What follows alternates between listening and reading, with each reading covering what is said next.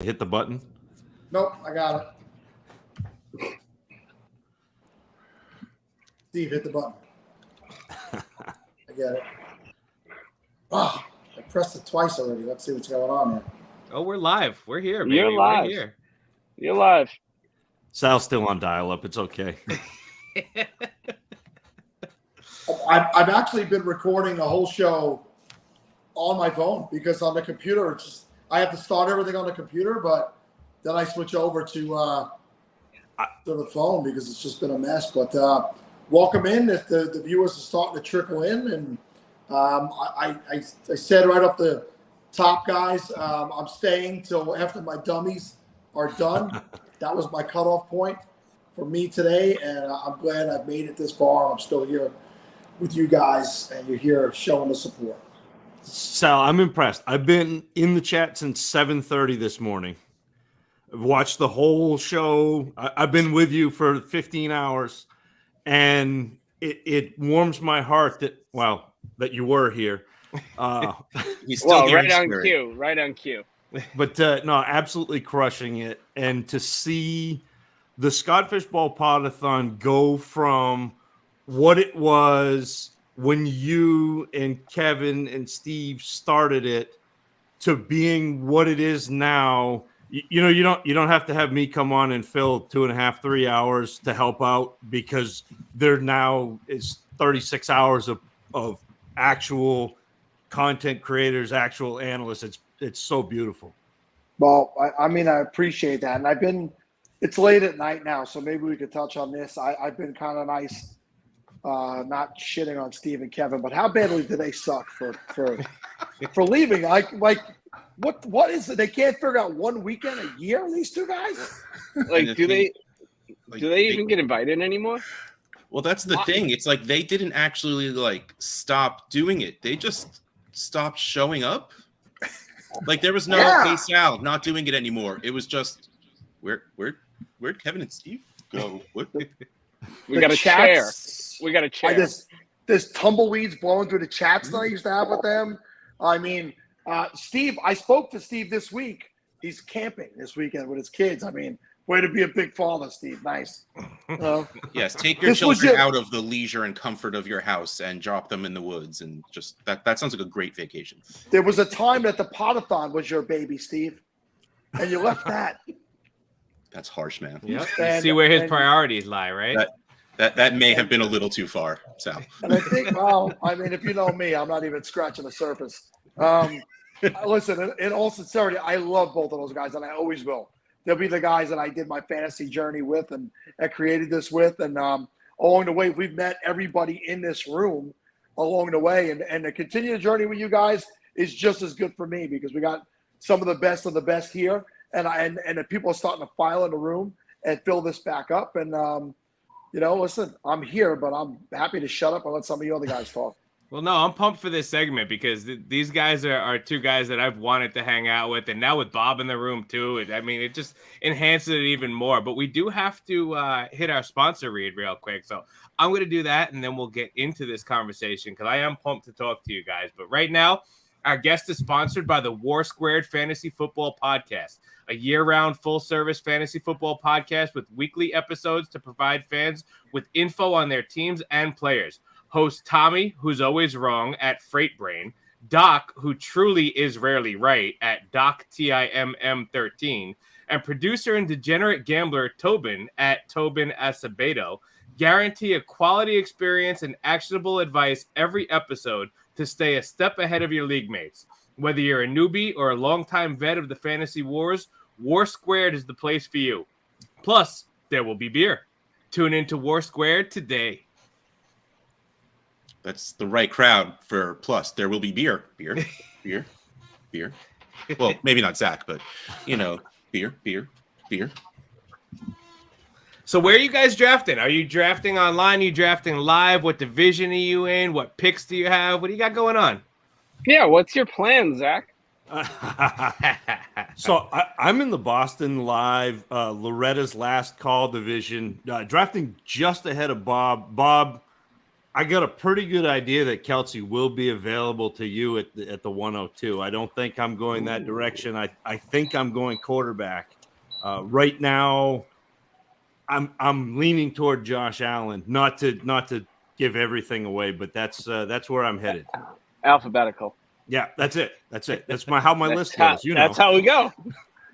Bob, I was talking to Coop earlier, or I was talking to him yesterday, and we really need to change the dates of the Boston and the New York draft next year. They can't be on the same day because we got to go hang out with each other. We made the date first. You guys couldn't make up your minds until the end. Well, we had our date set. No more live drafts when we're podathoning because that's ridiculous. Like, there's so many live drafts we could have gone to, but we're here at our computers. I for one, am stunned that a New Englander is blaming New York. Shocking. Completely stunned. I'm going to be honest. Like, I almost booked a flight to Cincinnati for tomorrow to be at the Cincinnati draft, not to draft there, but just to hang out. If I wasn't flying to DC, I would be going to Cincinnati. So I'm going to go to the DC draft tomorrow. Nice. Cincinnati's going to be a good time tomorrow. I'm excited to be with a bunch of folks coming in that are in a chat that we have. Obviously, we've got 3 divisions drafting live. I'll be drafting live out of the famed Skyline division. The chilies. Just a little sprinkle of cinnamon. It's all good. It is an experience all its own. If you're not familiar, I suggest you at least one time in your life. And take only an one entire time. day. Make sure it's paid time off because you want to be paid for dealing with the side effects of eating this chili. If you're not from around these folks, but yeah, Cincinnati is going to be a great time. I'm in the Skyline division. I think Ryan McDowell's going to be there. John Bosch is hosting. I think Felix Sharp is coming through.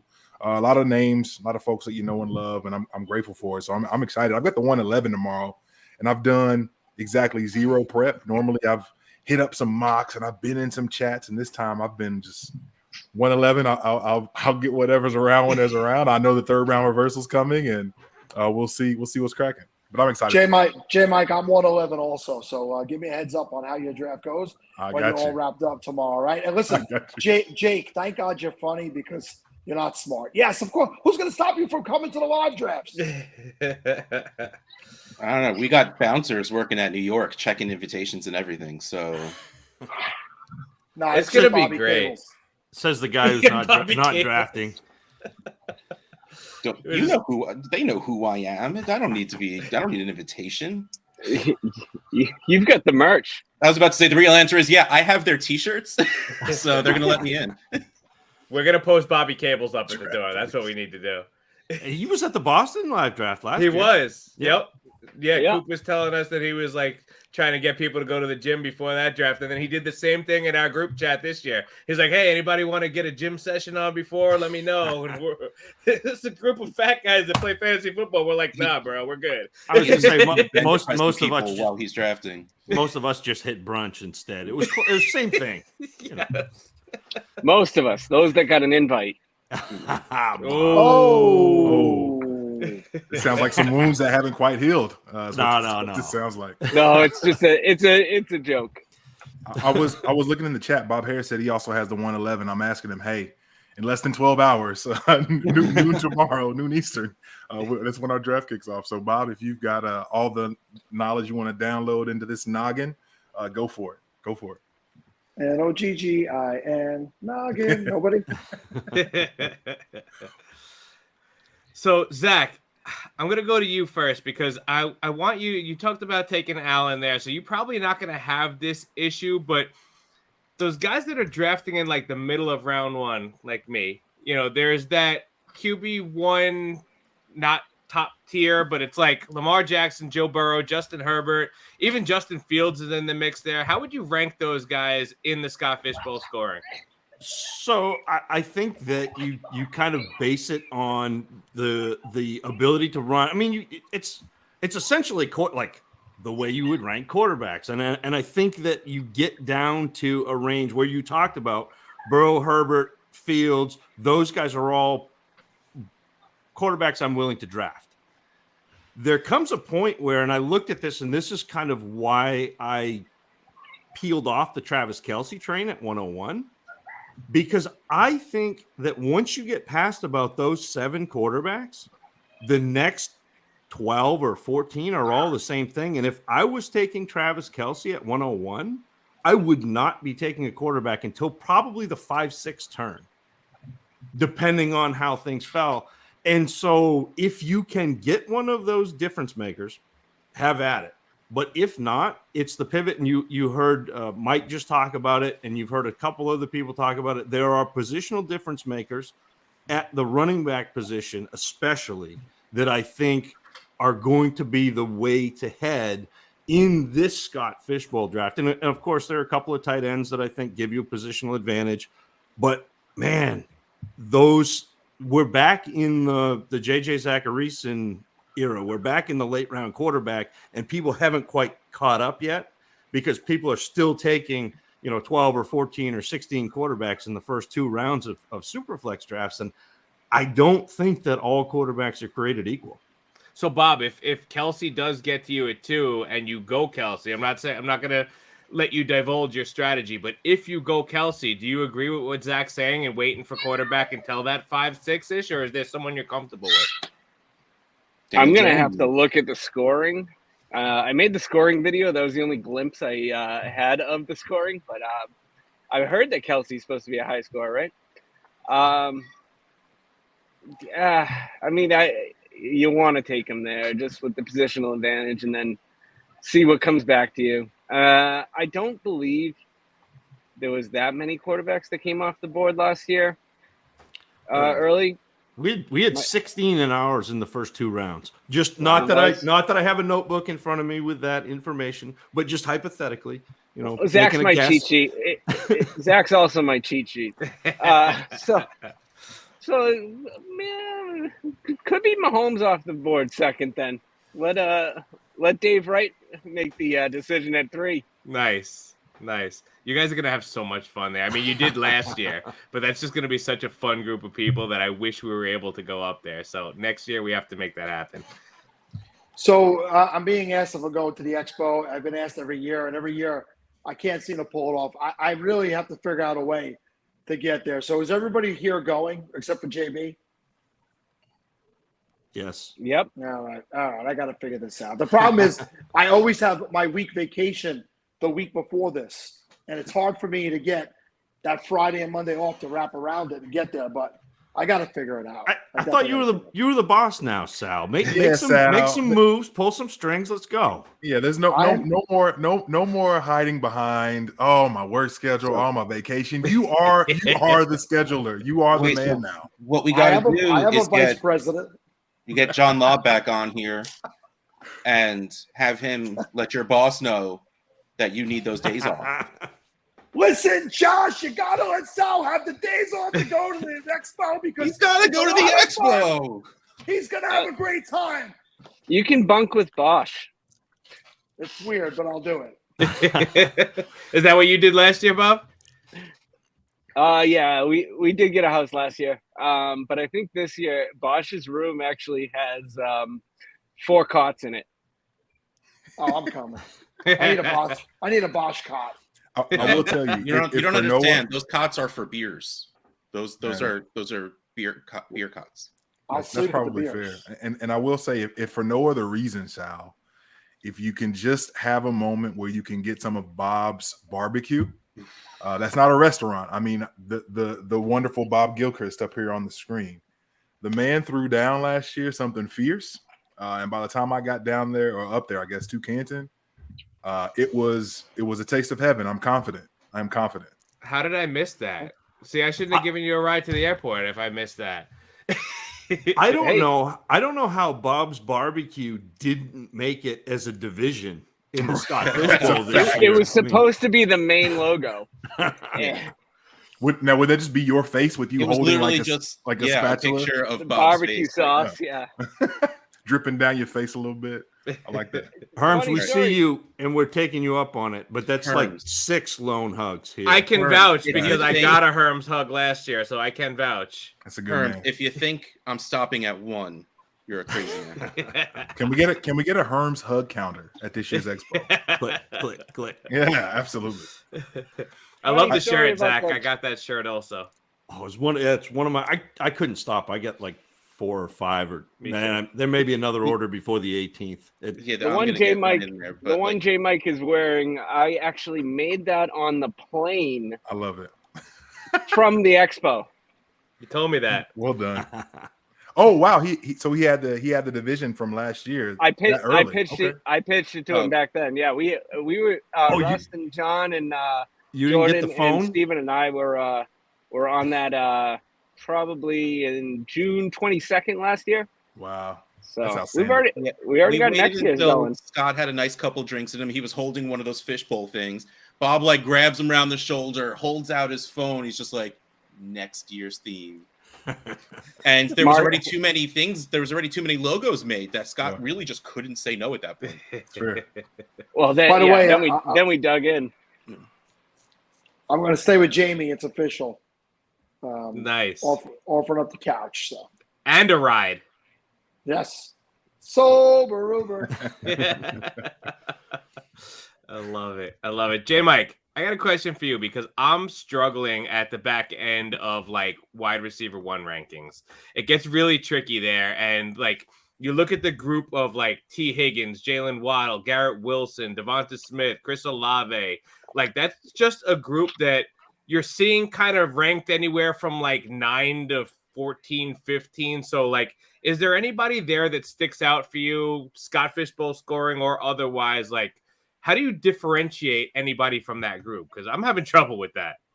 It's tough. That's legit. I think one of the things that I am trying to make sure that I balance well is not leaning so heavy on some of the scouting that I did with them coming out of school, because I feel like so much of my bias and my thoughts on these players are, what was the story that I was able to tell, and that Zach and Matt Foreman and I had talked through for the Hootenannies, right?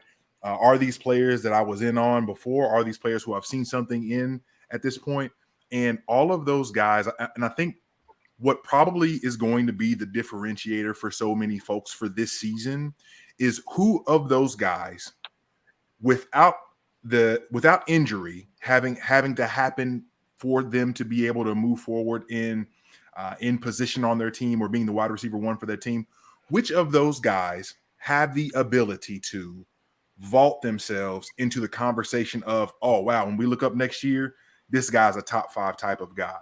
And even though I love Jalen Waddle, even though I love Devonta Smith, I think the answer specifically of the guys that you listed was Chris Olave, because he can become a guy that with the offense, the way that it's currently looking or the way that it projects, he becomes a guy where there's not a better route runner on the team than he is. There's not, well, Rashid Shaheed, I guess you can argue, is a better deep threat. But in terms of being able to do anything that you need them to do, Chris Olave is able to do it. He's able to do those things really well.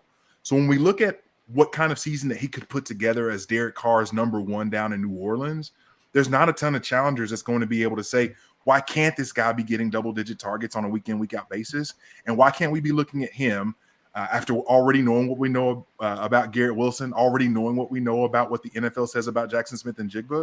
We look at Chris Olave now being a type of player who could really catapult and be one of those guys that we're looking at the end or the middle of the first round next season, as guys like Devontae Adams, Steph Diggs, Cooper Kupp, Tyreek Hill, as they continue to have another year of age on them.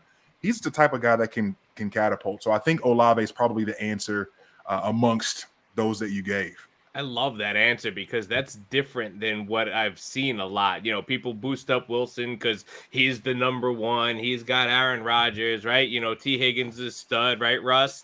You got guys that have proven it at that level, and Olave really hasn't. He has the question mark with the quarterback, a new quarterback. It's, is the chemistry going to be there? But everything you outlined, man, was dead on. Like, he can be that guy.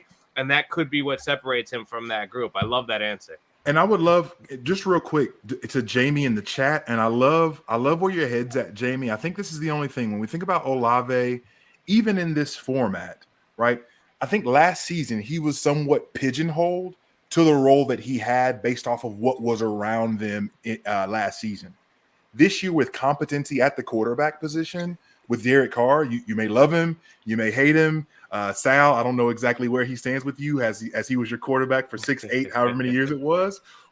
But Derek Carr is a competent quarterback, right? And he has the ability to play well. And with that in tow, we now know that Olave can do a lot of really different things, even though he was just ultra targeted and missed a ton down the field. Pairing that with what we know about how he came out of college, he's primed to be able to get the ball wherever in that offense. I think it'll be really cool to see this season. Yeah, So Derek Carr doesn't really throw the ball all that deep, and then you had Dalton and Winston who pretty much degaff because when they don't know what they're doing, which is pretty often. So I think Olave being the best target and Carr not being the deepest of ball throwers, it's going to lessen that deep threat role for Olave, especially because like J Mike said, you have someone that's, I mean, better is a strong word because Olave is just that darn good, but like you have someone who can specialize in that. Well, Olave could do everything else and just leave a little bit for Juwan Johnson because I've been trading for him a lot. So I need that to work out for me. I think the Olave being the number one target matters a ton with that offense. And Sal, you can speak to this better than I can, but every time I've watched Derek Carr play, he has been the first read come hell or high water. You know, yes. So but when it was Amari Cooper, someone got a phone call. When it was Amari Cooper, you know, when it became Devontae Adams, it was that first read. And even when there were injuries and all of a sudden you had Renfro in there, it was, all right, I know the ball is going to Renfro, so here it comes. And if Olave is the number one target, that could be huge volume. And I think the year where Renfro off, he's just staring down his target for his first read. And like Zach said, it doesn't matter how many people are covering him. That's where he's supposed to throw the ball. He's going to throw the ball. Yeah, and he does throw deep, generally deeper than wherever the receiver is, over their head, whatever. Listen, I was trying to say before what J. Mike said, I would rather have Derek Carr than I would rather have Jimmy Garoppolo right now. I think we got a prettier version of Derek Carr, but I think Derek Carr is actually a better quarterback. So I'm not happy with that swap. I like his prospects in New Orleans this year. I've had people trying to get Olave for me in the one dynasty league where I own him, and I won't let him go. Where I manage him, I should say. I want to make sure I don't use those old, inappropriate terms. You're so old, Sal. So, hey guys, listen. He's just old-fashioned. Most of you guys are pretty close to my age, but it's nice that you keep trying to make me seem so much older than all of you guys. I'm sad to see him go, if that means anything. What happened? Some of these kids are getting beat up. I'm going to say that's Bob. I think it's whatever party Bob's throwing. Emmy and her Skittle party or what's going on back there? Bob's at the beach club. Don't worry about him. No, I'm at the Coronado today. Oh, even better. Yeah. No, I got the Three Bridges behind me. I don't know what that means, but it looks nice. It's a beautiful restaurant. Yeah. That might have been some kids yelling in the background. I'd be more impressed if it was the Three Broomsticks, but that's just me. Can I ask real quick, JB? I don't want to step on your toes, but so if you have something, please go for it. No, go ahead, man. And Zach always calls me out for this. I have this tendency when I go places, when I guest on places, I end up doing stupid host stuff. So forgive me. I'm just curious. I never said stupid. It's beautiful. No one will ever stop you. When we look at the 111 or like the back half of the draft, like if you don't have the 101, 102, right, you're basically your entire strategy is based on like Travis Kelce is not the guy that he's been this past year. That's the place that you have to operate from, right? Like either he's not what he's been, or I'm having to play catch up. But I feel like on the ends, that's one of the better places to be if you're struggling for the tight end help, because that just kind of allows you, I feel like, to play catch up in spots. What have your all's thoughts been when it comes to the ends, or what have you all heard throughout the day that people are like, man, 111, 112, 1-2, 1-1, like this is where I'm at? I think the main factor is that third round reversal playing to your benefit, being at the end of the draft, right? So if you're at the end of the first round, you can kind of play what happens, right? So Kelsey's gone, the top 3 quarterbacks are gone. Then you get like that group that we talked about, the middle quarterbacks are going to be off the board. So now when you're getting at 11, you're talking about maybe CMC dropping to 11. You can go with Andrews if you think that, Kelsey's not going to be that much of a positional advantage. Maybe an Andrews steps up. So there's a lot of things you could do there. Come right back around and hit a quarterback maybe that you're comfortable with, and then get that third round reversal to have the advantage over everyone at the front of the draft. So it's kind of like how the draft falls to you is going to make how you're going to play it. But you got a lot of ways you can go there, and you have that third round reversal advantage. I think it's a good spot to pick. I think I'm leaning because, I have the 101, and I've been asking anyone who has like a top 4 pick what I should do with that 101, because they have to prepare for what the 101 is going to do. And the more I think about it, the more I am being told about fear in quarterback levels. I think I got to take a quarterback at 1. I get it that Kelsey is that dude. Kelsey has that 8,000 points per game over the tight end too. And chances are, like, maybe it gets a little less because, Mark Andrews is better than what he was last year. No matter how much I hate him, he is just better than what he was. But the ability to have my choice of Josh Allen, Jalen Hurts, or Patrick Mahomes, and then again, having that third round reversal, if that wasn't there, I would take Kelsey in a heartbeat because I'd have those 2 back-to-back picks, and I'd be able to grab at least, most likely I'd be grabbing 2 mid-tier quarterbacks, but I can't. And then what's that second quarterback going to look like when it comes back to me after the third round reversal? Probably I'm not going to want to draft Sam Howell at the end of the third just because my morals say I can't. I can't. And then I'm going to miss out on him, and I'm going to be stuck with, oh man, I really hoping for a QB injury because I'm going to take every backup available. Like, give me Bailey Zappi and hope Mac Jones pisses off Bill Belichick a little too much. Like, I really feel like I have scared myself into taking quarterback at 101. Well, and I think that's the thing with these drafts, and like I'm in the 101 chat. And the first couple of days, people were posting mocks and they were getting all excited about what could happen. And I said a couple of times, be careful getting your hopes up with these mocks because I think quarterbacks come off a lot quicker than what happens in the Scott Fishbowl mocks. The live drafts happened today, and we got ADP and we got where the quarterbacks landed, and the tone is very different now. They're like, oh, these mocks weren't quite what, and I'm like, again, not saying that I know anything better than anybody else, but I've been through this before. And when I told you, I told you, bro. When people are on the clock, it's a lot harder to pass up that quarterback when it's going to be 23 picks before you get that next shot. I think people start getting nauseous. Am I really okay starting Kirk Cousins? Yeah.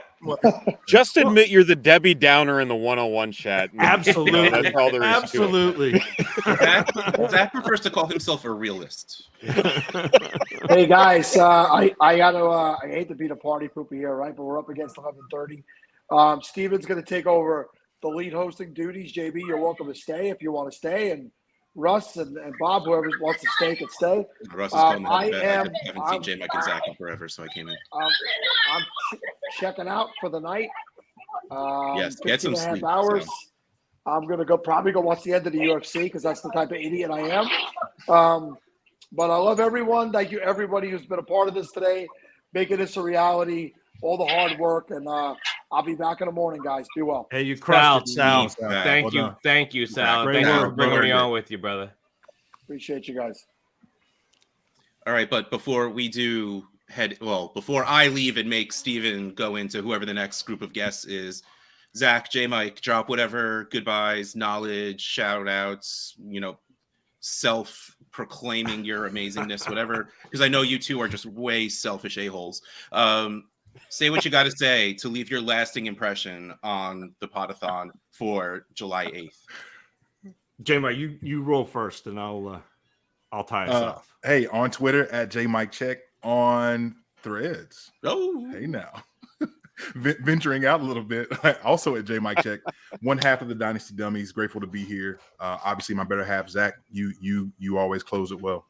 So this has been absolutely perfect, and I know it was only half an hour, but the fact that we got family, and like everybody in here is family because of fantasy football, and I think that is what the Scott Fishbowl kind of embodies, is that community and the idea that, man, we're all in this together, and it brings us together to do so much good.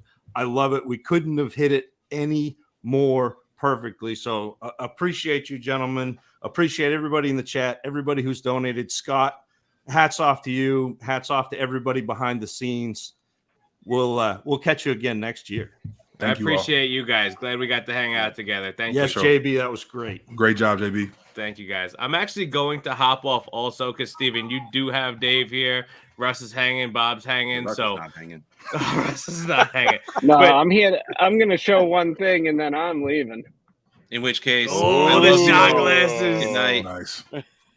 The shot glasses. We Those things still are have dope. some available for any donations over $20, and we'll ship those out to you.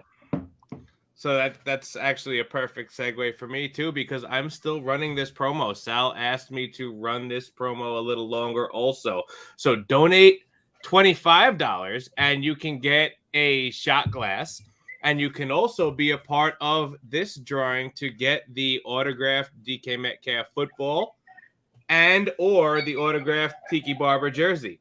So anybody donating $25 or more is entered into this. Sal asked me to run it a little bit longer, so I'll let him decide how long we're going to run it for. But whoever does donate the most from the time that I started this to the time he wants to end it will have their choice of one of the two. And everybody else who donates $25 or more will be entered into something to win the other one. So $25 gets you a chance for one of these and that awesome shot glass. So take advantage of it and help a good cause. Yeah, we got about 50 shot glasses left.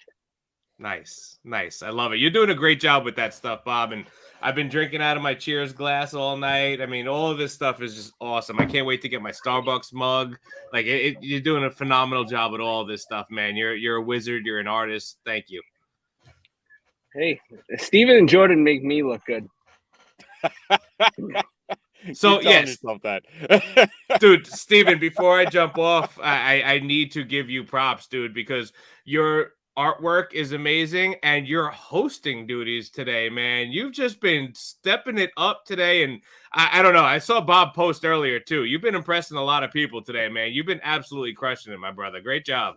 I appreciate it. You know, like I said, I'm just here to have some fun, hang out with a lot of awesome people. And again, into the wee hours of the morning, not as bad as Dave has going on here, but we're still gonna have some fun, right? Yeah. We're twinsies for the nightcap here with our little Caesar fish.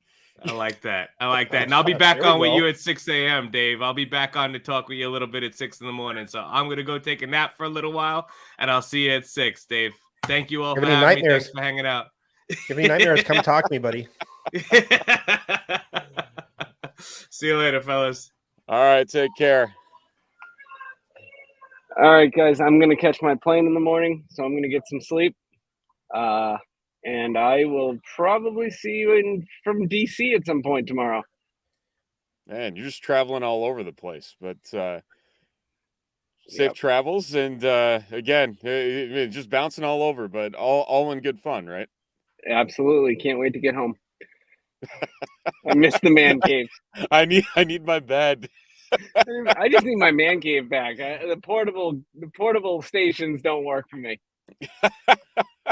I feel you on that. Missing some monitors. Yeah, just a few. All right, Bob. All right. Have a good night. We'll talk to you soon. See ya. Easy, Bob. All righty. Well, before we get into our next guests who are waiting in the wings, gotta get a quick read out of the way. Podathoners, if you want to win your fantasy leagues, you need to visit goingfor2.com. Why going for two? because you can't go for 3. Going for 2 has some of the best up-and-coming writers who want to share their passion for the game with you. From redraft to dynasty to daily fantasy, goingfor2.com has it all, including live shows at Going for 2 Live, found on YouTube and syndicated on all major podcasting networks. Visit goingfor2.com today, because no one remembers the extra point. Except they might want to in Scott Fishbowl 13, because it's 3.3 points. Everybody needs to remember the extra point in that situation. And we'll keep the football train rolling and welcome in our next guests from In Between Media. We have Seth Woolcock and Eric Romoff. And guys, it's a little late. I believe you're both out east, correct? So we're past the midnight hour here, but welcome in. Ready to talk some SFB 13 here? Let's do it, boys. Excited to be here. Thank you for having me. Good to have some handsome gentlemen on the line tonight. That's for you, Eric, I guess. Hey. Also, I get to do the time travel thing. It is merely 10:30 where I'm hanging out, so we're feeling fresh as a daisy. You got the central time like I do here, so hey, we're just hanging out. All right. Well, I guess to start off, the easy question: where are we drafting from? We draft in slow draft. We doing a live draft somewhere? Where's the slot? Eric, where are we at? I am doing a slow draft. I am in the 12 spot in the Chipotle division. So we are on MFL. That was a strategic choice. I think that not being forced to roster a kicker will leave a lot of kickers available for me to just stack up those 3.3 point extra points. So definitely looking forward to kicking off our draft on Monday. Excellent. How about you, Seth? Yeah, going to Philly live tomorrow. Excited for it. Drafting out of the 10 spot for the Charlie Cheesesteaks division.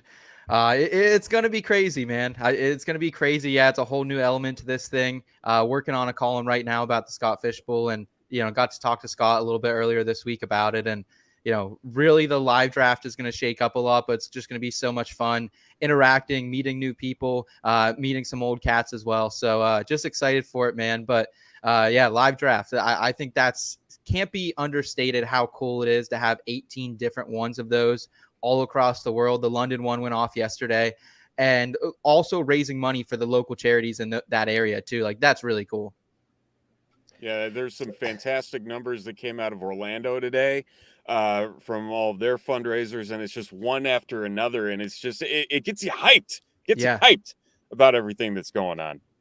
So I try to control myself, and I'm really echoey in here, so I apologize if it's too echoey. I'm not sure if you guys can tell. You're good. You're good. Okay, so I've been really looking forward to talking to Seth. He In Between Media has some of my favorite articles in the fantasy space, and I actually don't consume a lot of articles anymore. It's mostly podcasts.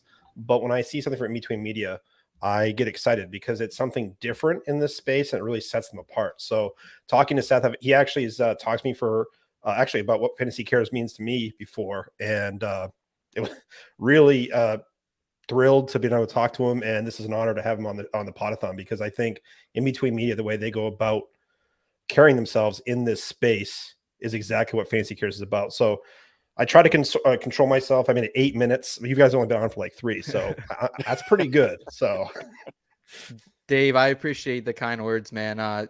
We just, at the end of the day, we want to help people win championships. We want to help people win some cash in betting and DFS. But at the end of the day, if we can all live life to the best way we can, and have fun along the way playing this game, that's what it's all about, man. And like, this journey's been so fun to do this at this age and meet all the amazing people I have. But it's like having these conversations, meeting people like you, hearing your story and how Scott Fishbowl affected you, your family, and just your entire life. That's what makes it all worth it, man. And I think that's what Scott Fishbowl is about, bringing us together. And to Dave's point, talking about all these articles and, getting into the life advice and the life lessons. And it's a break from, everywhere. It's like an in your face, like, all right, here's your starts, here's your sits or anything. But like you get like that angle and like that different perspective that kind of like sets up everything. It's like from where you guys been, because it's been a few years that this has been, ongoing with In Between Media and just everything that you all have built. How how did it all come about? And just like because again, it's different. That it sets itself apart from the rest of the content that's out there. Like, how did it all come about? And you say, you know what, this is what we're going to stand for. This is what we're going to be, and just everything that been able to grow with it as you've gone on here. I appreciate the question. It's a great question. And, I want to first shout out my staff, man. I would be nothing. This company would be nothing without so many great people along the way who have helped me. We just brought Eric in. He's the new co-host of the In Between Fantasy Football podcast with myself and Scott Rainier. So super excited about that. But really, man, I think it came from within a little bit. Like, everyone has their hurdles in life. I had mine at kind of an early age. And luckily, the one thing that was always there for me was writing, and kind of was able to parlay that into fantasy football a little bit. Happened to have a really good educational background that was able to give me some of these tools to help create and really find myself. But honestly, man, it's been a wild ride, and just like I think, again, being different is okay in this space. And I think if more people were willing to be different, I think more people would enjoy it. So, but I owe everything to this industry, honestly, man. Such a good industry, accepting, and so many good people like just available to network with and chat and learn from. And look, we've been focusing In Between Media because it deserves it, but we can't sell Eric short either. He's the co-founder of Pros with Joes, which is a charity-based league. Eric, can you talk a little bit about that, man? Excited to have you on tonight, first off. So, yeah, I'm pumped to be here. We're probably just a couple of weeks away from ramping up our fundraising efforts with Pros with Joes. You can check us out on Twitter at Pros with Joes. It is much like the Scott Fish Bowl, at least in intent, and it's a charity fantasy football league. Our wrinkle is a little bit different. Instead of a large experts league where everyone is kind of pinned against one another, we're bringing people together. So every one of our competitors is actually a pair of co-managers, a fantasy pro and a Joe, an everyday player who donated to that pro's charity of choice to win their way into the league. So ends up being a ton of fun. We're probably going to push for about 50 teams this year. So hoping to be bigger than ever in year number 4. And like I mentioned, we're going to start up all of our promotional and fundraising efforts in a couple of weeks. Awesome. And yeah, I actually still keep in touch with, I'm not going to call him a Joe by any means, but the guy that I was paired with last year. And, it was fun because it gave it a little bit of a different angle. He wasn't able to join the draft. But again, it was just something fun, and the wide spectrum of just seeing what all of the pros were what was important to them from a charity perspective, and being able to talk about that and share that. It's something that was really cool to see, because you're scrolling through all of these names just to see what they were connected with and why. I mean, it was fantastic. And I think having, that opportunity to show a little bit more of the personal side that we may not see on all these shows, streams, podcasts, wherever you gather your content from. It's awesome to see, and seeing that, 50 teams this year, that's going to be even better. Yeah, we're super excited about watching it grow year over year. And like you mentioned, hearing those personal stories, right? So many of the people, when we're, kind of recruiting our pros for the year, will mention how they volunteered for this organization when they were in high school, or how, it specifically helped, a family member of theirs raise money as they were going through a medical diagnosis or whatever it might be. So it's really cool to hear all these connection points with, the people that we're used to only hearing fantasy advice from. But also on the other side, there have been plenty of times where the co-manager, the winner, simply decided to donate to a charity that they believed in and got paired up with that fantasy expert, right? So they immediately come in with that common ground of being able to play for and support a cause that's important to both of them. Yep, and that's I believe how mine came about last year too. It was just like, I saw Nami, donated to it, and there we go. So I mean, it is awesome finding that common ground. And to answer Jamie's question here, where can they go to find out more and be a part of this? Yeah, the best place is to head over to our Twitter page. It's at Pros with Joes. That links to our website, it's proswithjoes.com. And right there up front, there's a registration button so you can get your information in and get yourself queued up for all of the latest details as they become available. Hell yeah. Get in there, Jamie. Get in there. I want to play with Jamie this year. Jamie would be a great person to play with. I feel like he could make all the decisions. I could sit back a little bit, give my advice here or there. But Jamie knows how to get it done. I see him on YouTube all the time consuming content. This guy knows what's up. So there you go. I'm a regular Joe that love to compete. There you go. You pair up. Seth and Jamie all the way. I'm ready, baby. I'm ready. Let's use this platform to make it the biggest year for Pros with Joes. So let's do that and hit your goals, Eric. Let's really push that. So get it. Absolutely. Let's get some late night tweets out. Let's catch up the late night crowd and get it starting to spread, especially if we got it coming up here in a couple of weeks. Let's get a jump start on it. We'll help you out with that. Hell yeah. So, let's go.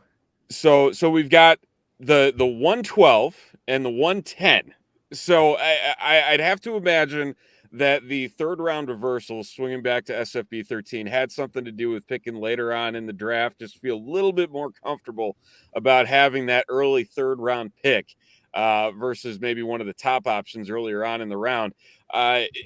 With the way that things are setting up here, Eric, obviously, the double pick selection at the 112, the 201, is there a certain way you're leaning? Even, there's been talk a lot lately about Bully TE. It seems to be the Twitter darling the last few days. Where is your mind at in terms of holding on to that swing selection and being able to get your team started off on the right foot?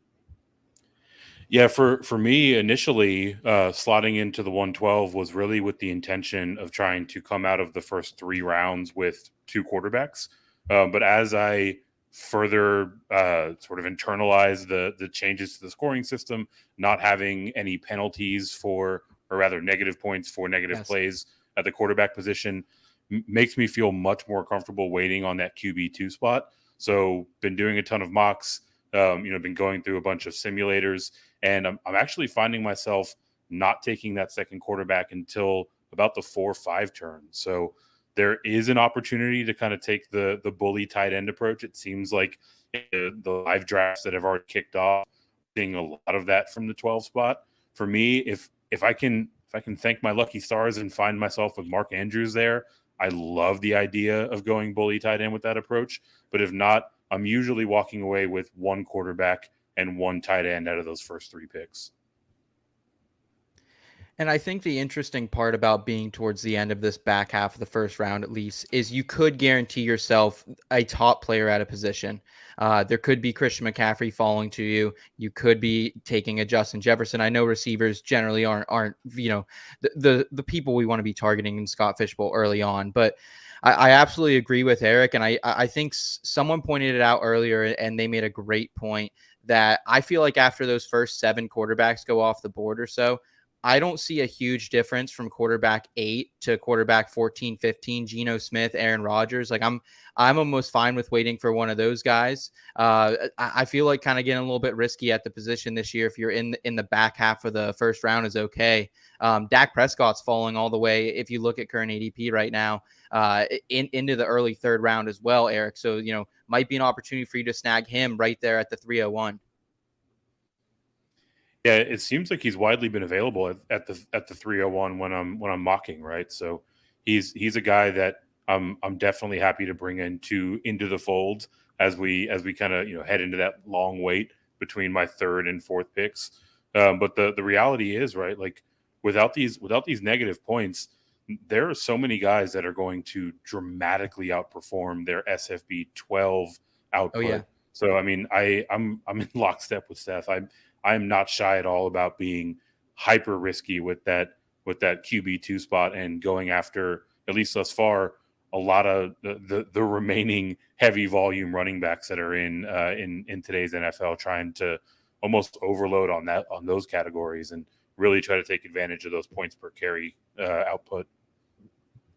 And I'm gonna get the IBT plug in here with Scott, Scott Rainier, who put in some really great stats regarding Yes. the Shout scoring out. numbers and comparing regular scoring setups to what SFB is. And speaking of Dak, the fact that he actually finishes 6 slots higher at the position in SFB 13 scoring versus your standard PPR scoring setup, wild to think that he can have that much of a jump just because the negative plays are out of commission in this scoring system. And again, for those of you who have not checked out all of the spreadsheets that Scott has put out, highly recommended. Munder Difflin FF for you Office fans out there. But you got to check that out on Twitter because he put out a lot of stuff almost immediately as the scoring came out. That stuff was so invaluable to have that right off the yeah. rip in those early mocks, man. It was really, really helpful. And honestly, everyone making content for Scott Fishbowl this year has been awesome. The Going for Two team did a great ADP. There's been a couple other ADP trackers out there as well. So shout out to Scott. Shout out to everyone in here making some content for around this league, because I'm seeing a lot more, and it makes it a lot more easier to, kind of really dive into the scoring a little bit.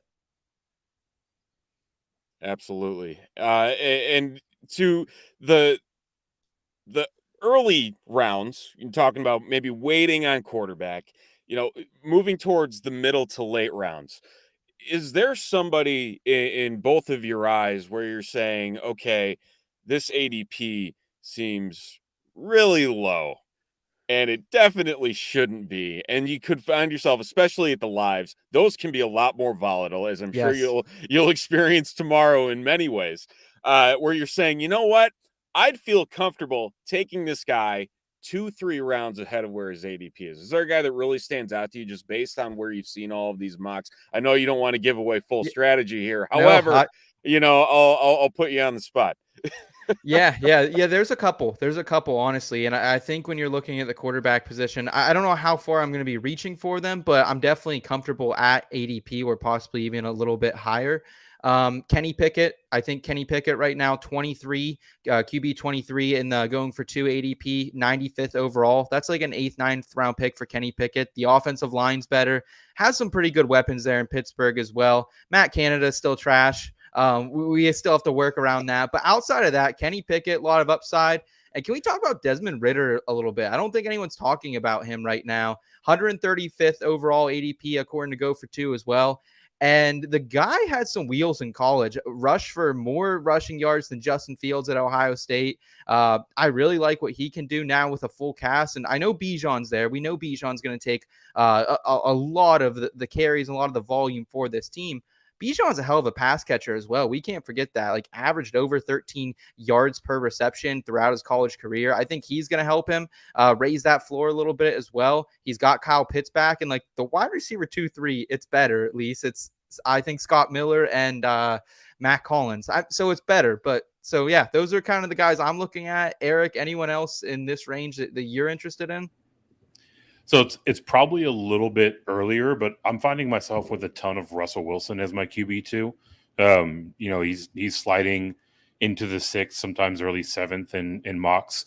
It does feel like there's a bit of a groundswell of hype kind of building up around him again. So maybe that changes as my slow draft continues. But in reality, right, you look over the final 4 games of the season once Nathaniel Hackett was out of town. Russ finished, I think it's QB3 or QB4 in points per game over that stretch. They got him back into shotgun, and now they go out and invest in the offensive line. They bring in a modern and creative play caller in Sean Payton, and Russ still has the full complement of weapons at his disposal that everyone was so excited for last year. So really like getting him as my QB2 with upside. But I mean, there are guys well down the board, right? I'm not afraid of a CJ Stroud, a Bryce Young, a Mac Jones, right? Basically anyone who you've got a high degree of confidence in that is going to hold the job for the entirety of the season is someone that is going to have legitimate value in this scoring format. I don't think Eric was hurt by Russell Wilson last year. I was hurt by him. I took him first round in Scott Fishbowl, so I was hurt by him. I don't want to go anywhere near him. Did you, Steve, Dave? Did you guys have any Russell Wilson exposure last year? In Dynasty, it was rough for me with Russell Wilson in a couple spots. Yeah, my SFB 12 started off Tom Brady, Matt Stafford. So, as you can see, not the scarring of Russ Wilson, but it wasn't much better than that. Oh yeah, it was a minefield last year, absolute minefield. But it's one of those guys where we talk about the what have you done for me lately, and there's all that thought about what Russ Wilson was in his first year in a Broncos uniform, and give the Broncos credit, they revamped the entire coaching staff. They get offensive line help. He has all the weapons in the world. They add up adding another wide receiver in Mims. So I mean, they just continue to go down the line and do everything they possibly can. Hopefully Javonte Williams does come back healthy. If not, I guess Samaje Perine, who is a sleeper all of a sudden. I don't understand that hype whatsoever, but that's the big thing there. But that opportunity is there, especially like you mentioned with that ADP. It's in a range where you can say to yourself, you know what? I'm not going to get hit hard as I did last year. The opportunity may be there. You get it in with Peyton's offense. Maybe some magic happens. Yeah, I mean that's absolutely what I'm banking on, right? I mean, I mentioned some of the lower tier guys that are going to hold the job all year. Russell Wilson is certainly going to hold the job all year, but with the rookie Mims, with Jerry Jeudy, with Sutton and Tim Patrick back, like he's got the horses to really carry a ton of upside, and that cost is the key difference, right? Last year you were having to invest early draft capital to acquire him. Now you're looking at your third or fourth wide receiver, maybe considering a second tight end, or you can go for a quarterback that has a fair amount of upside and a really safe floor. So I was hurt by him last year as well, specifically in Scott Fishbowl, but I'm trying to kind of look at that in isolation and really try to take advantage of what the board is giving me. And as I sit right now, Russell Wilson looks like a fantastic value. You're a forgiving guy, Eric. You're a really forgiving guy. Much more forgiving than me. Broncos maybe country, let's ride. Maybe it's the years of Matt Canada that's got you feeling a little. I'm a bitter Pennsylvania guy. That's how it rolls. Guys, we're at the end just about here of the half-hour segment here, and I'm pretty disappointed already, and gonna be salty about it that it went by so quickly. But let's end on a positive note here and not Russell Wilson, and say, Eric, can you tell us everything about you, where people can find you, and also maybe a charity that means a lot to you as we head out here? Yeah. I realize I don't have my personal Twitter handle in my name tag right now. You can check out some of the work that I do covering college basketball at One and Done CBB, which is right under my face. My personal Twitter handle is @FantasyNav, which is where all of my work rolls up into the stuff that I'm doing for One and Done and Green Screens Media. My work over at drroto.com, as well as Football Diehards. You'll also find me retweeting my guest or co-hosting appearances on the IBT show through that. So all of that rolls up into my personal Twitter, which again is @FantasyNav. For me, a organization that I not only give to, but also give of my time to, is the San Antonio Food Bank. It was one that really came to light for me over the course of the beginning of the pandemic. San Antonio is a very large city, but also we, in terms of food banks, are kind of the nearest stop for basically every city south of us in Texas. So for months and months and months, there were just mile-long lines of cars outside the San Antonio Food Bank trying to get support, and really just kind of shone a light on how big of an impact net they really carry. Right, you think of your local food bank as being local, but the one here in San Antonio was really more of kind of a South Texas food bank effort. So still a relatively small organization. They're one of those spots where like you get them $1 and they can turn it into like 9.5 meals for people through some witchcraft and voodoo magic. So always cool to see the money go that far, but I've also been able to volunteer there and get to know some of the staff a bit. Awesome stuff. Very awesome stuff. Seth, how about you? Yeah, man. First out, shout out to you guys. Shout out to everyone involved with this. Mike Viela, Preach. Sal. Like I've been tuning in throughout the entire day. I've been doing some work and tuning in when I can. And the meat stuff was great, Steven. Great job on that. Love a big old meat fest. You know, who doesn't on a nice Saturday evening? But so much fun and all for such a great cause. Shout out Scott Fish, everything he's doing, man. Where you can find me, I'm on I'm going to on pull Twitter. this down so we can see your handle. There we go. Yeah. @between_SethFF on Twitter. We're inbetweenmedia.com. We're on YouTube. We're really everywhere. But yeah, just trying to hang out, have good vibes, have good times. A charity that does mean something to me as well, 826 National. They support young writers. So they're a great one. I think they're actually up in your area, up in Chicago, Steven. So good one to check out as well. Young writers, man, they need all the support that they can get because it's not a very lucrative industry when you break into it. So thank you guys so much for having us on. This is a pleasure each and every single year. So happy to just be a tiny little part of it. And good luck the rest of the way, boys. Appreciate it, guys, and thank you for hopping on. Enjoy the rest of your evenings. We'll talk to you soon. Thank you. Thanks. It was a pleasure, gentlemen. All righty. Well, Steve, you're still testing those pipes, dude? Yeah, I'm just here. Dude, people want you to keep doing these live reads. I mean, you might be taking over my spot as the live read guy next year, man. I'm good. I'm just here. So I'm just being told. People say do this. I say okay. All right. Didn't you tell me like a couple years ago that you used to be in radio or something? I did. I 7 years with ESPN Radio. So it was a nice long journey that didn't pay well, but it was fun, and I got to do a lot of different things. But hey, it's local radio for you. You get your feet wet and not much more. Like I'm trying to figure out why the voice is that, and that's why it's because it's made for radio. So let's hear this. One of our favorite sponsors. Let's hear it. All righty. Well, are you tired of your league's toilet bowl year after year? Well, Podathoners, keep your eye on the prize at TrophySmack.com, the official sponsor of the SFB Podathon.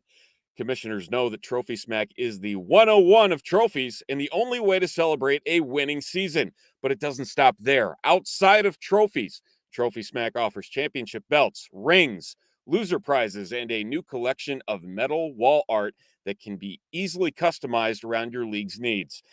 It's time you had a trophy worthy of the hours you spent combing the waiver wires, reading draft guides, and sweating your matchups, and it's only at TrophySmack.com. And speaking of Trophy Smack, they donated all of the draft kits for the live SFB drafts and also the commemorative Scott Fishbowl ring. So do check that out at TrophySmack.com. Really, really cool. And before we bring on our everyone is clamoring. I can feel it. I can feel they're clamoring for our guests here. But any donation over $20 will get you a Trophy Smack and going for two. I know Jeff Lambert and a lot of going for tours in the chat right now. We'll get them a Scott Fishbowl commemorative shot glass. We will ship it to you. Come on, let's go. And we've really slowed down here overnight. I think people are feeling the pizza that they ate with us for dinner. Let's lift it up here at least $100, at least 5 shot glasses during this guy's and this woman's segment here, because they are going to bring it. Some of my favorite people here. So without any further ado, let's bring him in. Herms, my man. Yeah! SFB Podathon, let's go! I cannot remember the last time I heard a kazoo. But here we are. Herms, you can find his work at Draft Sharks. How you doing, man? How is it? Pretty good. It didn't occur to me until today that I have the midnight spot here, and then I have to wake up to go into DC for the live draft tomorrow. So but hey, the adrenaline is going to keep me going. That's what matters. It doesn't matter if I'm going to be tired because it's going to be fun, and I get to meet people. And oh my gosh, oh dude, it's going to be great. I'm doing well. How are you all doing? We are doing absolutely fantastic. We're glad to have you here. And you mentioned DC tomorrow, so you'll be there with Seth. You get to see Seth's shining face. Where are you drafting at? What division you in? Where are you drafting from? So like yeah, DC Live is gonna be a good time. I'm in the Ben's Chili Bowl division, legendary spot around town. Also, they have like 2 locations at Nationals Park. So every time I go to a baseball game, I end up getting one of their smoked sausages. It's like super fantastic. I'm picking from the 109. I've done that for now 3 years in a row, and I love it because the board thinks for you, and you don't have to make decisions. You just roll with whatever happens. That sounds like you're really aiming for that BPA there with the best player available with whoever falls. No position necessary. Just give me the points. Give me the guy. Away we go. Yes, honestly, like, look, I didn't really have a strategy the first year. Made the playoffs. Just went with the whole, BPA thing. Last year, I like tried and got like really in my own head and was like, oh, blah, blah, blah. And I did the bully tight end thing, and I thought I was going to be like so cool. Terrible. I tried. I thought about it too much. Just like, honestly, like plant your flags and whatever your takes are and just hope that you're right. Like, that's all you need to do. I mean, that definitely is one way to look at it. And honestly, I mean, I only won 4 games last year, and that was including the median. So you know what? Yeah. I'm in the same boat as you, where it's like, you know what? Let's get things rolling. Nothing can be worse. Just let it fly. Yeah, like sometimes you just got to go full YOLO. Like we're drafting at the beginning of July. We don't even have all the information. Just have fun. Go for it. It's fine.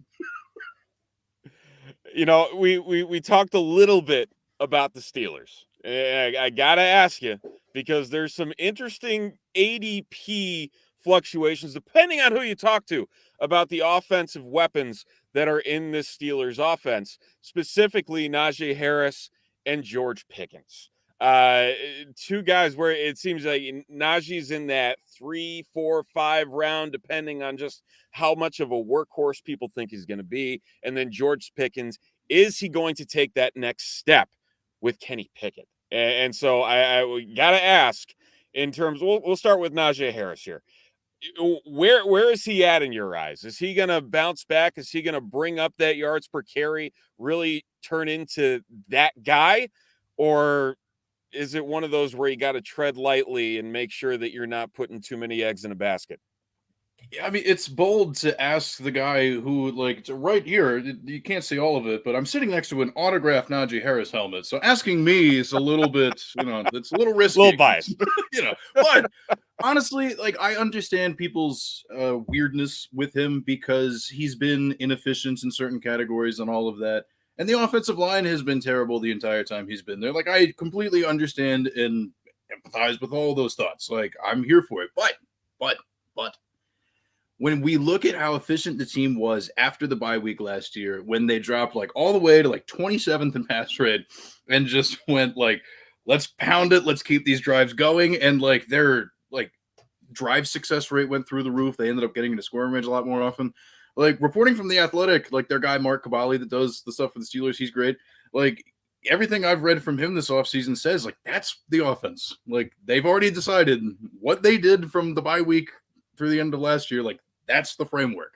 And if they stick with that, that's great for Najee because he was top 10 in all sorts of categories from that point among running backs. I think I did the profile for it on the Draft Sharks website. Like I think among running backs of like 100 carries in that time, Najee was top 10 in like fantasy points, some other like PFF efficiency things. And it was insane. And it's like, okay, well then draft him. Just do it. Like, sorry that he was bad when he had a metal plate in his like foot for the first half of last year. Like, people forget that. They're just like, oh, well, like the injury, like, oh, I'm not going to buy that narrative. It's like he had 1 foot for half the, like, how we're running back. It's in running. Like, the job, you have to do that with your feet. You have one of them that's bad, then, like, yeah, it's going to go poorly. Just, he'll be fine. Anyway. All right. So, and not even hedging the bets with Jaylen Warren later on in drafts. You're just saying this is going to be the Najee show. He's going to do everything that he can, and he's going to be the guy this year. Yeah, I mean, I think there's room for Jalen Warren to have more of a role, and there's been, a steady drumbeat, suggesting from the people who cover the team that like that might be a thing, and I'm open to that. But him being like super integrated and like splitting the workload with Najee would go against just years of precedent that we have to fall back on. Because like for as many different offensive coordinators and stuff as they've had since the time I've been watching the team, it's been 2 head coaches and basically the same offense, like pretty much the same. So I don't know. Like Warren's going to be fine, and the people who are like, well, he was more efficient than Najee last year. It's like, yeah, that tends to happen when there are running backs who are only on the field sometimes. Quit falling victim to that. It's a smaller sample size. Ugh. Anyway, so yes, Najee, it's going to happen.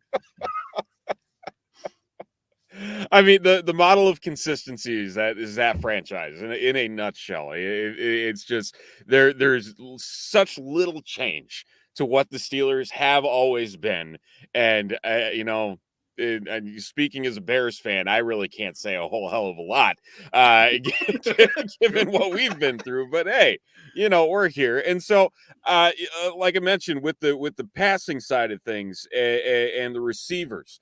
You have George Pickens, Deontay Johnson is another guy, and then in comes Allen Robinson, which you can essentially get for free this year. No one's expecting anything out of Allen Robinson. In terms of this passing offense, is there a guy in your mind that is going to be a league winner this year or can be a cornerstone piece to somebody's fantasy roster that's going to be able to take that next step that we didn't see a year ago?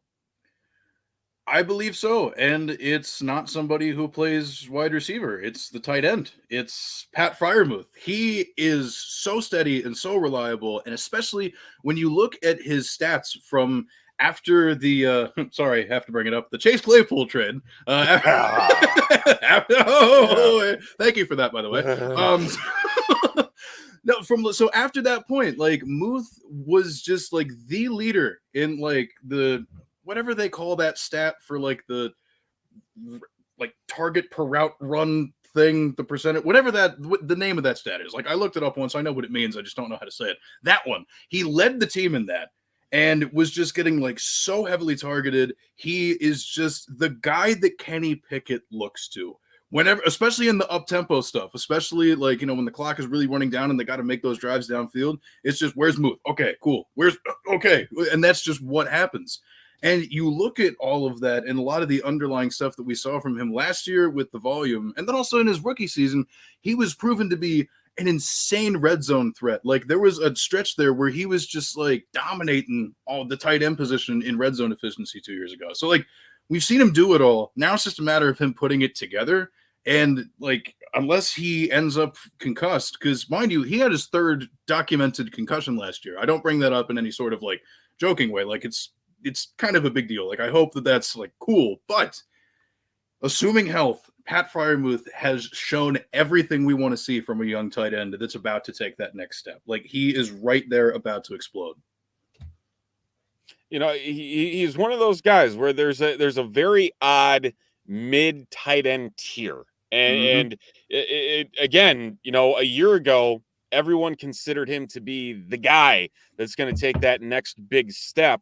And then everybody just kind of forgot about him. And you're dealing with some of these younger names, Dalton Kincaid to be one of them, that's in that same frame where you say, okay, go out, be the guy, take the leap, be a top 5 tight end. But I gotta agree with you. I mean, the Pennsylvania guy, Penn State to Pittsburgh. I mean, just and everything in between. Yeah, they pick up Washington in the draft, probably a blocking tight end more than anything. But that, in all honesty, should be freeing Fryermuth up for more passing opportunities, where they're not going to keep logging him in on the end of the line. Because, like you said, offensive line hasn't been great in Pittsburgh. And so hopefully this will free him up a little bit. Yeah, Washington had some not so great, medicals, but if he can get those figured out, I think everything could turn really well for Fryermuth being the guy to really benefit from everything that they've done this offseason. Big facts. I hate to say something about Pittsburgh in front of the Pittsburgh aficionado, but honestly, people act like Pittsburgh hasn't been good for the entire Mike Tomlin regime. Actually, well, for decades now, but I think it's kind of crazy how down a lot of people are in fantasy on this offense based on the success level that Mike Tomlin has and, the defense and the weapons they have in this system. And I couldn't agree more about Pat Freiermuth. I am picking him up everywhere in dynasty startups. Doesn't matter if it's tight end premium or not. So, and Scott Fishbowl seems like a great place to get Freiermuth, who hasn't been mentioned on the Podathon yet, I believe. So what, here he we go. hasn't? It took this long. That's possible. I missed probably 45 minutes, so I could have missed it, but yeah. Man, I again, he's just the afterthought. I don't get it. That no one is really talking about him as this opportunistic player that's in a good position to get out there and do some good things in the fantasy realm. And like you mentioned, in the Scott Fishbowl setup, this is a pretty darn good place to get him. Like you're not asking for, okay, I'll spend a lottery ticket and keep my fingers crossed. I think you can focus in on him as a solid contributor throughout the year, especially again at the ADP that he's at, those later single rounds against, again, some of these guys where they haven't played an NFL down. We don't know what they're going to do on the field. I have to watch my words here but I will say, people act. They did the same thing with Tua heading into year 2, and I think Tua might be a better collegiate prospect coming in than Pickett, in my opinion. But I don't think it's a huge gap. But people were acting like that Tua wouldn't take a big step in year 2, and what that would do for the Miami offense. I know he had dealt with injuries, but we've seen it with every rookie that had a decent profile coming in. There is a across the board efficiency spike. And if Freiermuth has been doing what he's done with his target share in his first few years in the NFL, what's he going to do with the spike in that offense? I think it's exciting. So I think that we want to talk about mid-round targets here that could really separate you. You're not going to get Kelsey, if you're not going to get Andrews, who went at, I think earlier last segment went 108 in the Orlando live draft. Freiermuth seems like a bargain. And right now the ADP is at 75 for Pat Freiermuth. My God, that is theft. You're stealing from your league. You are just committing a crime by taking him at that point. What is the matter with Pitt? I can't stand it sometimes. And anytime I say stuff like this, I was just Herb's the Pittsburgh Steelers homer. It's look, it's not being a homer if I'm right. Okay? They're good. They identify good talent. This is what they do. I'm not wrong. It's not biased. It's true. It's funny that the second Steven started talking about, and I heard the word ADP, I knew that was going to be the reaction from Herms, which I loved. Oh, here you go. Is Matt Canada the Adam Gase of OCs currently? So the funny thing, that report that I referenced earlier from Mark Cabali of The Athletic, talking about the new, the plan for the offense this year, it was told through that, people ask questions to Matt Canada, and he almost, without actually saying it, just admitted, oh, so the front office and Mike Tomlin came up with the offensive game plan. I'm just a figurehead now. So, maybe you could say he's the Adam Gase, but at the same time, Matt Canada doesn't seem to have a lot of responsibilities anymore. So that's our saving grace. Yeah, I mean, this is the exact question I was going to say. Does Matt Canada have crazy eyes? I don't know if that's true yet, but again, you're talking about the guys who are just kind of like the mouthpiece that really don't have anything. I mean, Matt Nagy coming to mind in Kansas City. Obviously, he's not running anything. You talk about the game that he had in the playoffs before he became the Chicago Bears head coach. Andy Reid had to sit up there and say, well, he didn't make any of these plays. I made the plays basically just to cover his ass before he went into the head coaching search. Matt Canada is kind of in the same boat there, which is kind of funny that he's lasted as long as he has to go through all of these progressions with the Steelers. And again, especially, Dave, like you said, you have all these weapons and just all of this opportunity, right? And it's like, is it just do something with it? Just like poke it with a stick, make it do something. They make me so sad sometimes, you know, like the early part of last year was just it was so depressing because, like, to your point, it's like I look at this roster, I know how good they are, they're so good, why can't you do something? And it was torturous, but you know, but hey, look, 2023 is a new year. All right, we invested heavily.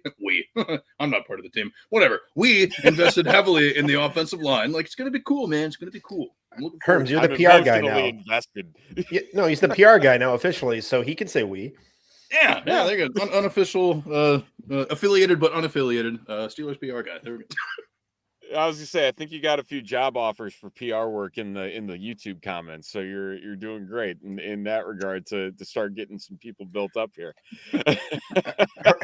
Herms, I will say though that I do want to transition a little bit because we could do. I know people want more Steelers talk, but I know there's a lot of things that are important to you, and Fantasy Cares. You know, we're on the Podathon. Do you want to take a second to talk about Fantasy Cares, the Podathon? I know last year you came on and we talked late night. Actually, you helped me get through setting up we have a 76-page live read doc that we're going through that you helped me get through up till 2 a.m. last night, talking with me to get through it. So it's a tradition now that we do this late night. But you know, Fantasy Cares, and are there any charities that you'd like to mention that mean a lot to you? I mean, yeah, dude, Fantasy Cares is just out here doing the absolute best work. Like, honestly, it is so cool to see how much this has grown. And like, granted, so I've only been in the fantasy space since like the pandemic. You know, I'm one of those people that just was like, oh, cool, I got a lot of free time now, and just, you know, kind of hopped in. But like, it's still like over even just in that time frame, just like this continues to get bigger. More people get involved, more people get excited about it. And just like knowing what it all goes toward is great. It's just, like, I feel so good about, well, also myself, but also just like about everybody's just like getting so hyped about this and raising so many funds for something that's super great. And like, I'm glad to do anything related to Scott Fishbowl every year. Like, it's one of, like, I spearheaded starting the Pick 109 group chat because I was like, yeah, guys, let's go. Yeah. It's like, every year, it's the best. I love what y'all do. I love what Scott does. I love everything about this. And I guess in terms of like charities that I've been, I don't know. I mean, not to get like super political or whatever, but like I've been donating to the Trevor Project, you know, a hotline for LGBTQIA plus youth and stuff. Like, that's a former charity of the Podathon. A couple of years we partnered with the Trevor Project. So I love you bringing that up, man. Yeah, you know, because it's just like, dude, like with a lot of stuff that, you know, kind of goes down in, you know, certain like state legislatures and stuff, you know, like the world's just getting harder for people trying to be themselves, and it just shouldn't be that way. And that's, you know, something that I am absolutely glad to give money to whenever I can. So just, you know, shout out people being who they want to be. But yeah, dude, just Scott Fishbowl though, dude, it's so fun. I'm so excited. I'm going to DC tomorrow. It's gonna be great. I'm gonna meet people, get the draft. It's gonna be cool, and it's all for charity. Like, what's better than that? Like, it's fun. We get to meet people. There's gonna be beer, also cool. And then, you know, like, it's for such a good cause. It's amazing. Will there be your Bud Light Margs or whatever? Yeah, the Mango Ritas. You know, I hope they're on the menu because Mango Ritas. I don't think I've had those. They're cheap and they sell them at the gas station. So you know what? That's that's what it's all about. Can't go wrong. And it's mango, and you know, mango tastes good. So you know, that's what it's all about. Very true. Very true. You know, you mentioned it with the pick chat. You know, I gotta say this: if you are in SFB 13 and you are not in a pick chat, whether it's on Twitter, whether it's in the Going for Two Discord, I'll give them the shout out as well. You are missing out on the experience, plain and simple. And you know, you just get jacked because you talk with all these people you wouldn't otherwise probably interact with. You have just off the wall conversations about picks, and again, it's complete la la land with all of the mock drafts because, as you know, Zach put it earlier, they don't matter. because once you're on the clock, Yes, all bets are off.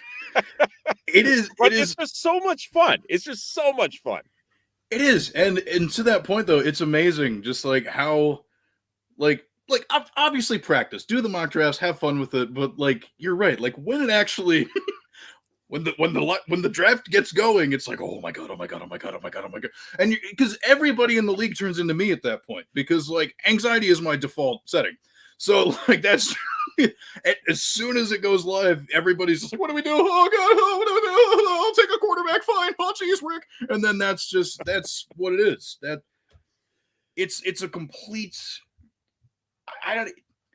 Your success is going to depend on what your league thinks about certain things. You know what I mean? Like that's just, I don't know if anything I just said made sense, but still, like that's over half the fun of it is how unpredictable it is.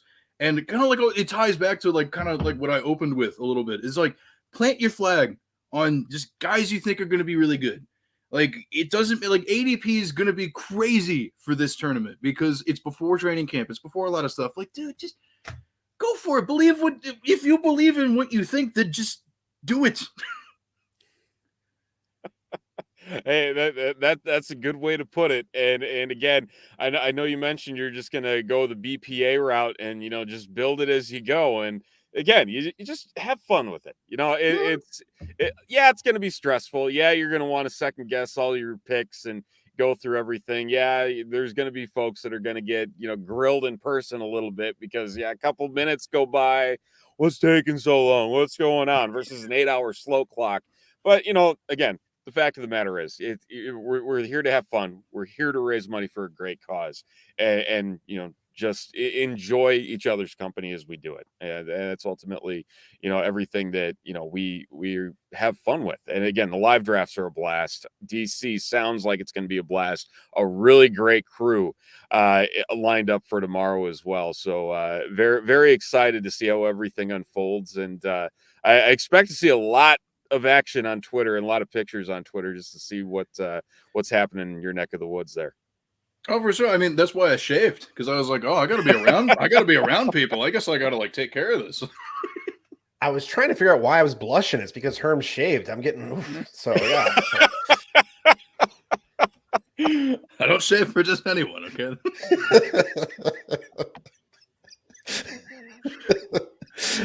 Herms, dude, you've been talking about a ton this hour or this segment.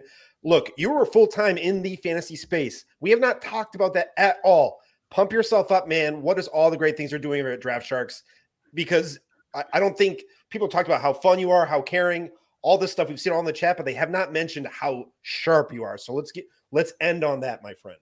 Well, thank you. Oh my gosh, yeah, I don't hear that a lot, but it's always very good to hear. And I usually whisper it, but you're good for sure. So over at draftsharks.com, everybody, like honestly, like such a great group of people, such a really awesome work environment, and I'm really excited about the things that we have done this offseason, especially with the homie Alex Korf, aka Peaked in High School, the Reddit famous guy for his trade charts. He's one of my coworkers, and he's been building out so many awesome tools and like free trade charts and stuff that we have, just like all sorts of awesome stuff. Like you go over to draftsharks.com, you check out the articles that we've been, coming out with, and like all like the player profiles for all that stuff. Like every player in the AFC and NFC North, and boy, I did the research. It's like all there, just wham bam, like packed full. Like the information you need is all there. Like it is just super cool. I'm super stoked. I am just so honored to be one of the people who gets to do this for a living. I don't know, like whether or not I deserve it is irrelevant because I'm doing it, and that's what matters. But yeah, seriously, it's like deserved. Stop that. Oh, well, thank you. I appreciate that. But yes, seriously, draftsharks.com, super cool. Also, not now because keep watching this, but at some point, maybe later, like this week, the YouTube channel got some fun stuff there too. But yeah, so that's what it's all about. I feel very blessed. One of the ultimate hype men in the fantasy industry. Getting those PR gigs right around the corner, having a great time doing it. One of the best guys around. Herms, thank you so much for hopping on. Very, very excited talking to you here. All things Pittsburgh. Let's see that hype going up for the tight end out there. We'll get some. I'm already blanking on. Geez, this is terrible. Pat Firemouth. Freiermuth. Thank There you. we go. I keep wanting to say Pat Fitzgerald because everything about Northwestern's been in the news for the wrong reason today. Oh yeah, not great. I'm Not great. Freiermuth. Well, hey, I'm not going to screw that up. Yeah. In with the kazoo, out with the kazoo. Oh man, Herms, thank you so much for hopping on. Fantastic half hour. Time flew by, but again, draftsharks.com. Check everything out, and Herms NFL on Twitter. Do check that out as well. Herms, have a fantastic rest of the night. I Much will do. love, I'm Herms. going to go back upstairs and watch you guys on the PlayStation. So see you. All right. Take care, man. And Steven, that was like what dude, this has been fun. Already an hour has gone by on the late night. I just want to take a second before we bring on we talk about the sponsor and the next two amazing guests who have done a lot for the fantasy football space. I just want to say Gladys couldn't make it. She was supposed to be with Herms this hour. I believe she's from Going for Two. I had a chance to talk to Gladys last Podathon, and I had never met her before. Actually, I'd never even consumed her content before.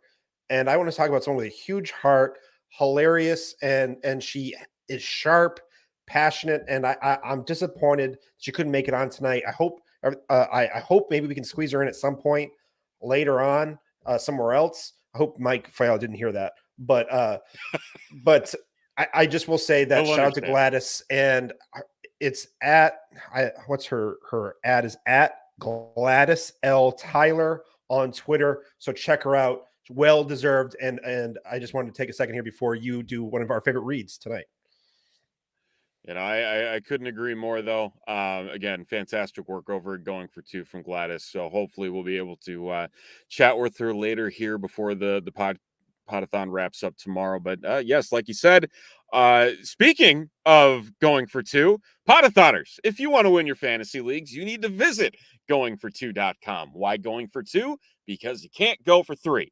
Going for Two has some of the best up-and-coming writers who want to share their passion for the game with you. From redraft to dynasty to daily fantasy, goingfor2.com has it all, including live shows at Going for Two Live, found on YouTube and syndicated on all major podcasting networks. Visit goingfor2.com today because no one remembers the extra point. And so, with that being said, we bring in our next guests from Club Fantasy. Let's welcome in Joshua Hudson and Austin Amendolia. Gentlemen, good evening. Happy Sunday. I believe both East Coast as well. Kind of Sunday, I guess. Yeah. Yeah. You know, I thought doesn't feel like it yet, but hey, we're here. I thought I was doing well to be as caffeinated as I am at 12:30, and then here's Herms coming on with a kazoo. Herms has seriously one of the best podcasting voice ever, and I just want to apologize that there's an echo right now because I'm in a hotel room because I was at the SFB live draft in Orlando tonight, and I said I'm not going to make it back to my house to do this Podathon appearance, so I got to stay in a hotel. So I'm sorry if there's an echo, guys. Look at that dedication. I brought the microphone and brought the whole setup. And Steven, I just want to point this out because I don't know if you remember this. I was going to say it, but okay, because you and I were on a pod like I think 3 or 4 years ago, back when you were with Shy City Sports. With 2018. Okay, so it might have been 5 years ago then. We're old. This was back before Ryan Weiss was even part of what we do with Club Fantasy. So I'm glad you remember that, buddy. It's good finally catching up with you because it has been long time coming. Oh man, it's funny because the one thing I apologize that we're going a little off script here. The one thing that always sticks out to me is the fact, and I'm going to blame CJ Federowicz. I don't know why this sticks out in my mind. The Texans tight end. We're recording this. It wasn't live, thank God. 2018 season, so he retired, and my co-host at the time brought up CJ Fedorowicz as a sleeper, and I'm like, oh yeah, he's sleeping because he is. Oh, we won't throw Jake under the bus. Oh wait, did I already do that? I'm sorry. Shake's a good guy. I love him to death. He's doing fantastic work down in Florida now. So yes, he is. You know, yes, he's doing great work down there. But yes, oh man, I'm glad you brought it up because I was going to do it if you didn't. Love it. Well, it's good to be potting with you, and Dave. It's good to finally get on screen with you, buddy. Like we've been going back and forth in the DMs for what 3 years now. You just said it, man. You just said what I was about to say in my mouth here. People don't know this, what goes in, but like you would reach out in like January, say, hey, we want the Women's Power Hour. Like that's us. 100%. Like, you got it, man. Like, and just to see what you guys have done in this space and at a time that, you know, it hasn't been exactly popular to support women in this space and what you guys have been on the cutting edge, the leading edge of it. I think it speaks to your character. It speaks to your passions, and it's exciting to see how much it's grown. And you know, I just can't say enough. I want to let you do all the talking because I'm going to start gushing. So, well, I mean, I appreciate that, but at the end of the day, it's people like Austin too that want to come on board with us and believe in what we're doing, and not just like, you know, putting out the content with Club Fantasy that we do. It's supporting what we try to build with Women of Fantasy as well. And, you know, the guests that we have that we bring in every year, you know, what we've been able to accomplish with Her Story in the Making, hosted by Britt Flynn and partnering with Fantasy Alarm. And now that show being broadcasted on Better Sports Network. And, you know, I've had conversations with multiple other fantasy outlets too. Like, dude, we just earned a follow on Women of Fantasy from frickin' Des Bryant, like literally not even 20 minutes ago. And I'm just kind of like, there you go, Faith. There you go. Point it out while I'm trying to talk about it. Like, this is literally like everything. It's just what we're doing. I feel like it is great. And then everybody kind of reminds me that what we're doing is phenomenal. And I'm like, okay, what can we do to keep doing better? And then my brain just kind of keeps going and going. And I talk to Faith, I talk with Kelly, I talk with Ryan and Joe and everybody else on the team. Like I'm at a loss for words half the time, because the amount of people that want to put in the time and the effort. I mean, we just released an article from Rachel at Tootsie Pop 6 on Twitter, who is probably one of the biggest fans of fantasy football that you will come across in any stream.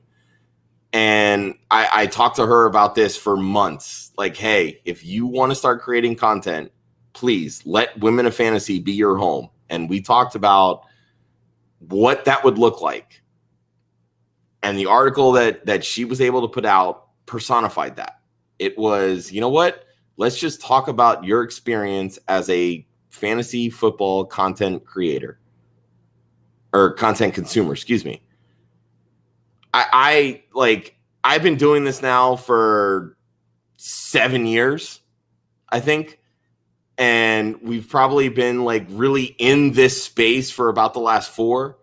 I don't think that I have seen a response to a tweet, to an article that I have seen to what Rachel put out since I have started this. It was absolutely phenomenal.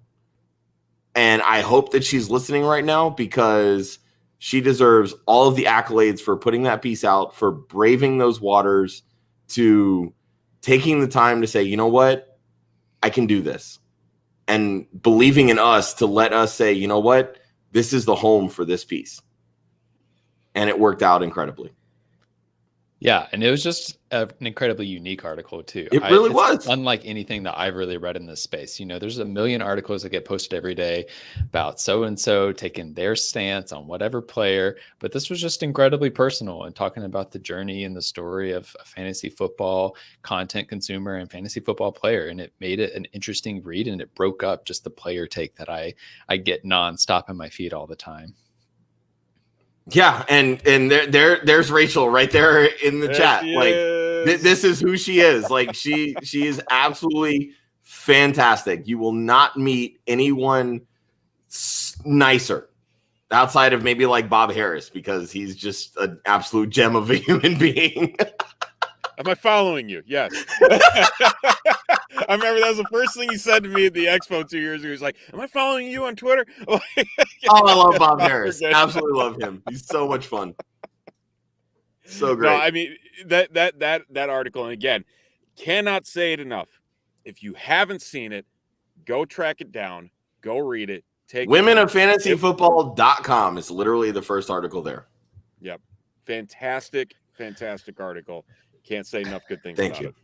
The reaction in the chat, the reaction we saw on social media, and the words that Josh and Austin just said about Rachel, I think that speaks to her quality of a character. It's just blown away. Austin, we've been talking a lot here. We haven't heard your voice much, man. I know you're part of Women of Fantasy, or you're part of the team.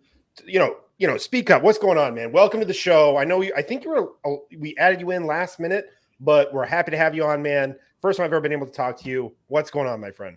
Yeah, it's great to be here. I started making content a couple of years ago. I joined Club Fantasy this past year, and I've been doing a lot of our DFS content in season. I write a weekly DFS cash article, and right now I'm in the midst of creating some best ball content. Just put out a long article breaking down all 16 week 17 matchups for everyone that's getting in the weeds with their underdog best ball matchups.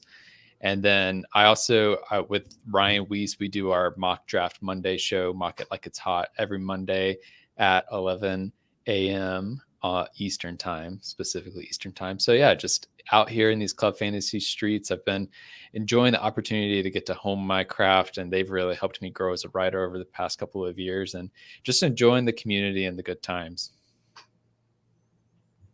Awesome stuff. And I know. So, Joshua, you didn't draft today in Orlando. You were just there as a visitor. No, I didn't. Yeah, I was just kind of there to observe and have fun. Like, the one thing that I feel like Scott Fishbowl does so well is that it brings a lot of the community together and gets to help introduce you to a lot of different people, right?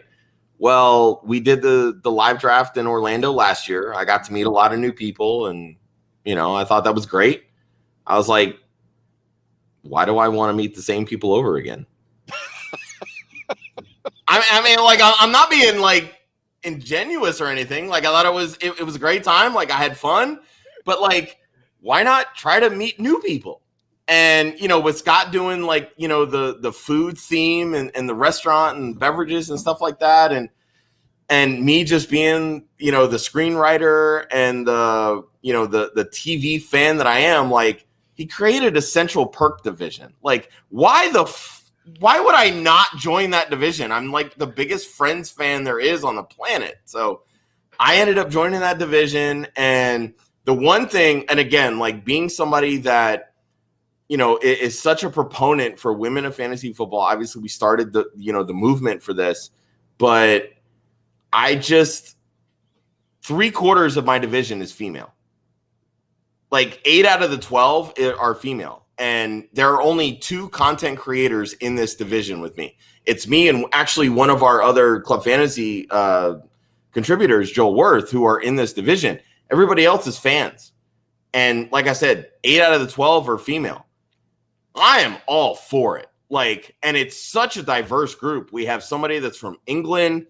We have somebody from Mexico. We have a couple other ladies in the chat too, like the only Jen Smith, who is probably one of the biggest like SFB veterans of the group. Like, I think she's been in SFB for 6 or 7 years now, and I'm going on like year 3 myself. And then we've kind of turned this like Twitter group chat into like a it's been kind of like a Friends trivia game. Like, so one of the SFB entrants, Michaela, I can't remember what her Twitter handle is, but she has been all in, like taking over the reins. And I thought I was a big Friends fan. Holy shit, I think she's bigger than me. Like, she's dropping all this trivia, and I'm just like, you know what? Let's have some fun. Let's go. And she's even stumped me a couple times, but I'm like, that's what SFB is about. Like, it's so cool to be able to do these live drafts and get to connect with these people. And I love having the opportunity to go to these events and these opportunities. But like when you do it once, it's like, all right, cool, awesome. Like I can still continue to go, but you know what? Let's branch out. Let's connect with other SFB entrants. Maybe they're only in their first year doing this, second year doing this, whatever. And what we do with Women of Fantasy Football, like we want to be able to connect more women together. And SFB, like I said, our division 8 out of 12 are women. Let's connect them with more women. Like I'm all about that. And just having that opportunity and connecting with these individuals with SFB, I'm all about it. I absolutely love it. It's been such a joy this year, and just to be able to connect with them. And we start our draft on Monday the 10th, and I'm so ready, especially after spying on everybody else's drafts in Orlando. It's been great. I was about to feel say, a little bit more confident about. Oh, it's recon, 100%. It's recon, and the price of the hotel has been worth it. This was all about making friends and building community. No, this was all about trying to figure out how to get a leg up. I get it. So Josh, you're at the 106. Austin, where are you at? You're doing the slow drafts as well? Yeah, slow drafts. I'm at the 104 in the Food Lion division. It's my local grocery store. I can walk to it. So just all the vibes. And somehow we ended up with a lot of people in the Carolinas in the Food Lion division. And for half of the group, they're saying it's their vacation grocery store, and the other. How did y'all not get a live draft, Austin? Like, if that many people are in the Carolinas, come on, man. Like, what are we doing here? Scott needs to step the game up. So, but the 104 is a very interesting position. Obviously there's a lot of consensus over who the top 3 quarterbacks are that are being taken towards the beginning of the drafts. And then there's Travis Kelce. Is there a way that you're kind of hoping things fall for you at that 104? Somebody gets a little too greedy they're like, oh, I got to get my guy. He may not be a consensus pick, but I got to get my guy. And then all of a sudden, somebody falls into your lap that you're not anticipating. See, I'm probably going to be the person that's like, I got to get my guy, because as much as I hope that Josh Allen and Travis Kelce fall to me, there's something in my heart that's just saying, I need to go with Lamar Jackson at the 104 and just bet on a repeat of that 2019 season and bet on the upside with the new offensive system coming to Baltimore. So we did a mock draft this past Tuesday for SFB 13, and I was drafting from my spot, and Josh Allen was right there, and I was like, there's 5 other people on the stream right now. I don't need to be roasted live, so I'm just going to stick with it and get Josh Allen. But in my heart, I was like, is that really what you take want? your guy, Austin, you chicken? Man. Yeah, do it.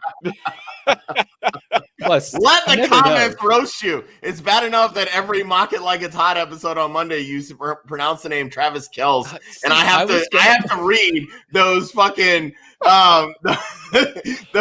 those YouTube comments. Good. Like, what the hell is this guy talking about? He doesn't know anything about football. Travis Kelce, what is this crap?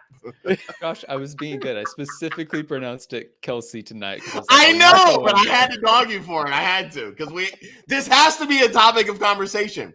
Because if Travis Kelce and Jason Kelce will talk about this on their podcast, which is so huge, I think it's okay to bring this up on the SFB Podathon. I'm just saying. Yes, my go-to pronunciation is Travis Kelce. And if you watch our shows with me on it, we're going to talk about how to pronounce Kelce. We're going to talk about the fact that I dislike Quentin Johnston and how much I love David Montgomery. It's like those 3, you can be sure they'll come up. But those on your bingo card, they'll help you out. Let's shift that way, because those are 2 very interesting comments that I've heard very significantly different thought process on, because it seems like everybody's higher than high on Quentin Johnston as being the guy that's going to be that rookie wide receiver, and it's just a matter of time until Mike Williams gets hurt or Keenan Allen gets hurt, and then here he comes to save the day. What in your mind is keeping you a little bit hesitant on him as one of those potential middle round to late early round or single round guys that can fill out your wide receiver 3 or 4 slot. I mean, I think the primary thing is how many catches did he get in the national championship game? Again, anybody remember that? It wasn't a lot, and that whole offensive, yeah, one exactly. Thank you, Josh. One catch in the championship game when he was playing against actual NFL talent. That's my biggest issue with Quentin Johnston. The second thing is just in general, there are too many mouths to feed in that offense as it is. When we start to get at the wide receiver 3 and 4 and these high volume offenses that like to spread the ball around, I start to just get a little bit of the heebies. Like Austin Eckler is still going to be there. Gerald Everett was a big beneficiary of Mike Williams being injured last year, right? It wasn't, we thought, oh, Josh Palmer's going to come up. It ended up being Gerald Everett. So, and he's still there. He's still a good red zone target for them. So I'm just not convinced that Quentin Johnston is going to be the first year receiver we think he is. And at the ADP where he's going at, I'm usually more willing to bet on the upside of some other guys there that are going to be definitively on the field in 2 wide receiver sets versus Quentin Johnston. See, I yield to Austin for a lot of this. He's the big data brain. I watch some film and I say, you know what? Quentin Johnston's pretty good. Injuries need to happen for him to truly pop.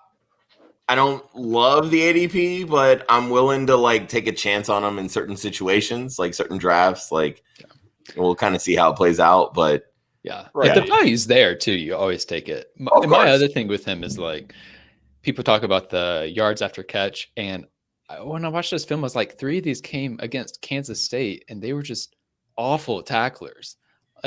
He pulled the same move on them 3 times in a row, and they still kept falling for it. It was just catch, spin, up the field. I'm like, okay, y'all are just bad at defense. Well, and it's some interesting company around his current ADP. So as it stands right now, on average, around the 113th player off the board.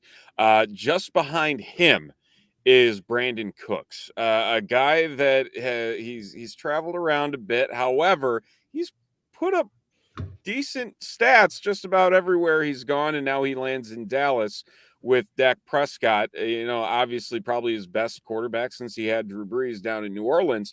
But to me, it seems like it's kind of a risk, when you have somebody like him, maybe, another guy that's in that same vicinity as Kadarius Toney with Kansas City, who's kind of another wild card. You really don't know what you're going to get out of him, but it's a very lottery ticket-ish area when it comes to the wide receivers in that range. And I can definitely see the fact, like you mentioned, with the injuries, just because there is an injury doesn't mean that it's going to be the next guy up that's going to be the beneficiary. It's going to be the guy that Justin Herbert is most comfortable with, and in that case, it definitely could be Gerald Everett again. And we could be talking about a guy who's being drafted well outside the top 15 tight ends, being again a bona fide top 10 option at the position. So I get what you're saying with it. I do understand that for sure. Yeah, I mean, 100%. And at the end of the day, I'm all about getting who you believe in and going with your gut. I'd rather trust myself and be wrong than second guess myself and have been right the whole time. So if someone's in on Quentin Johnston, I'm not going to hate on it. I just, if I'm drafting in front of you, he's going to be there. Don't worry. And so you talked about David Montgomery a little bit. Let's talk tight end, or not tight ends, but running backs a little bit. And Josh, you might be in more of a position here to, maybe you're taking a running back, maybe you're thinking quarterback as well in the first round at the 106 there. But as a whole, David Montgomery is one of those interesting players this year. I think a lot of people are thinking he's going to slot in to that Jamal Williams role in Detroit, especially with Jamar Gibbs, see what exactly that offense is going to do with him. But is running back a position that you guys are valuing with those extra point options in place, with the quarter point per carry and just the amount of points that specifically the workhorses can rack up? Or are you saying, you know what, I can wait a little bit, I can focus on those guys like the David Montgomerys in those mid rounds to round out, my RB2, my RB3? I'll be honest with you, like going into some of my early drafts, I'm looking at either like in one of the Orlando live drafts where I'm picking at 106, Travis Kelce actually fell to 106. I'm like, if that happens in my draft, please God sign me up for the freaking playoffs for the first time in 3 years. Like, give me that ticket because I want it. I'm more than happy to go quarterback early, but my next few picks, I'm very much looking at running backs. Like I want to load up on running backs in this scoring system. Obviously, I'm very much like, you know what, play how the board goes. But I feel like you have some people that are still in this like, zero RB mindset, and I'm going to take all the wide receivers. This scoring does not favor wide receivers at all. I would very much rather take my one quarterback. If I'm lucky enough to get a Kelce Andrews in the first couple rounds, I'll do it. And then maybe in the fourth round, I'm looking and I'm like, you know what?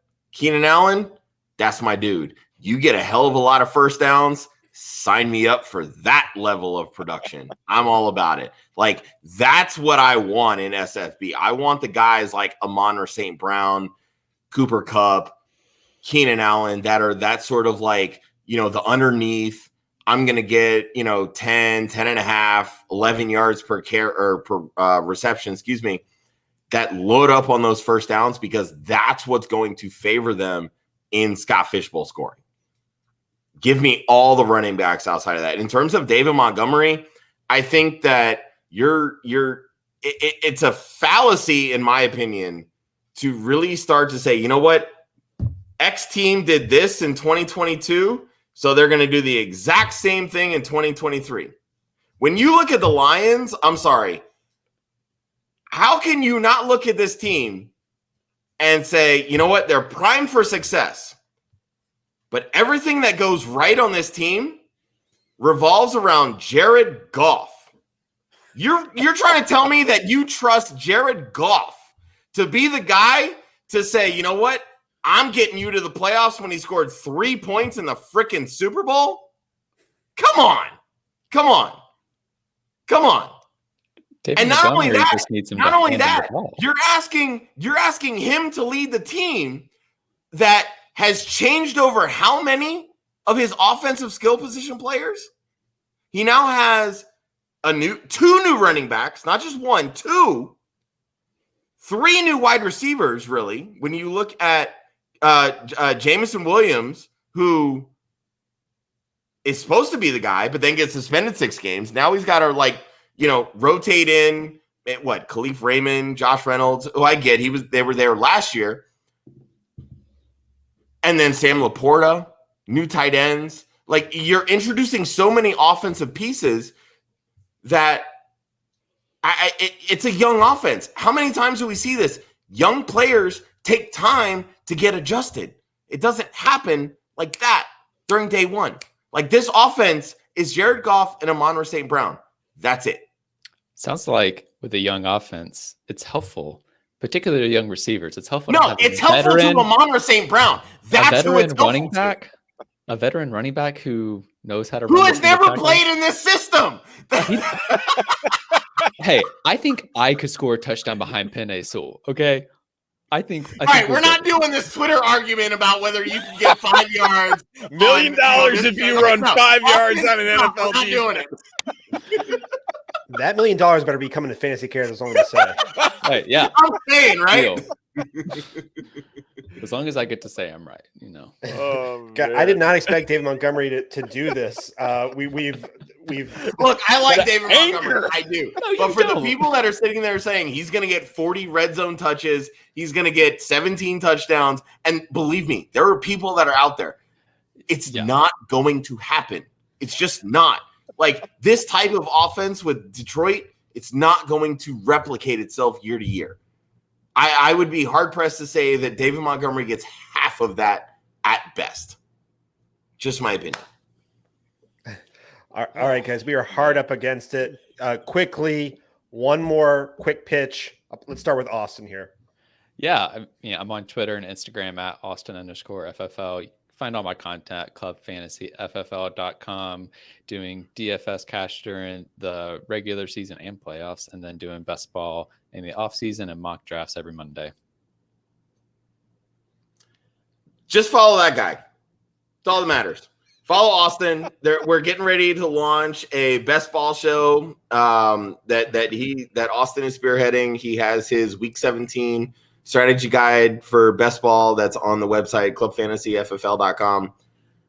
Just follow him, follow Club Fantasy, follow all those people. I'm just a cheerleader. That's all I do. And I have fun on podcasts every week or so, and shouting takes, because as Kelly likes to say, why are you yelling? Yeah, pretty much. I just have a loud voice, and I'm Cuban, and I've been drinking most of today because, let's face it, I've been at a freaking live draft.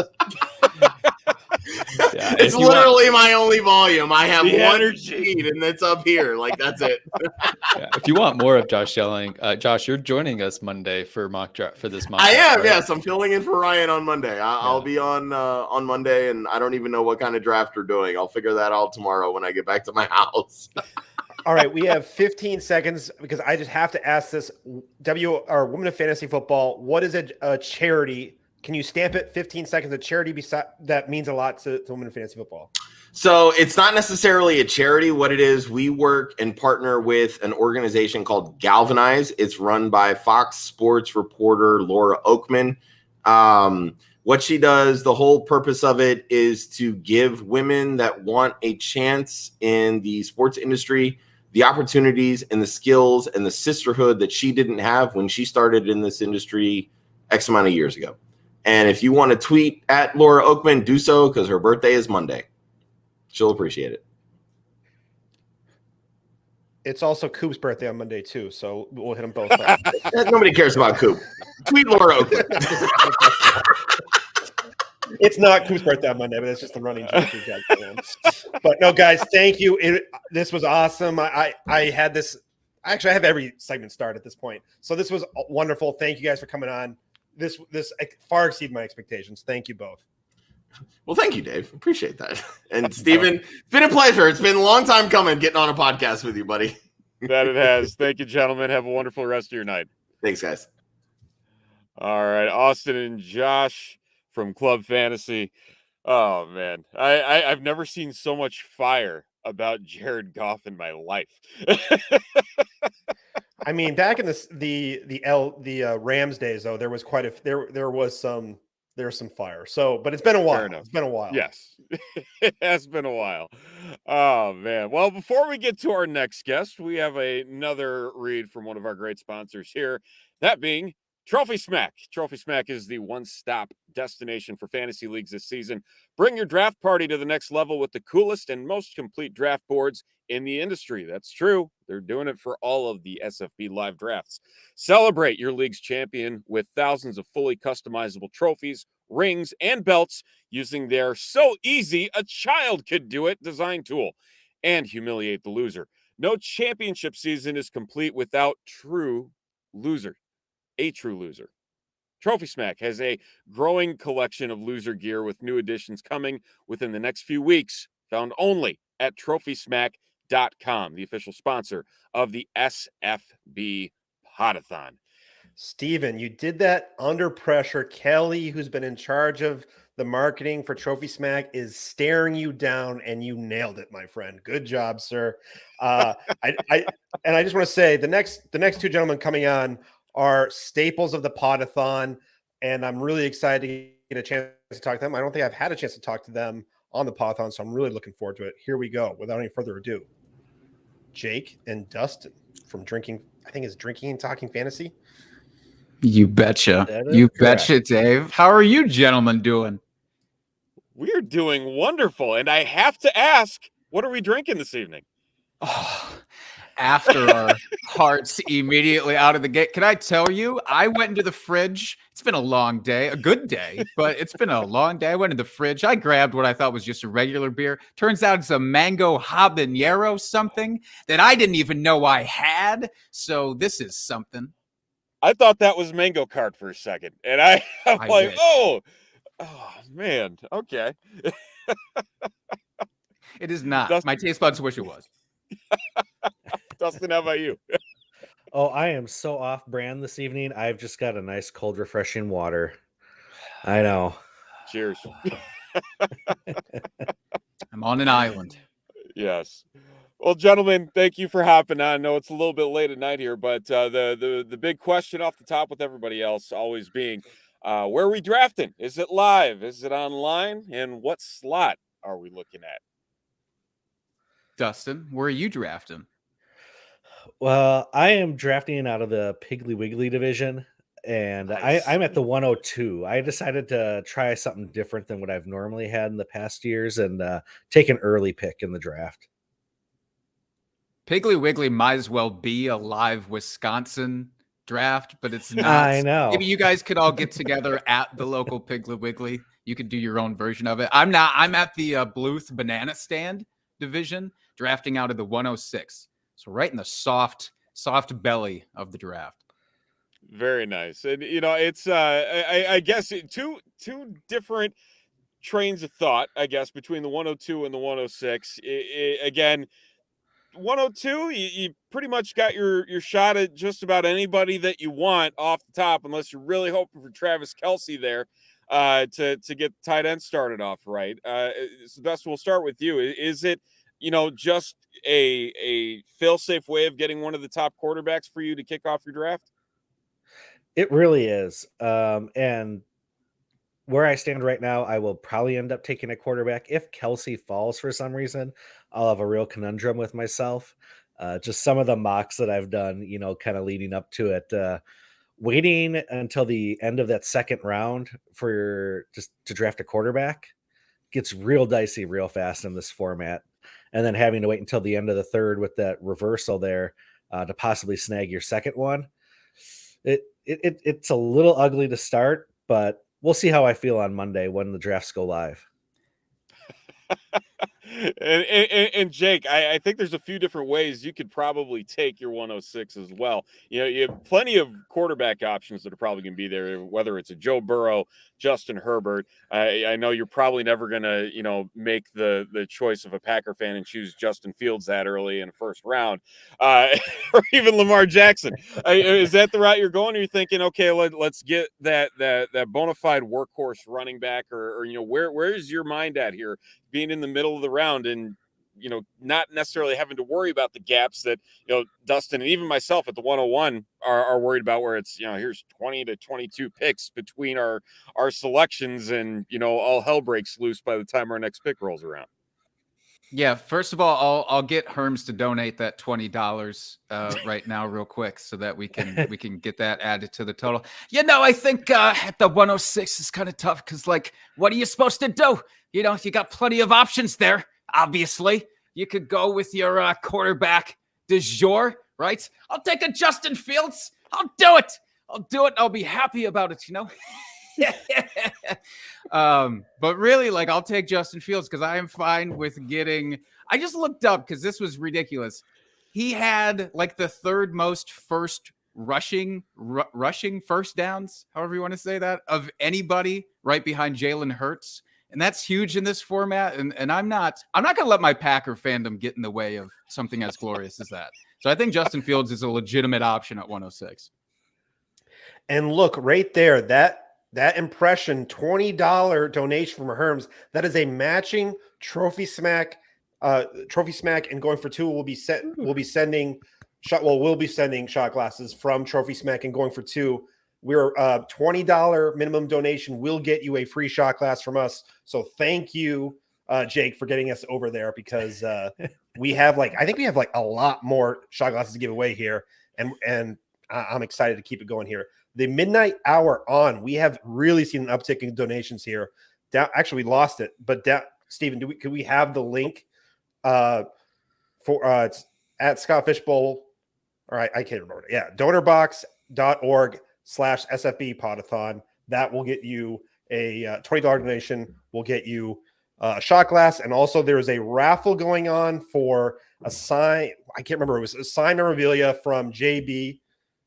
DK Metcalf football and a Tiki Barber jersey. Right. Yeah. And then I'm trying. And then Roto Heat. Is it Roto Heat is giving away auctioning off some Justin Fields cards. I'm butchering it now. Steven, do you remember what they're giving away? I was sitting at fireworks because for whatever reason my village chooses to do it a week later and stretch everything out. No, I don't know. It's over $200 worth of sportsman trading cards, football cards, and I've already seen we have over 6-7 donations, one over $100 trying to get that memorabilia. So shout out to that. And also, if you follow the Better Green YouTube channel, they were matching for every follower. They will be giving $1 to St. Jude. So I want to get the charity out of the way here. Well, we'll do it all night, of course. But shout out to everyone who's is what's powering the Podathon. So I'm going to let Steven take over here, but I had to get off my soapbox there and make sure we're getting those donations in. Hey, there's a lot of great stuff happening just across the spectrum. And, obviously that's why we're here. SFB Podathon, we're raising money for a great cause. I think the question came up, what is Piggly Wiggly? A Wisconsin staple of a grocery store. Not too many of them left, but it's a Wisconsin staple. Now, are both of you in Wisconsin right now? Indeed. I see Packer and Badger flags.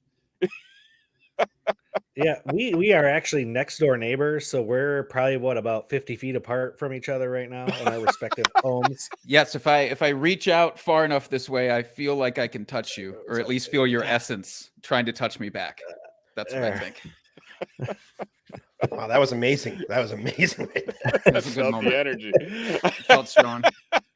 Well, I try and talk you into doing Justin Fields at the 106 here, but an offense that is obviously going to see some significant changes for the first time in a very long time this year. That's going to have several fantasy ramifications, being the Green Bay Packers. So, Aaron Rodgers moving on. It's Jordan Love's time to see if he can put up or shut up, and then everything else that comes along with it. Obviously, Aaron Jones still there, and AJ Dillon, but a wide receiver group that's pretty young, has some talent there. What are you guys making of this Green Bay offense from a fantasy perspective this year? Is it a situation where you're kind of just hands off until you fully see what's going on, or is there somebody where you're thinking, you know what, this can be a guy that can really step it up and be the difference maker for an offense that's currently in a season of change? Justin, I feel like we've talked about this on the podcast, and I think we're a little bit different perspectives on it. And this is also probably my cheapness coming into the picture a little bit. I'm like I'll take the latest option of these wide receivers and just go with it. Because Jaden Reed could lead the offense in receptions and yards, and it wouldn't shock me. So he's going, round 12. I don't know, whatever it is. Like, he's going way after Christian Watson.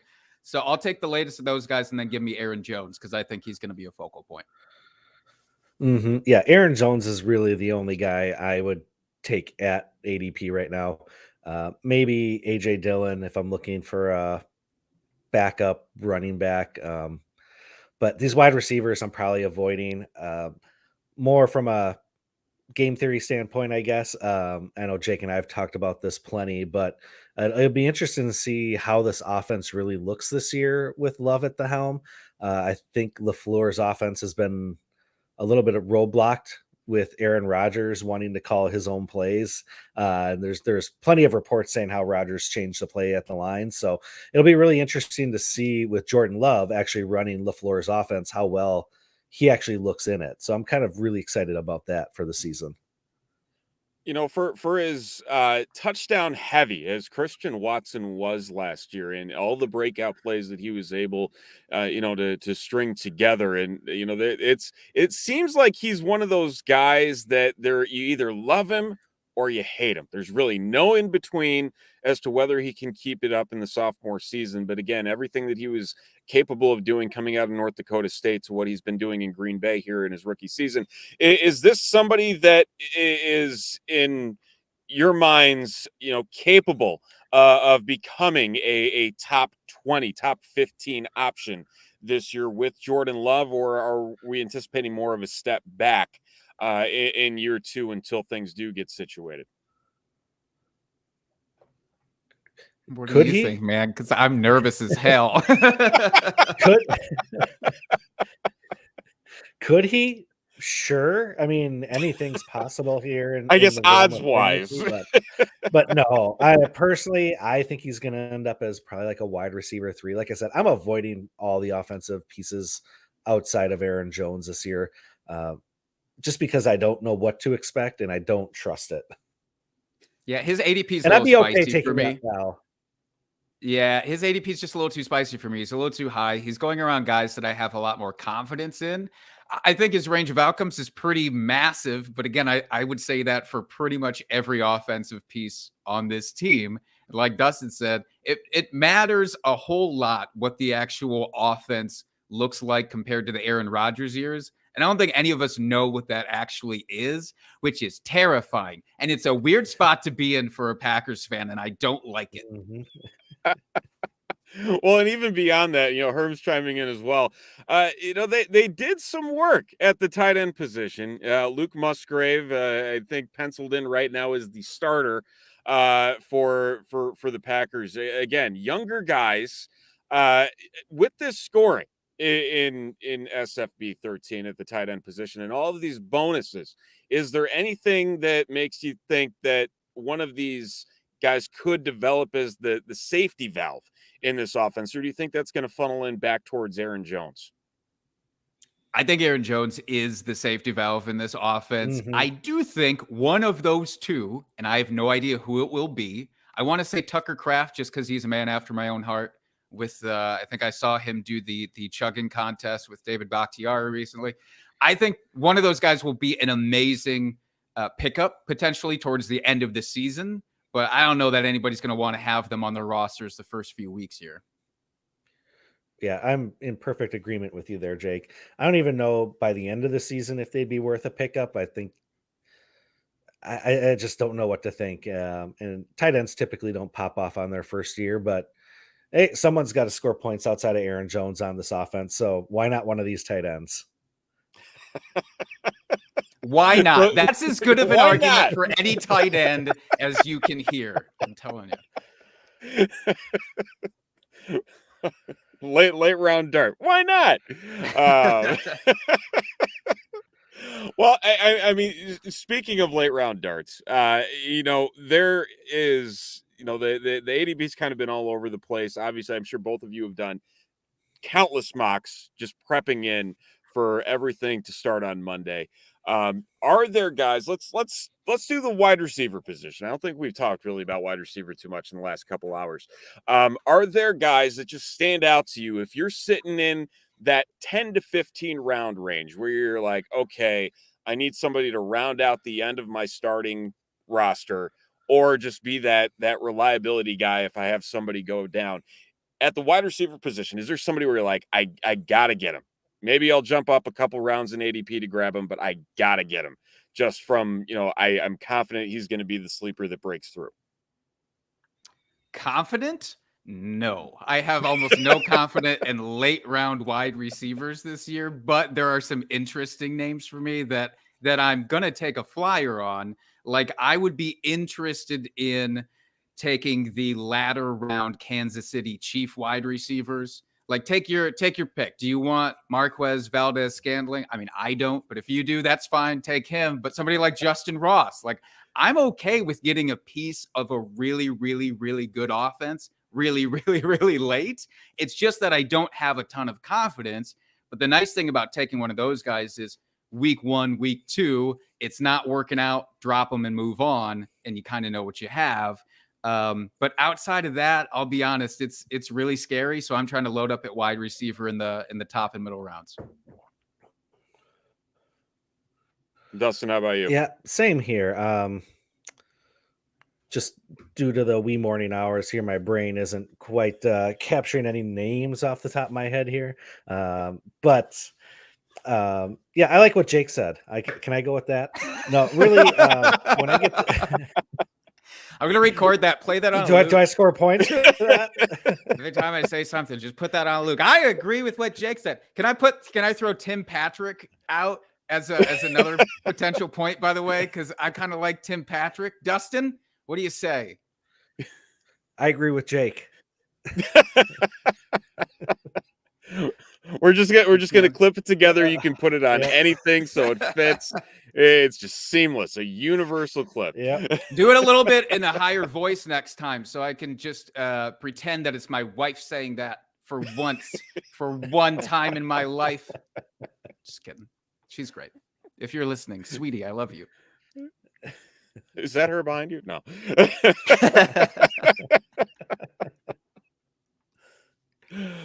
Oh man. Well, okay. So we talked a little bit about the first round. Wide receiver in this whole setup, not necessarily the most glamorous from a point scoring perspective. Jake, you talked about Scott hates wide receivers. He documented on multiple podcasts. Yes. I mean that's essentially, and he doubled down on it this year and just saying, you know what, we're giving bonuses to carries. Don't care if he loses 3 yards, he's still getting points. But here we are. With the first couple rounds here, whether it's the 102, whether it's the 106, is it a position ultimately where, is there a point where you guys see a cliff at maybe taking a wide receiver in rounds 2, 3, 4, or, holding off just because, again, get to week 13, 14, you're still in it. It comes down to how many points you want to score. Where is it in your mind where it's the risk is worth the reward when it comes to your overall point scoring? I think it's a hard round delineation for me, but I would say the kind of cast of characters that I'm kind of close to done with after it hits this group is like the Hollywood Brown level. It's like, okay, Marquise Brown is there. Great. Let me snatch him up. Tyler Lockett, those guys in that area. Like, I still got a lot of confidence in that group. You move on a couple of rounds. It's like even guys like Brandon Cooks, who I love. I love you, Brandon. I don't have a ton of confidence in, even as my wide receiver 3 in this format. So it gets really dicey. And there's just so many running backs later on that I would rather. I know Josh doesn't like David Montgomery. We don't have to get into a David Montgomery thing again here. Who? But there's so many. He was angry. Late round running backs are like, I'll grab Kendrick Miller from the Saints and feel great about it. I'll take one of the free agent running backs or a couple of them. Leonard Fournette later rounds, but the wide receivers just not so much. So I have a pretty big cliff drop off. Let's call it the Tyler Lockett cliff. Hey, if there's one thing that always happens, it's Tyler Lockett outperforming the ADP. And that's how it's been for years. Stop betting against it. He's the Tom Brady of wide receivers, and it's time that we just owned up to it as a fantasy community. JSM be damned. Dustin, how about you? Yeah, I mean, it's really going to depend for me, at least, how I start the draft. If I do end up taking Kelsey, it's really going to push me down to get a wide receiver at earliest in the 3rd, 4th round. If I'm going to go quarterback, I'm probably going to try to take a combination of either Allen or Hurts, and then try to get that stack with their wide receiver, and then kind of punt the wide receiver position after that, knowing that I've got that one stud, and then filling in the later rounds with the wide receiver. And I'd have to imagine that you've tested this theory, as have many of the 101ers, specifically with Jalen Hurts, and talking about stacks, whether it's A.J. Brown or it's Devontae Smith. Again, 2 guys that, obviously put up some great numbers last year, but, just as a general theory, do you feel one is more significant than the other in terms of a 2023 stack? If you are going to go that route, again, 2 players who are very talented, but again, ADP wise, very significant differences. Mm-hmm. Yeah, I would take either one, and I would be happy with it. I'll try for AJ Brown. We'll just use, the Eagles in this example here. I would try for AJ Brown there in the 2nd. If he makes it, great. If not, I would take a look at the board and decide, okay, do I take Devonta here in the third, then on hopefully he comes back around, or take him there in the second, maybe pulling a little early just to make sure you get that stack. But I don't think you're going to go wrong with either player. I'm expecting this offense to pick up where they left off last year. Or Quez Watkins, round 18, baby. That's the stack you want. I changed my answer. Get rid of the Kansas City wide receiver. Bring Quez Watkins. Every time. 60% of the time it works every time. Oh man. As we're starting to get close to the end here, this has been a lot of fun. We haven't really talked about your podcast a ton yet. Guys, you want to talk about a little bit about yourselves, about your podcast, what you're doing in the fantasy space, and also I think we might have a request from Kelly, and to maybe if you guys want to talk about a Fantasy Cares at all, or maybe a charity that means a lot to you, because I really like ending our conversation there, because that's what we're really focused on here. Yeah, Jake, why don't you start us off? I would love to. Well, it's Drinking and Talking Fantasy Football is our podcast. We stream live every Tuesday at 6:30 p.m. Central Time, the right time, if I will, out of the time zones. We just like to kick back, have a bunch of fun. It's not something that I think either one of us take for granted how fun it is to do this with your bud that lives right next door, as we talked about. It's just a blast. We love people coming in, hanging out in the chat. That's the most fun part for us, is really just getting an opportunity to talk to everybody in the community. That's why we love Scott Fishbowl. That's why we love the Podathon. That's why we love going out to Canton in a month and going out to the Fantasy Football Expo. So that's amazing. I just Fantasy Cares. I started getting involved in, obviously we were on the podcast or the Podathon a couple of years back. Even before that, I was an avid watcher, listener of this. This was like an all weekend thing. I love the Podathon. I love Fantasy Cares. And it's pretty amazing to see the end result of it. You know, I think sometimes it gets lost in the weeds of, you know, your individual donation feels great, obviously, at the time that you make it, but then getting to see everything happen later on when Scott and company go shopping. And it's damn heartwarming, I'll say.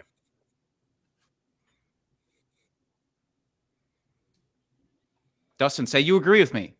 Say the line. Say the line that we taught you earlier in the show. I agree with everything that Jake says. No, definitely just to piggyback off what he says.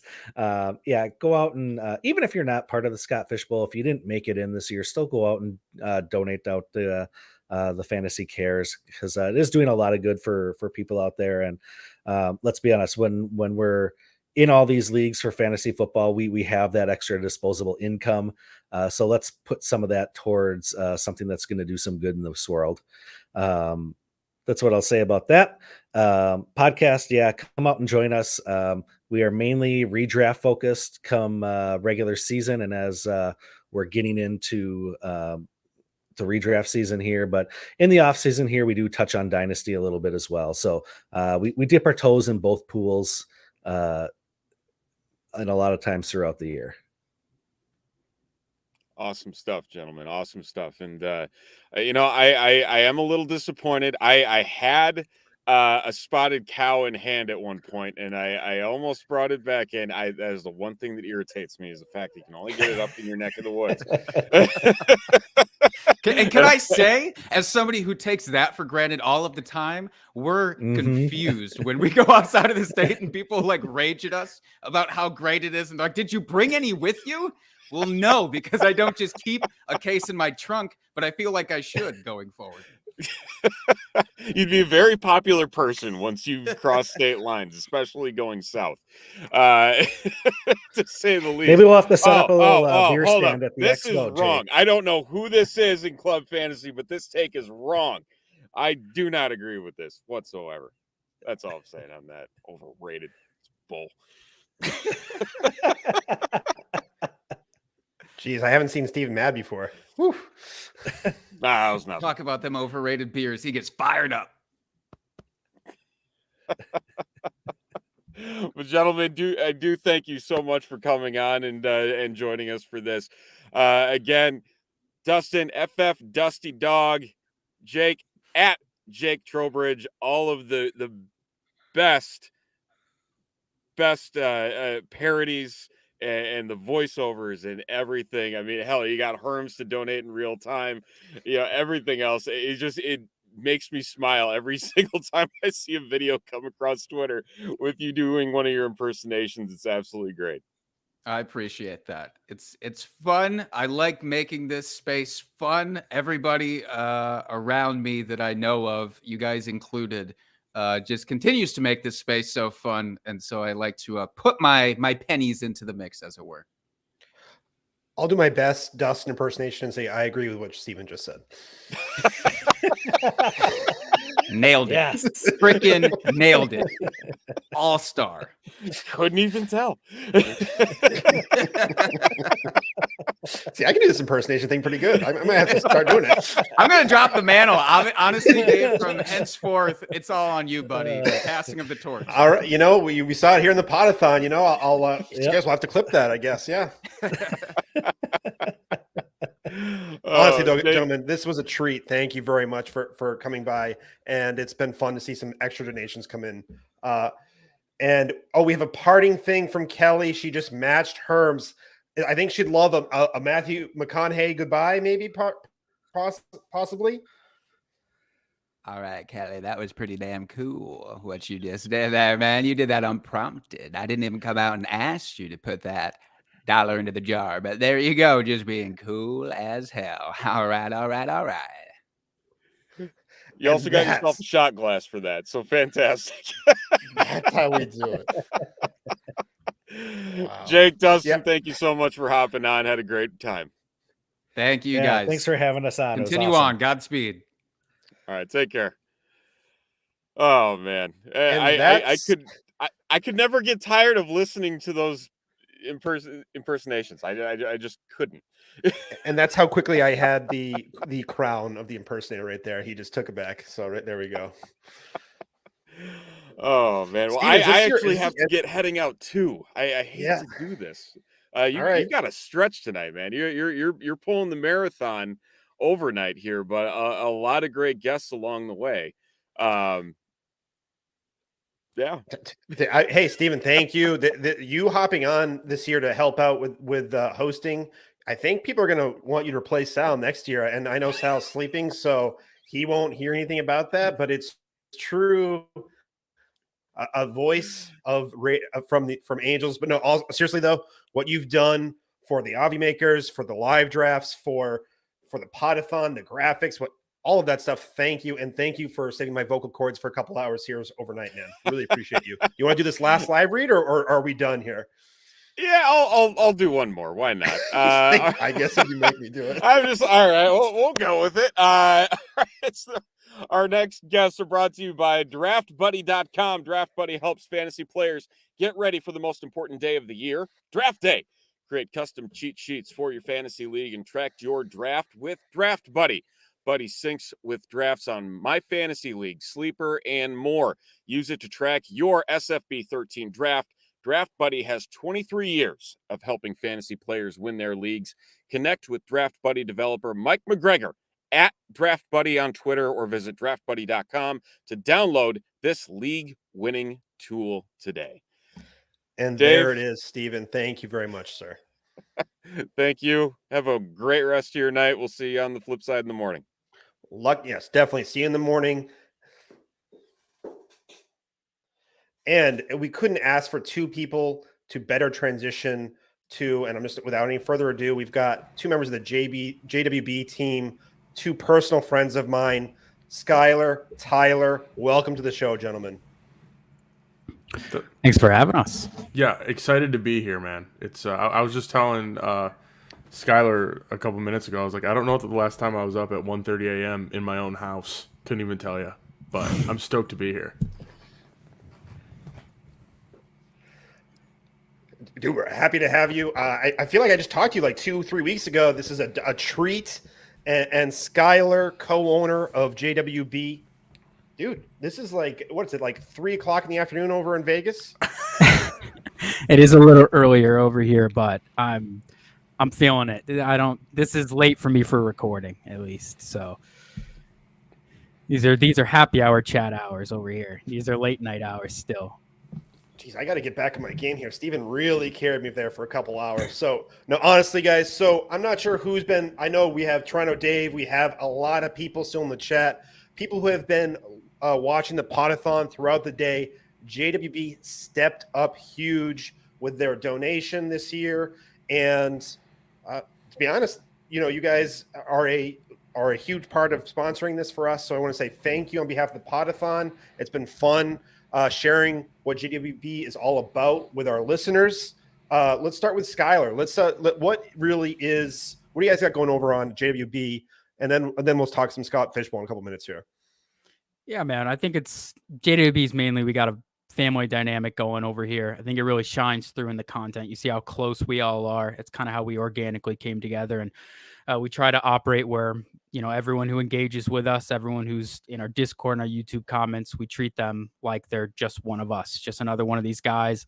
We're trying to help them get better, but at the same time, we're constantly trying to get better. But that's enough about JWB. We got to shout out Dave here while I got the mic, with you. And I don't think you're getting enough love. I'm sure you've gotten plenty of compliments, but putting this all together, it's not just the last minute stuff, but like, again, I have the privilege of calling you a friend, the honor of calling you a friend, and unprompted all the time, Dave's hopping in my DMs, just checking up, seeing how I'm doing. And if Dave's doing that for me, I know he's doing that for other people. And I just want to shout you out as a spectacular human. And that stuff really shines through. And it means a lot to me, because I'm not usually the first to reach out to people or really talk about stuff. And even just asking how I'm doing, it means a lot. And I encourage anyone else out there, just people that you appreciate, just time to time, hop in their DMs, ask them how they're doing.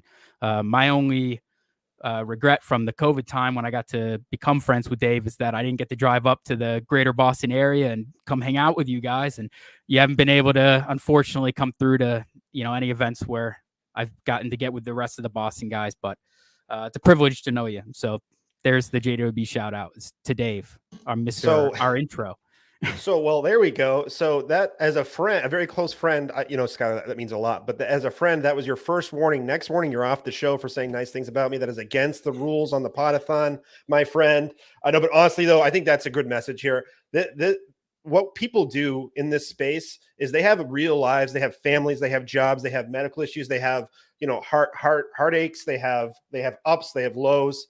And we talk about mental health all the time in the fantasy space, which has been a great thing that we've seen now. There's a mental health Podathon. Shout out to the FF Face-Off crew for doing that. But, I know we're all strangers on the internet here and we've come together, but when you do see someone who is putting out a ton of work, well, like we see with JWB, slide in their DMs, say, hey, I know we consume a podcast.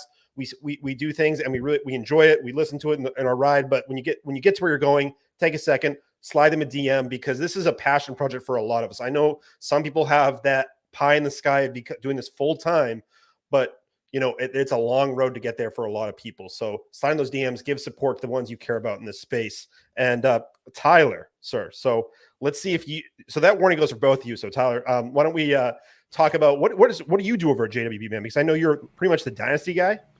I wouldn't say I'm the dynasty guy. I would more so say I'm the redraft guy, if anything. That's the off season. I feel like you're the dynasty guy. All right, that's a fair statement. Yeah, I mean, I do a lot of the rookie content. I'd say like rookie content, some dynasty here and there, and then a lot more redraft during the season. So a little bit of everything, but it's really focused on rookie content for dynasty, and then doing the redraft content. Probably starting real soon here. Yeah, Tyler's too humble, man. Tyler had a fantastic year last year. His personal money finishes, where he finished amongst fantasy pro rankings, Tyler absolutely crushed it. JWB, I like to say, the guy a lot of you guys are familiar with, very active on Twitter. Wyatt is kind of the face here with JWB, my co-owner partner.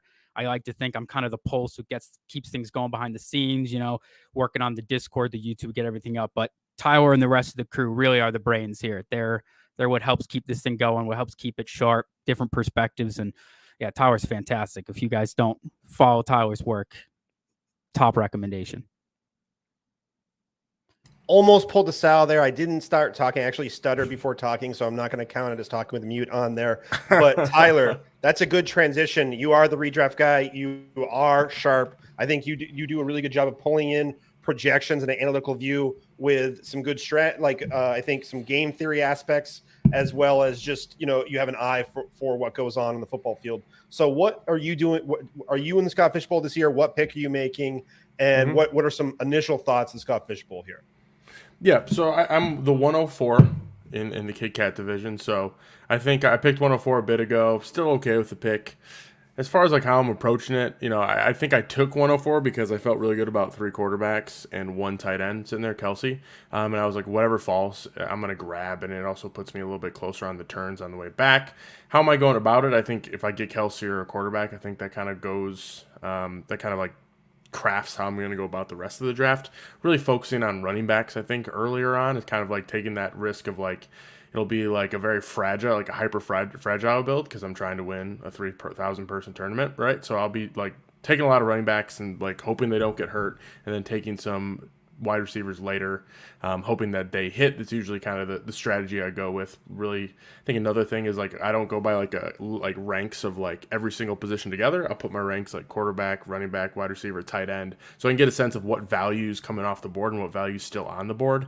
Not so much just like linear all the way through. And I think that's kind of like a value over replacement, I think, is a way kind of you can think about that. So, and I think also the last thing I would say is like, I think if you want to put together a good Scott Fish Bowl team and be competitive, you got to be a little bit uncomfortable with like your draft, like pushing the limits of your draft, pushing the limits of what your team structure looks like. I don't think you should necessarily feel good always about what your team looks like after it's done, because like you have to get so different and have to get so lucky in order to advance in a tournament of this size. And I think you really got to think outside the box. And I think having that kind of idea around being contradictory to what the room is doing is going to serve you well. I think that's a good point, because I think a lot of times what we see here, like I think that's a little bit of DFS strategy.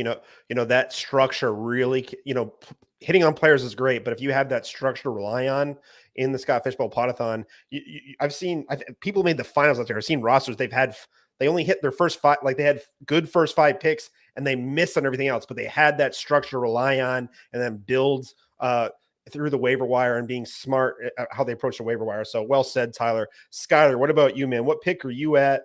And give us a little thoughts, what you're thinking. Not necessarily, a little bit in round 1, because everyone loves to hear it, but how are you approaching those middle rounds in at your position?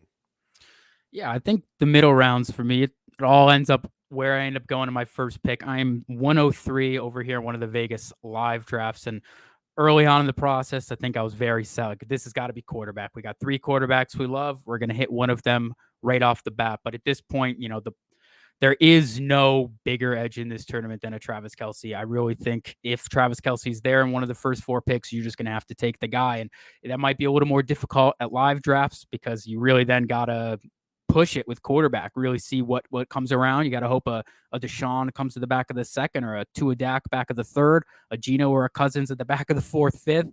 You really got to hope something nice falls to you. But it goes back to what Tyler was saying. Sometimes in a tournament like this, there's a lot of advantages to playing it safe when it comes to something like a live draft. A lot of people get really nervous, a little panicky. They just want to relax and have a good time. And there's definitely a good reason to go quarterback early like that for that security. But if you really want to push the envelope, I think that is your best odds to continue to advance. And sometimes you got to take a little bit of risks, and you gotta understand where those risks are, and what some later options are that can potentially mitigate that. Tyler and I, for example, were having a conversation before we got on specifically about players like a Tyler Higbee versus a Chig Okonkwo, and where I think a lot of people might misunderstand the term risk. With a player like Chig Okonkwo that we love, he's very athletic, young player, a lot of peripherals went his way as a rookie.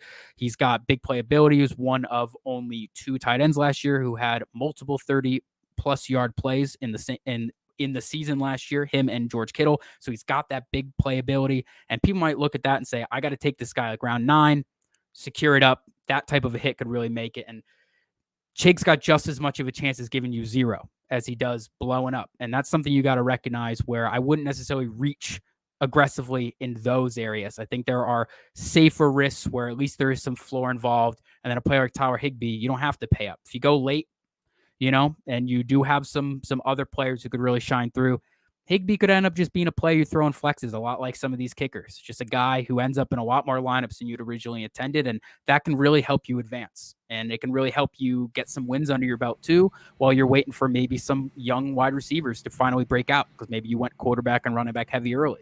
Last year, players like Christian Watson, every year, it seems like after week 8 or 9, one or two of these rookie wide receivers really start to break through. So just understanding where you're taking those risks and then also mitigating it late with players who can help you survive is a really important thing just to keep in the back of your mind while you're drafting. And let the record show that I didn't bring up Tyler Higbee. That was Buffalo who did that. So. That for the record, I will co-sign there. It was Buffalo, but I think it just starts to permeate throughout all of JWB, that tight end, that tight end strategy. So, Scott, well said here. I want to take a second. I think he already left, but I just want to say Jamie, who's been in the chat for hours and hours, and he's been incredibly active. He is, there's people talking all the time, and it's tough to just listen to people just blabber on, well, actually you guys weren't blabbering. Listen to me blabber on, and the host blabber on, Sal blabber on, Mike Fiala blabber on for a while here. And part of the Podathon is the chat. We've got 50 plus people, and I know it's only showing up here, but we have over 50 people in the chat at 1:45 Eastern Standard Time. So shout out to everyone in the chat. Jamie helped carry it. So I just want to say shout out to Jamie here. Hope to see him back early in the AM.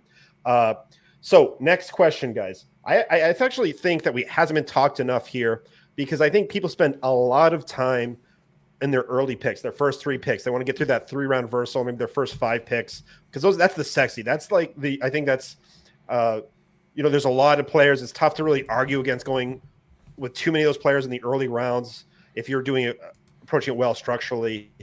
And the mid rounds we've already talked about here, but building from the back, how is the best way to approach the back half of our drafts in the Scott Fish Bowl? And we'll start with Skylar. How are you really approaching the back half of the last 25% of your draft here with the Scott Fish Bowl? Yeah, I think it's really difficult, just like in general, to say where you're going to be at that point in the draft. The ADP almost doesn't necessarily matter as much as it does in your standard type of leagues, because as much as we can tell you, like Tyler said, it's understanding your positional ranks, understanding tier-based drafting, something we really push in your standard redraft leagues. It's a lot more difficult with these scoring settings to truly set accurate tiers and to really go off of it. So I would just say you got to follow where your draft goes, understand where your team is at, and understand where you need to take risks late. I think if you pound RB early, you might need to lean into a little bit of these younger wide receivers and hope for a back half breakout. And those are types of players you could try to take later on in your draft, or vice versa. Maybe you lean into quarterback. You got some good wide receivers that fell. Maybe you took a Jalen Waddle or a Garrett Wilson because they're there in rounds 3 or 4, and you just felt you couldn't pass on that. So now you're in a position later where your running back is a little slim. I think then you need to kind of hyper target that. A lot of the RB2s and RB3s in this scoring setting might be week to week very, very similar. And I think as we get around that round 12 or later, you can really just start to hammer these guys. A lot of not very sexy names, but a lot of these backs who could see, 150 to 200 looks in the season, kind of as in a committee, could end up returning a lot of value as players you're just flexing a lot. And I think that's something I would really try to lean into. It's just late, just hammering these running backs. I think the odds that you hit on a wide receiver late are pretty low. And if you get one of these running backs later on that do end up taking a full-time job, it's gonna hit big in a tournament like this. It's really gonna hit big because of that first down bonus. It's huge. It really is huge. So I would just be looking at that and keeping an eye on what running backs are in good situations where they could potentially take over if everything fell their way. Dave, are you smashing a 2-liter of orange soda right now? Yeah, so I don't drink. I don't you drink need to get soda this man a glass. very much. I don't drink soda, so I'm a water and milk guy, 1%. I'm not a savage. Absolutely, no one is. But that's basically what I drink, and then I drink libation, some alcohol. Of course. Once in a while. But so this is actually my second 2-liter bottle of Sun Kiss today. I opened it up at I think at 7:55 this morning, I'm like, I got to do this. I don't drink coffee. I've never that makes sense then. That makes sense then. So that's what's keep me through it here today. 20 milligrams of caffeine per 8 ounces there for you. Yeah, that my heart is skipping every other beat, and I'm not sure if it's your content, seeing your faces, or what it is. But is that? And then speaking of which, is that a Natty Light you have there, sir? Absolutely, the nectar of the gods, the greatest beer ever made. Yes, I'm drinking. Is there a Natty Light division this year? No, I was absolutely gutted. I actually I held off picking a division with the hopes. I was like, they gave PBR and Coors Light, all these subpar light beer divisions. I don't want to throw too much shade out there, but yeah, I was pretty devastated to not have a Natty Light division this year. But I'll get through it. So we have a couple of rapid fire questions I want to get through in the chat here, and the first one is, let's see, I have to scroll back a little bit here. All right, we've talked a lot about Kelsey here, and I just want throughout the show here, would you guys co-sign on this theme? Is it dumb not to take Kelsey in the top 3 if he's there, or take Kelsey? Yeah, is it dumb to not take Kelsey? Do you guys co-sign on this because of the third round reversal? Is it not? I think that's what the real question is. Your structure, right? That was a word vomit, but yeah, Yeah, I mean, I don't think it's dumb to take Hurts, Josh Allen. You know what I'm saying? I don't think it's dumb to take Hurts, Josh Allen, or Mahomes by any means. I think you're completely fine. I think when you take Kelsey in the top 4 picks, you challenge yourself a bit more the rest of the draft because you could be chasing a QB run. You could miss out on QBs entirely. I'm at the 104. I'd probably take Kelsey if he was there, but I will say in my mocks that I've done, that I feel it's easier when I take a quarterback in the top 4, right? It's just the team falls together easier. I feel better about the way the draft looks. But I think when you do take Kelsey early, you're challenging yourself, and things do got to fall your way for you to feel good about things. So I don't think it's dumb to not take Kelsey at the 103, but if I was the 103, I would probably take Kelsey. Yeah, and I just want to say, I don't think there's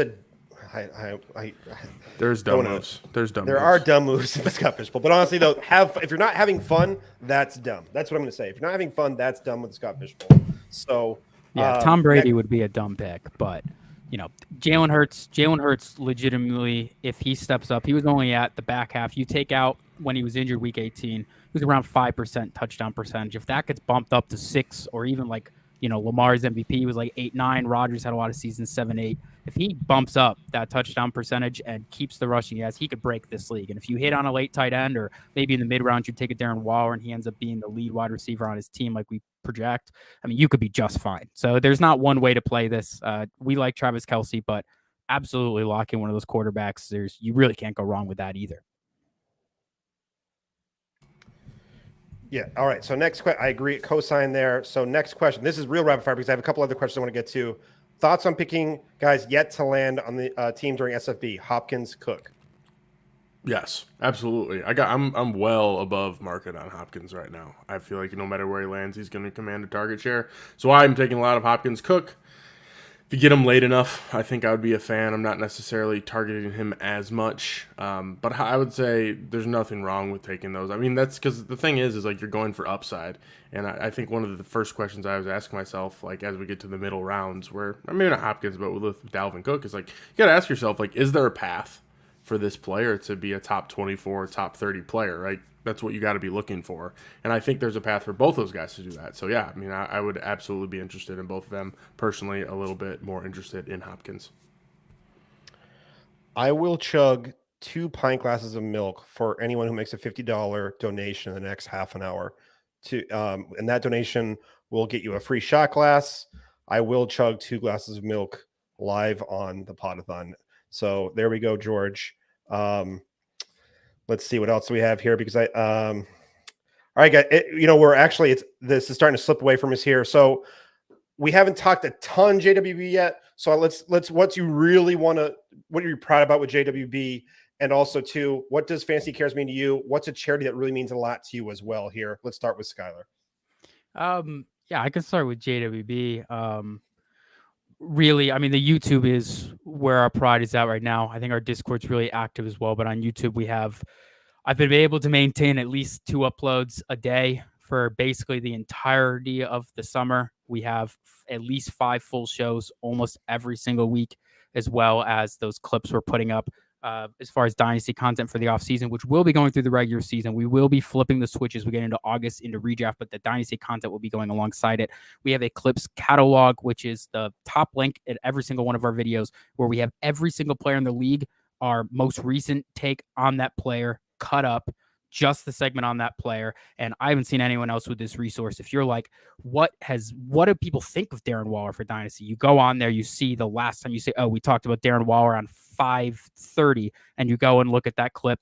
And yeah, I think it's a great resource. I think if I was a consumer and I found that spreadsheet, I would love it. I think I would love it.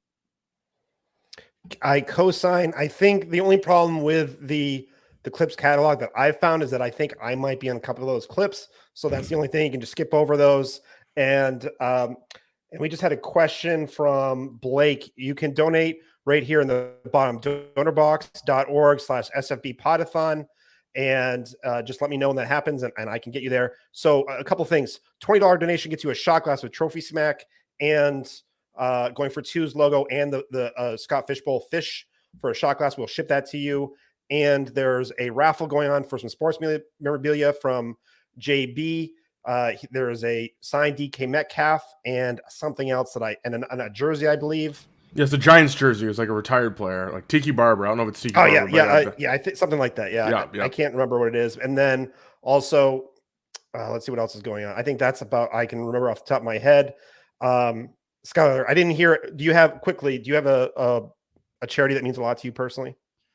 Honestly, the work that you guys do with Fantasy Cares and seeing the final product and all of the toys that were raised for kids who just can't afford it, I think it's incredible work.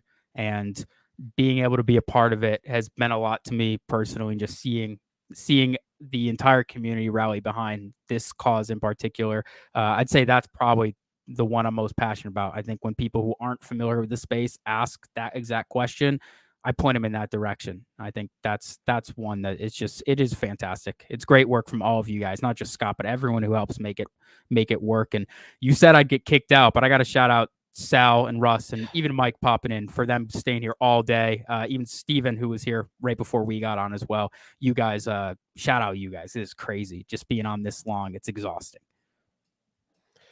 And Tyler, same thing to you, man. What's a couple things that you're proud about over at JWB and a charity that means a lot to you, man?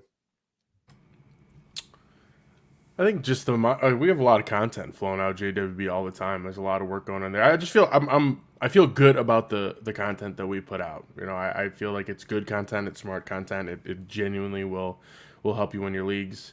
I think it's just a really good group of smart dudes who've kind of put their heads together to create the content and try to get it out there in a consumable fashion. In terms of charities, I mean, like, honestly, like, I haven't really found myself necessarily tied to or passionate about like many charities outside of Fantasy Cares. I worked for Boys and Girls Club for a while, so that's one. Donated to the Trevor Project in the past, but like in terms of like a charity that like means a lot to me, I mean it's kind of a cop out here, but it's got to be Fantasy Cares. I mean, it's directly tied to one of my main hobbies and passions, man. So it's an easy one.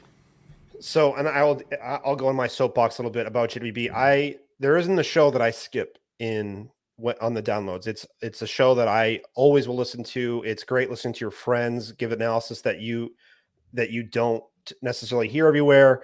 And and when you say end of the live reads, we said it's a family feel. It really is a JBB. You guys have, I think, was it 6 people on the team now, or is it more than that now? Our team is Tim, 7. Our team is 7. So 7. We got Jake, Tim, as well as Tyler, Nate, Tony, who's really helping right now. We've got daily mocks going for redraft season officially up to combat with. We were daily mocks in our Discord for Dynasty and rookie drafts. Tony's headlining that, and then of course Wyatt as well. Guys, this flew by. You made this transition easy for me going solo here, as we're on a 5-hour journey of people just listening to me. So thank you for carrying it. Guys, this was a treat. When I saw the schedule, Mike released it, and I had a chance to host you guys. This was, my eyes lit up, and this was truly a pleasure, gentlemen. Pleasure is ours, Spaceman. Absolutely. All right. Thank you, guys. And guys, check out JWB, and I will see you guys in your DM soon. See you.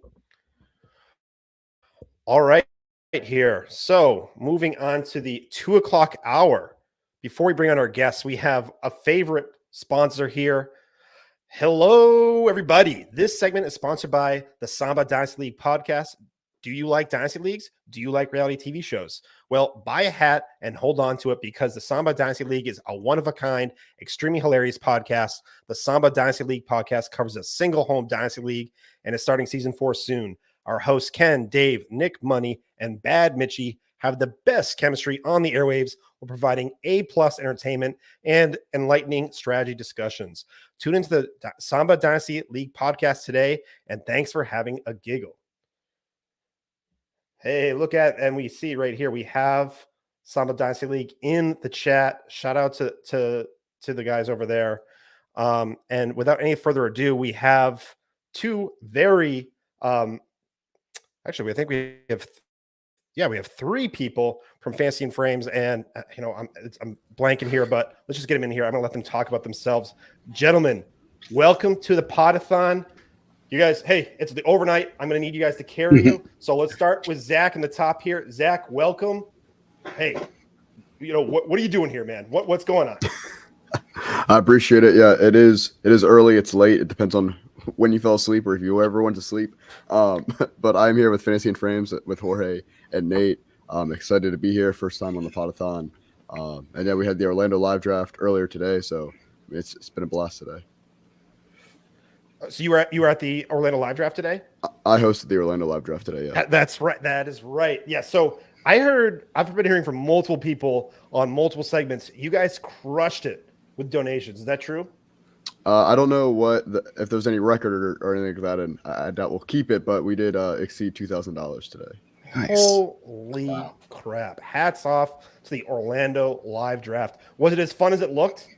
It was a blast. It was a lot of fun. Rock Pit Brewing hooked us up. Great beer, great barbecue there. It was a lot of fun. Everyone had a blast. And we had actually 36 for 36 showed up, which is awesome. But then we had a ton of people there that came just to hang out. They knew they could have gotten a spot if someone didn't show up, but they were just happy to hang out. Some people brought family, friends. It was just a good time. I love to hear it. Wow, that $2,000 for charity. A buddy of mine I was getting round by round shots at the draft board, and I was like, oh man, I am getting jealous. I'm getting itched to get in on it. So love to hear it. Jorge, what's going on? Welcome to the show, man. Well, thank you very much. This is, again, like Zach was alluding to, this is our first time being on the Scott Fishbowl Podathon, and we are just happy to be here to talk about just the great work that Scott Fish has been advocating for with Fantasy Cares, and how that's really helped to influence a lot of us into donating into other charities, and just like the giving nature of the fantasy community and what we're really about.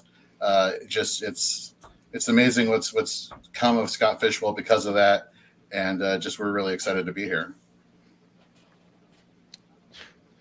And I hope I can match that energy because, gentlemen, Fantasy and Frames, I see you guys pretty much everywhere. I honestly, I see you guys all over my feed. All right, talk a little bit about Fantasy and Frames here before we move on to Nate. Sure. So I started Fantasy and Frames back in 2017, and it started off as just your regular redraft IDP, start sit waiver wire article, and then it turned into having a podcast, and then it went from having dynasty content to redraft IDP to then next thing you know, we had 7 people average, for the past few years.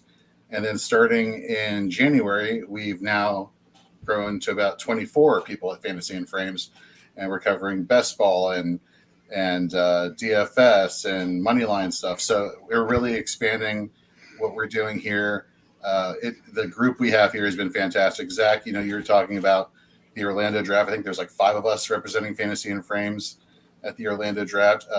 For Scott Fishbowl purposes, we have ran, thanks to Gator J, over like 230 Scott Fishbowl mock drafts. We've created ADP off of that, thanks to Tyler Heil. And correct me if I'm wrong, Zach, but they actually printed out our ADP to give to people prior to Scott Fishbowl. Is that right? Yeah, someone printed it out. Didn't realize that so many of us were from Fantasy Frames. There, he reached out to me the day before. He's like, "Hey, if it's okay, I printed this out. I'll bring it to the draft." I'm like, "Oh, that's awesome." I'm like, "I'm glad you picked Fantasy and Frames." I was like, "There's 5 of us that are gonna be there." He's like, "Oh, okay." He's like, "You guys just had the most mock drafts, so I was happy." I was like, "Hey, we appreciate it." So it was a good time. It helped out, I think, a lot of people.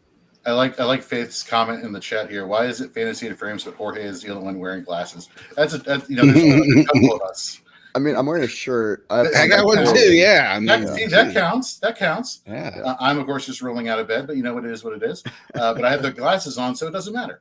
But no, we just really love pumping out content. We have a great group here, and shout out to to Bob Lung for giving us a platform at the Fantasy Football Expo to grow and to meet people, meet content creators, to meet fans, content consumers. We just have had a really good time just having a good time talking about fantasy football.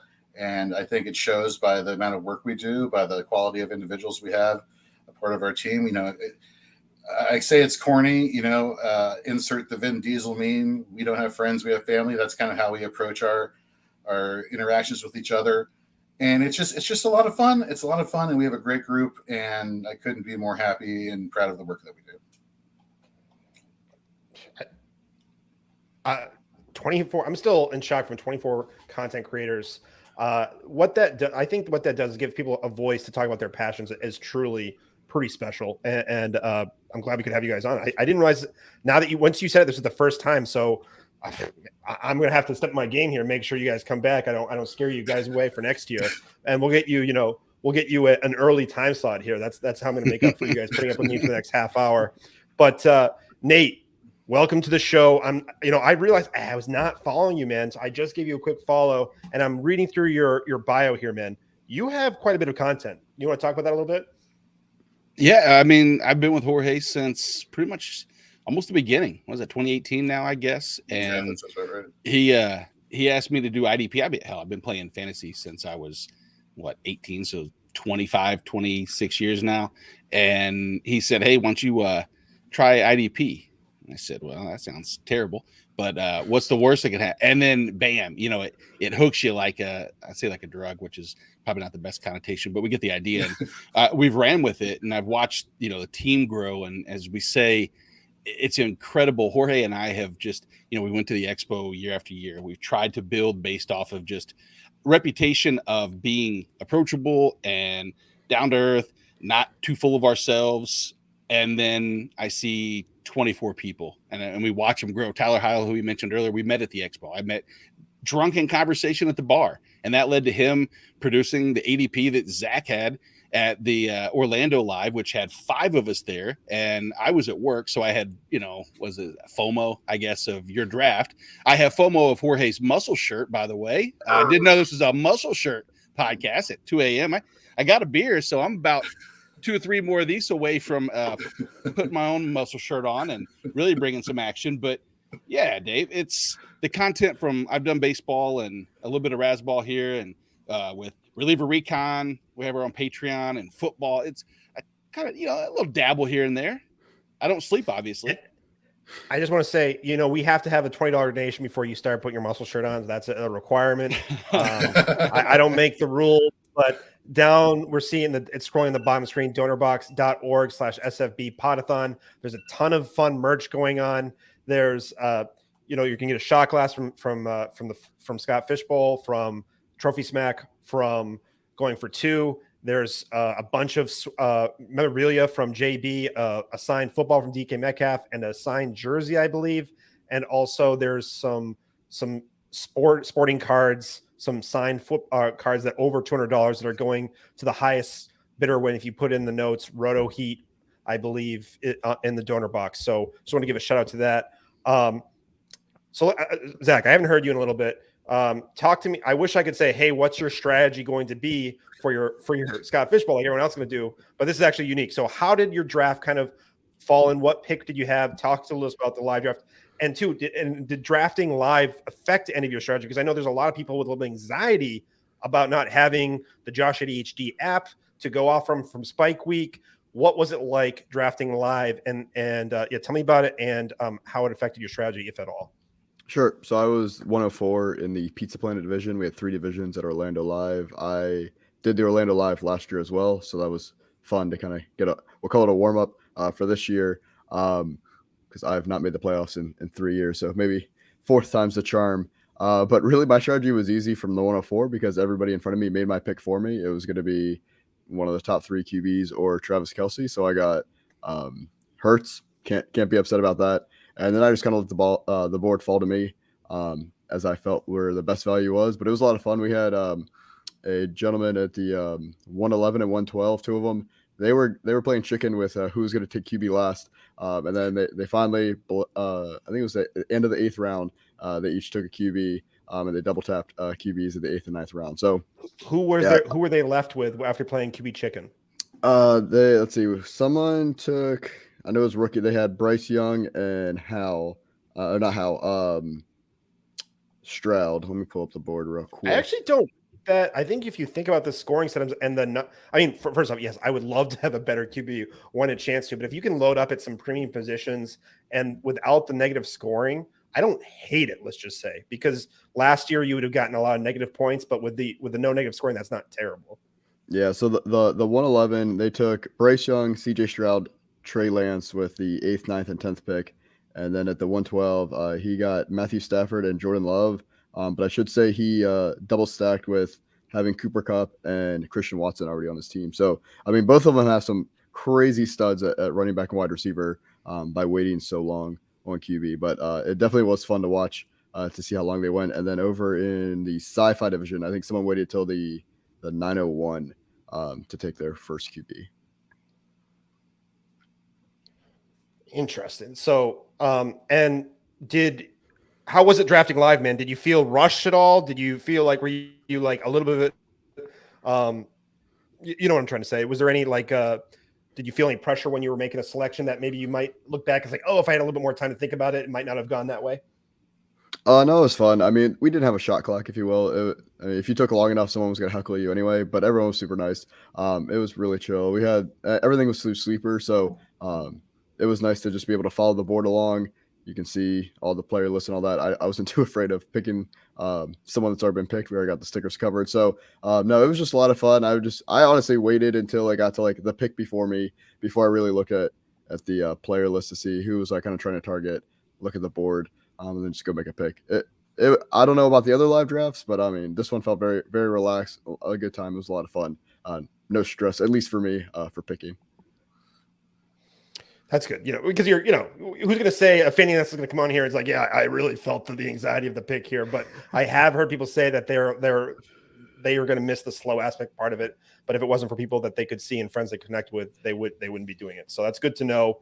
Maybe eases some anxiety for some people. Jorge, what pick do you have? What are you thinking early on? And maybe based on how you're going early on, what are you thinking for the mid rounds too for the Scotfish Bowl? Cool. So I'm in the Starbucks division, and I'm picking 5th. And so right off the top of my head, I want to find the cheat codes at each position to maximize value, obviously. And I think everybody else is. So I'm thinking quarterback. I'm thinking mobile quarterback. Hopefully a Justin Fields falls to me or a Lamar Jackson, and I'll be totally happy with that. And I understand that the Scott Fishbowl scoring leans heavily to heavy volume running backs, but I'm not afraid of taking elite wide receivers if they're there. I'm kind of zigging where the board is zagging. I mean, you got to separate yourself in some capacity. But even within the wide receiver position, I'm looking for players that kind of help give me that edge that take advantage of the scoring, like a Deebo Samuel later rounds. You get that extra rushing. I believe it's 1 point per first down. So, getting the rushing upside with Deebo Samuel there, and then stocking up on receivers that way. And where I can compensate for that is finding in the later rounds, some running back depth. Like Miles Sanders is somebody who I'm targeting also because he's walking into a situation in Carolina where he should have full control of that backfield. And there's now talk that he's going to be getting third down work in the receiving game. So that works out well. Damian Pierce, Cam Akers, and if we're getting really late in drafts and it's like, man, who am I going to draft? A name that I'm throwing out there that's a rookie right now is Puka Nacua. We're hearing a lot of talk about him in Rams camp. as far as being really good and filling in that Robert Woods role. What did Robert Woods do well? End arounds, running the ball, rushing the ball, getting those rushing yards. Again, that's a super deep pull right there. But just going wherever the value is. To be honest with you, I'm not going to just reach for a running back for the sake of running back. So that being said, I mean, for the Najee Harris fans out there, this is the year to really go after him early, just because. Yes, he's not super efficient with the ball, or at least he hasn't shown that he has been in recent seasons.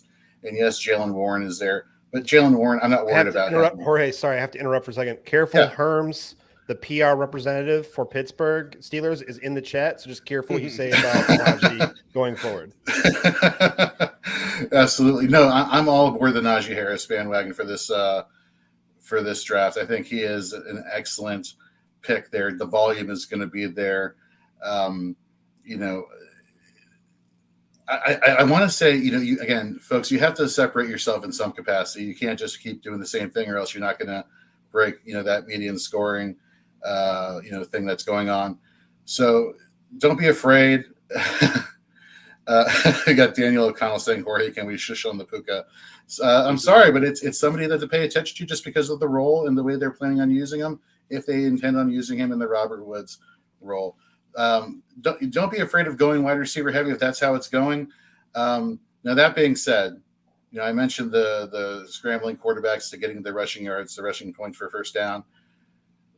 Let's address the elephant in the room, and that's and Nate, you probably could speak to this probably a lot more than I can, being a Chiefs fan, and you have his cutout right behind your left shoulder. If Travis Kelce falls to me at 5, by hook or by crook, it's kind of hard to ignore him just because how good he is compared to the rest of the competition in his tier, in his position.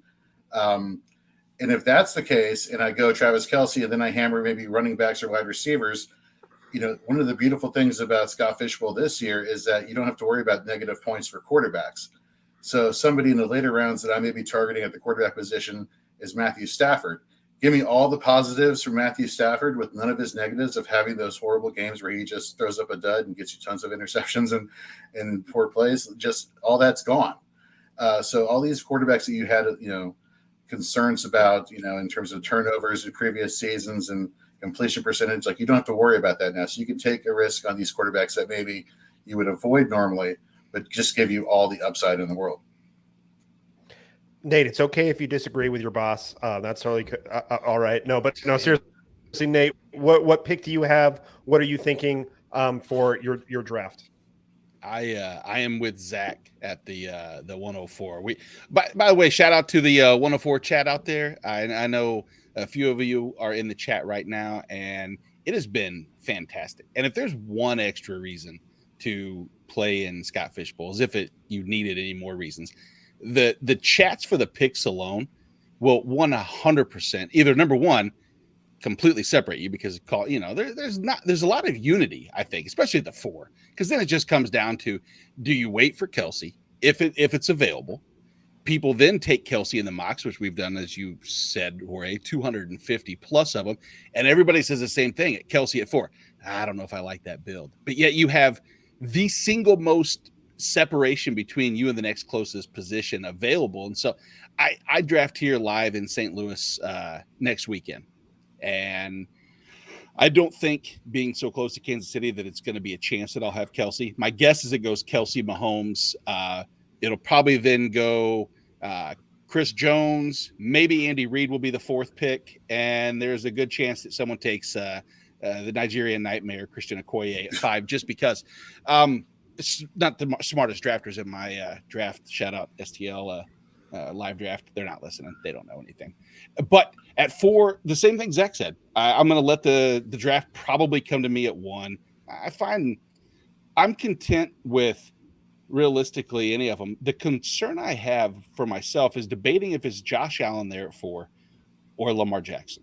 And I think that's the decision in my head. And that's such a, poor Nate, woo-hoo. You got to choose between Josh Allen and Lamar. But I keep leaning towards Lamar. And I hope to fall in Zach's range. And I hope it's Hurts, because at that back, at the 2 there, AJ Brown's always sitting around. A lot of stacking conversations go on. I'm not sure if I'm as much a stacker in a regular league as I would be in a best ball, but waiting for the quarterback. Jorge, you mentioned Matthew Stafford. A lot of the negatives that you did not talk about, unfortunately, that I keep hearing more and more is the injury concern, because I've been waiting exclusively long for Matthew Stafford. And that's the only thing that everybody wants to talk about, and it really pisses me off. And yes, I see some Jamal Charles love in the chat. And God, I'll take Jamal Charles and Dwayne Bowe. This is turning into a Chiefs conversation. You don't mind, Dave, right? I can just talk about Kansas City for a good 20 minutes, right? When anything that makes me not talk is perfect. So exactly. Well, and also shout to your hat. By the way, that's a badass hat. I love the logo and I love that style. So I'll just going say back, I'm not a spoiled Patriots fan. I would just say that so I just want to say that.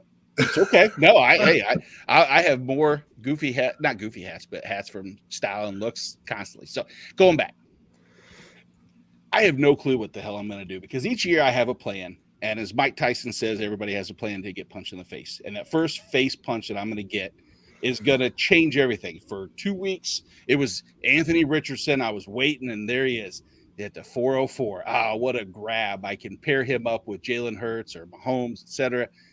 And I'm starting to a little bit lean back, possibly because he's going early. Zach, where did Anthony Richardson go in your drafts? Did he make it to the...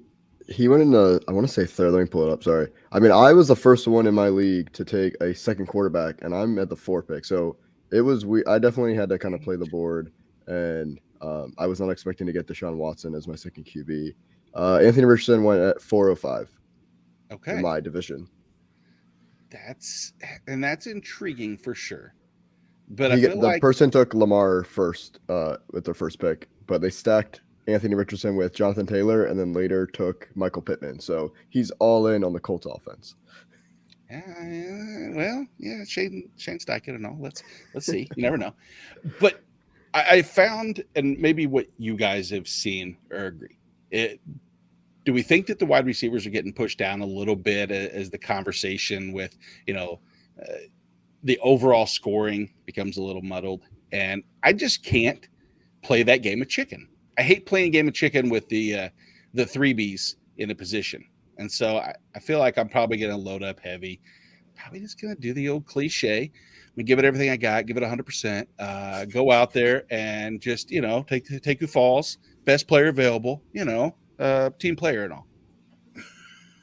That's what we're supposed to do at 2 a.m., right? Well, speaking of team player, I just pulled a Sal and put food in my mouth before I had to talk. I can keep talking for you, Dave. Don't worry. No, I'm good at eating food. I'm great at it, so I got it.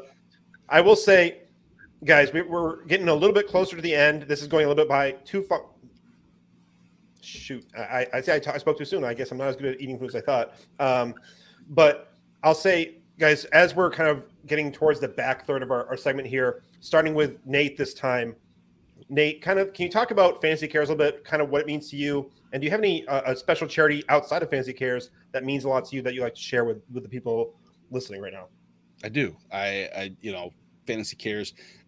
Also, a quick shout out to the $50,000 in donations that I saw that were raised as a result for today. Unbelievable. It's incredible. It's a community that we may have our bickering. There may be people out there that trying to belittle others and step on each other's shoulders to raise up. But at the end of the day, for the most part, there are good people out there. And it's very positive to see that this type of momentum is there. As far as charities close to my heart, the American Brain Tumor Association is one that I have. I played our 4i championship in honor of. I've lost a few friends to brain cancer. I have a friend who now was it 6 months in, and the most recent scan was clear. No longer has his brain tumor. Unfortunately, there's still other areas, but with continued research and continued donations, we can try to come up with can't call it a cure, but prevention and or what's the word, Jorge? Reduction in care, or I don't even know. They say cure anymore. It's hard to cure brain cancer, but it's good to see that there's positive advancements.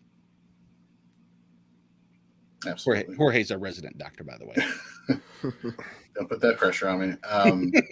Sorry that you cut out there for a second, Nate, or at least I did. I just want to say brain cancer has actually affected some members of the Podathon family. So and things are also progressing really well for that member. So I just want to say thank you for saying that. What was that charity one more time? It's the American Brain Tumor Association. They looks like this. That's shameless plug for the trophy smack belt that I want. Hey, a title sponsor right here. You see in the cooler graphic up at the top. Appreciate you sharing that, man. I know that sometimes it's tough to talk about, so I really appreciate you talking about that, man. Jorge, what? Same question to you. So first of all, seeing what Fantasy Cares has done since Scott Fishbowl got this thing started, seeing in December the videos and the pictures of the children being able to go on the shopping sprees and to have happy holidays, I mean that is it brings that warm feeling to your heart. You know what I mean? But here at Fantasy and Frames this summer, in lieu of having our charity tournament, we've been focusing on mental health advocacy, and I'll let Zach speak to that more so because he is directly involved with that. But as far as for me, as far as a charity, I'm more of like a scientific minded person, and so the Brain and Behavior Research Foundation is a charity that I'm a huge fan of. They work on the medicines, the scientific research to kind of help those who are suffering from debilitating mental health, I don't want to say diseases, but, mental health issues, and just focusing more so on just like the therapeutic and just doing everything they can from a scientific point of view to help people out, whether it's developing a new medication or helping develop a new treatment strategy or, just doing their part. And for me, that tied into my background and professional career, it just made too much sense to care about a foundation just like that. Really appreciate you sharing that. I actually had never heard of that charity. Can you say it one more time? The Brain and Behavior Research Foundation. Cool, thank you. And Zach, Jorge already led with it. Courageous might not be the right term here, but I think something that needs to be talked about. What you've been doing with your series on mental health. Can you talk about it a little bit and some charities that mean a lot to you? Sure, I appreciate it. There's been a lot of people talking about mental health in the fantasy space, which I think is great. And we have the FF Face Off. They do the Podathon for mental health, so it's wonderful. And I like seeing everyone talk about it, but I have noticed that we all talk about from our own experiences, which we should. We need to break down that stigma. But I realized my wife is a licensed mental health counselor, so like, what better, who better than to like actually give some legit professional advice, very generic, so that way it can apply to anybody. I mean, always recommend going to therapy and getting your own specialized personal advice. But yeah, no, it was just an idea that the two of us had that I was like, hey, Jorge, what do you think? He was all in for it. And it's been great. So episode 7 drops. We're Sunday now. So tomorrow, Monday, 9 a.m., we'll be talking about anger masking. So it's been a lot of fun doing that, trying to keep it as actionable as possible. My wife is an LICSW and has her own practice as too, and so that she's actually been consuming that content. So and she doesn't trust me. She doesn't consume my content. So so that says something. So, but honestly, it's been something great, guys. That kind of took up a lot more time than I was expecting. Maybe some rapid fire one more time. Talk about who you are and some content or something that really special to you that you want to the floor is yours here for the last 2 or 3 minutes. We'll start with we'll go with Nate. Actually, there's no reason why, but we'll go with Nate.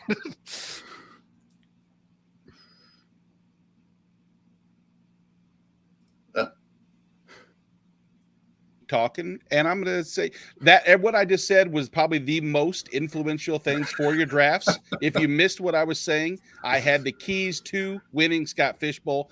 Jump over to fantasyandframes.com or at Nate Markham, and I'll tell you what I had to say. Good luck.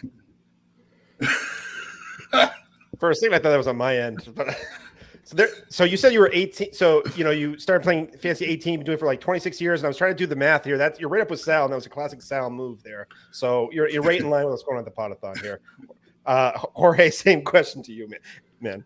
We talked about a little bit earlier what we cover at Fantasy and Frames, just all aspects of fantasy football, and of course, head over to fantasyandframes.com for all of our article work and rankings. But we made a concerted effort to really build up our YouTube page and to put out actionable short video content that you get your content, get what you need, and go on with your day. So we're really looking forward to building that up. So everybody who supported us over on YouTube, please give us a like and a sub. We really would appreciate it. And we just really appreciate you having us on, man.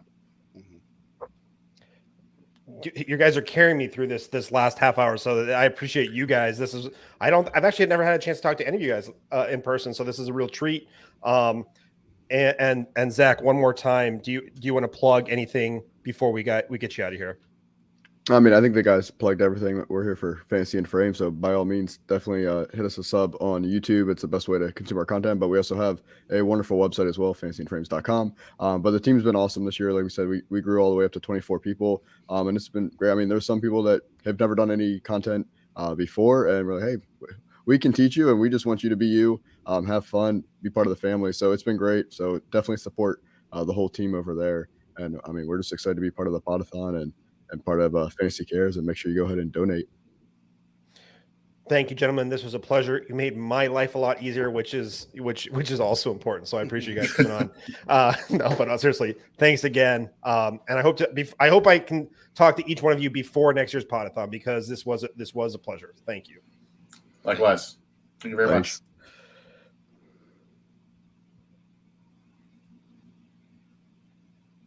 All right, as these guys start to get off, and before we add in, some pretty highly anticipated guests with a pretty, oh gosh, I don't look good here on the full screen. That's not what we wanted here. So I'm going to go through this quickly before we get our next crew on here, and it's our title sponsor, or one of our title sponsors. TrophySmack.com is the place for Podathoners to find unique and customable fantasy trophies, belts, rings, draft boards, loser prizes, and more. Trophy Smack offers over 1,000 unique trophy and champion belt combinations. I'll repeat again, 1,000 different unique trophy and championship belt combinations, and their easy-to-use design tool allows you to uniquely customize your hardware using full photos, logos, original work, and more. Visit TrophySmack.com today or tomorrow, depending on what you want, and set up your celebration, or step up your celebration game. I had it until I went off script. That'll teach me for next time. And without any further ado, these guys, I know they're going to be able to carry me here. Here we go. We've got Jax, Tommy Moe, and I didn't know Chalk was also coming. This is a treat. Hey. Gentlemen, welcome. What's up, man? What's up, Dave? What's up, guys? What's happening, Dave? What's happening is people have been kicking ass in the chat late night. It's 2:30 in the morning, and I think this is a record. Over 50 people are in the live chat still for the Podathon. So shout out to our people who are holding down the chat. And, it doesn't show up on the our link here, but I'm going to refresh it one more time because I can do some math here. We are over $21,000 raised. It says on the thing 13, but we still have some money coming in for different sponsors. $21,000 raised for Fantasy Cares from the Podathon. So shout out to everybody so far. Gentlemen, welcome in. Tell us about what you're here for. Tell us about the Undroppables.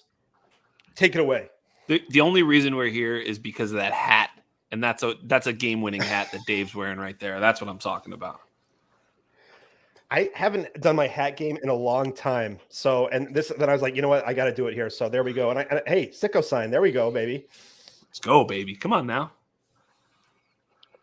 I already pissed off the two LA guys. My partners are ready to quit on me. They hate me already. No, the first opportunity he gets, he's going to talk about the Patriots. There we go. For you right there. Come on now. No, we're here to talk about that Scott Fish Bowl Podathon. We are so excited to be here. Yeah, we are. For Scott Fish Bowl. This is one of our favorite times of the year at the Undroppables. We love Scott Fish Bowl. We produce content. Our boys, Dan, AWL Sabermetrics, producing videos, Scott Fish Bowl strategy content all week long. And we love everything about the Podathon. We love the charity. We love everything about this tournament. We are so excited to be here. Yeah, Dave. I know the three of us were staying up, and not as late as East Coasters out there. So shout out to all our friends out on the East Coast, hanging with us. But super excited just to talk fantasy and football and just catch up, I don't really show my face on these Twitter streets much, but had to do it for the team over here.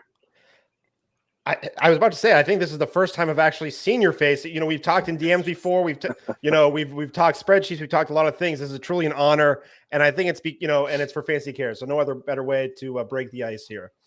Chalk's like the Wizard of Oz. He comes, he's behind the I curtain. can see these comments, knows. man. People are shouting me Massive out. power. Make me nervous. I'm not even the star of the show right now.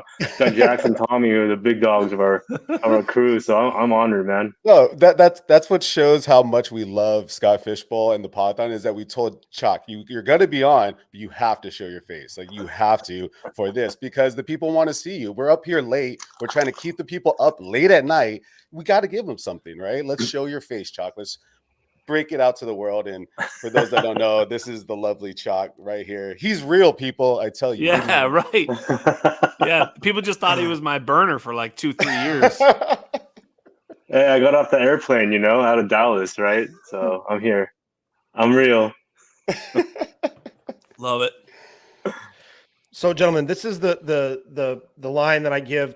Let's start with Jax. Tell us what pick you are in Scott Fishbowl.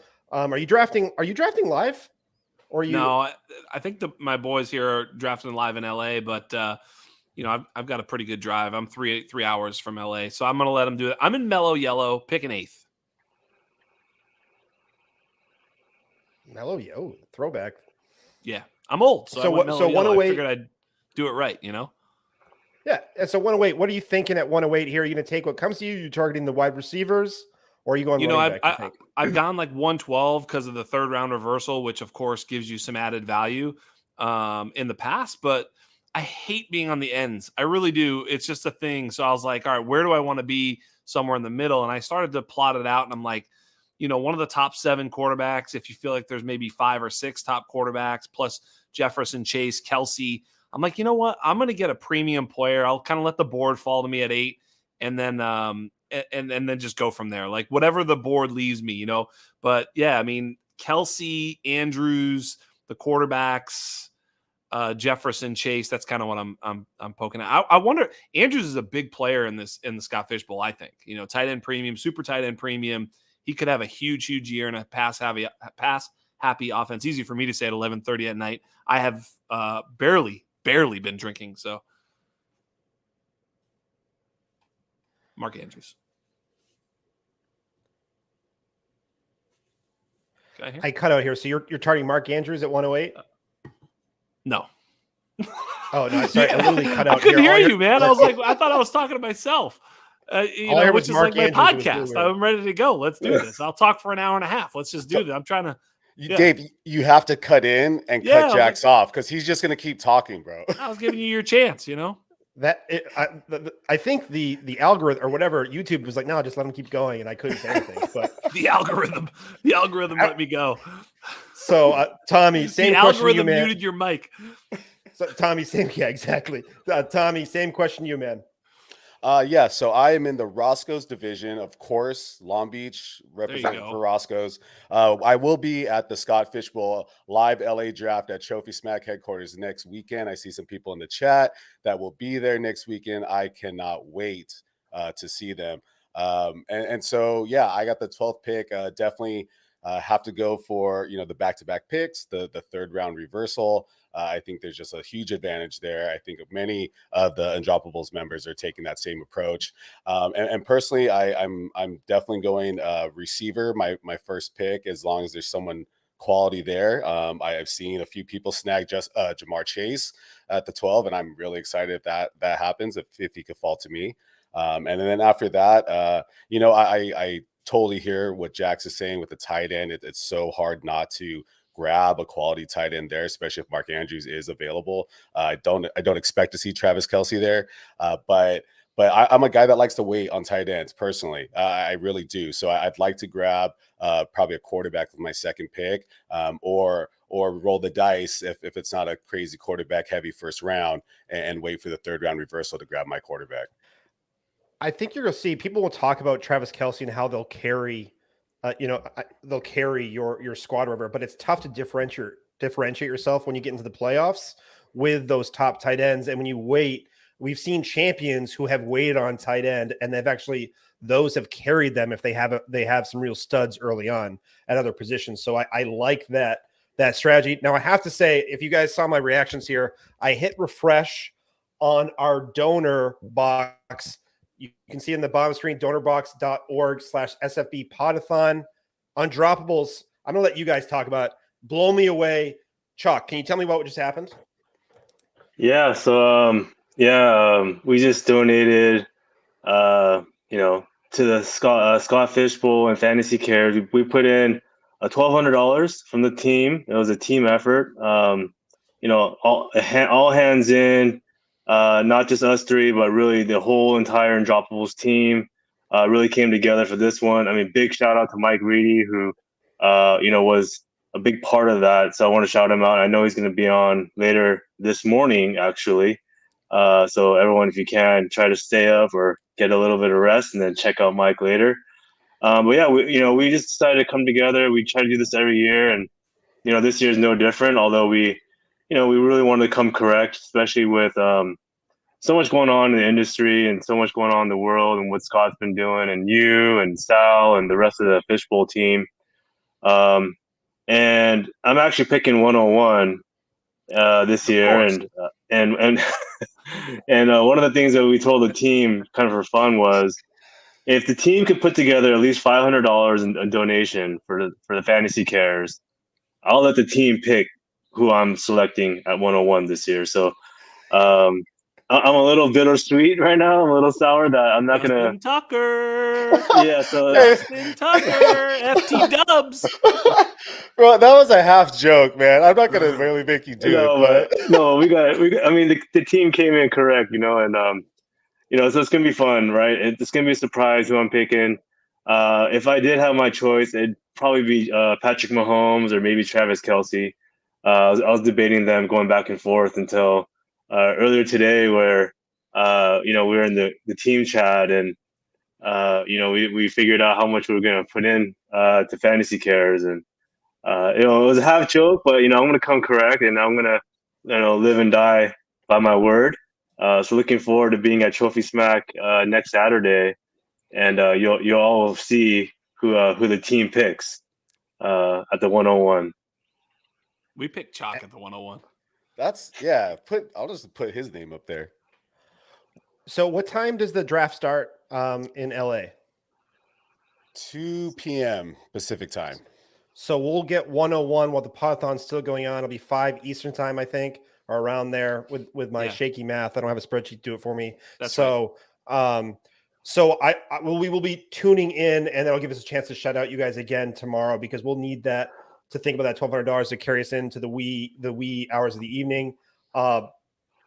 Just really blown away, guys. When we talk about what, I know Chalk said a lot, but when we talk about what the Podathon means, it means a lot to me personally. It's done a lot for me personally. During COVID, it gave me a chance to really focus, for fundraising and doing sponsors. We really stepped up our game a couple of years ago during COVID, and Podathon, it continues to grow. And to see someone like your whole team, I should say, step up for Fantasy Cares, that's $1,200. That's toys that kids would not be getting around the holidays right there. That's what that is. I'd like to see, the entire Undroppables team Monday. I'd like to slide into a DM or something and get a list of you guys, because I want to send you all a Trophy Smack shot glass that has the Trophy Smack and the Scott Fishbowl and the Going for Two logo as a thank you. I know that's not what you guys are looking for or anything, but that's just something to say thank you, because I know these words aren't enough, because $1,200 really blows me away, guys. And I'm not just saying this to pump you guys up, because Thanks, Dave. This is your reaction is kind of humbling and really kind of making me feel a certain way. So Yeah, man. I mean, it's honestly, it's all the team too. I mean, it's not like, it's not one of us.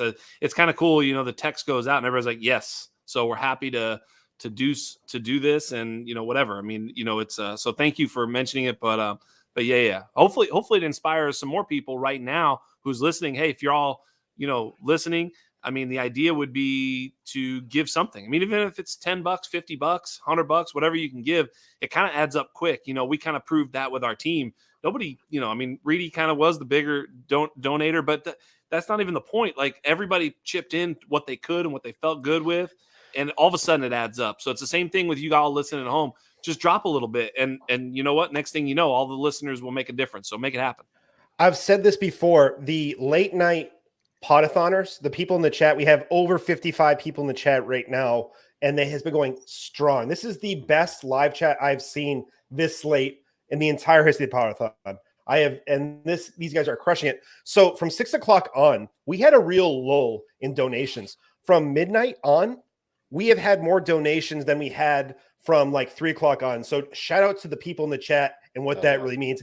And a big part of the Undroppables. So I don't want to, be too mushy gushy the rest of the way here. So let's talk about a game that doesn't matter. Yeah. And come on, let's get back to the subject at hand. Yeah, exactly. Also, Dave, it's the least that we can do, honestly. And we're gonna keep buying shirts. We're gonna get avatars. We're gonna donate. We're gonna keep donating because we love everything that Scott Fish does and everything that everyone that's involved in this entire organization, the entire tournament, even what Chalk puts into it too. Like everyone that puts in work, we really appreciate all you guys, and it's honestly the least that we can do. We are really thankful to just be on this show to help drive some of this. And yeah, let's keep talking about this game because I'm so excited for the draft. Like, it's 11:30 and I'm super pumped right now. So all right, so Tommy, to you then, what tight ends are you comfortable waiting on then? Let's get right back to it. What tight ends are you comfortable waiting on in the mid rounds there? One guys I like a little bit later. I still like Kyle Pitts. I still like Kyle Pitts in the mid 5, 6, maybe later rounds if he's falling there, because I love a big tight end, and people are so mad that his first 2 years weren't amazing, but like, tight ends take time to mature. It's his third year. Let's keep, we're getting there. I'm willing to take that risk late on a Kyle Pitts and then get someone like Gerald Everett even later, who I'm expecting to have a nice season this year. And those are the guys that I like later. But I hate tight ends. I'm like, people always say like running backs don't matter. I'm like, tight ends don't matter. Like, that's just my game. That's how I play the game because I like to stack it everywhere else. Receivers, running backs heavy, and then make something happen with a later tight end, a later quarterback, and get that diversity like you're talking about too, especially when you make the playoffs, right? You need to have a little bit of a different team. It almost turns into a best ball tournament, and having someone a little bit different, matters. Saquon Barkley, Josh Jacobs last year, those guys matter because they were a little bit later ADP. I just heard Josh Jacobs in there. Sorry, I have to do a bunch of stuff behind the scenes here. So, guys, can you carry this for the next 10 minutes for me? Oh, yeah. True Undroppables style. Dave, go take a break. Jack's got this. I don't need a break. There's something that I have to take care of. I mean, geez Louise. No problem, there's one thing we got. We're just being polite, trying to give you the back we're just trying to be nice here at this point. No, I'm like, how else can I say this? Can you guys just talk? No. Yeah. Yo, man, let's just make this a little mini undrafted segue here, man. Jax, take it away, man. Chalk, now that you have the 101. Let's kick it off. Go ahead, Jax. I'm joking. This is episode number. Let's roll. Hey, let's roll. Hit it, baby. I mean, at the end of the day, it's interesting what you say about the tight ends, because it's somewhat true in a lot of leagues. But what's crazy? And Chalk, I know you did a lot on the scoring. Running backs it may be a robust running back season for Mr. Game Theory on in the SFB. Yeah, I mean, I'm you know me, I'm like a 0 RB truther now over the last few years. Yeah, me too. You convinced me. Yeah, but like the scoring here, man, it really favors the running backs. I mean, because they're the ones that are going to get most of the first downs. Especially if they're the pass catching back. Yeah, points per carry. Even like a Josh Jacobs or Saquon. I mean, Tommy just mentioned those names. Yeah. I mean, they're big time producers and point scorers. I mean, they're gonna be up there, especially in the second, third round. I mean, by the time you get to like the fifth round, running back's going to be dried up. I mean, Yeah. it's going to be pretty shot. So especially with the first down points, you got a guy like Yep. Nick Chubb too. Oh, That's a yeah. little Oh, I bit of a love sleeper, right? It's a little bit of sleeper in this format because he's going to keep getting those first downs and just keep churning it and getting those extra bonus points, which is what I love about SFB is like the little tweaks, right? That give you that edge and make it a little bit different than any of the other leagues we play in. Yeah, point per carry. I mean, it turns Chubb into a bit of a monster in this format. So for sure, and Jacobs too. I mean, look at me and Chalk. Look at this, Tommy. You got there. You Thank got you. there. Yes. It took so long, and here you Yes. are with we got our boy Jax and Chalk talking Josh Jacobs and we got in our prime boy time. Josh. I got our boy Josh doing Best Ball Mania drafts every single day, pumping up Josh Jacobs. Yes, I love that kid. You got here. You made it. This We is got it. Faro Analytics pumping out all the data. Let's go. You did He it. carried man. people last Proud year. of you. He carried Scott Fishbowl teams. Look at Yeah, Tommy and in if his moment.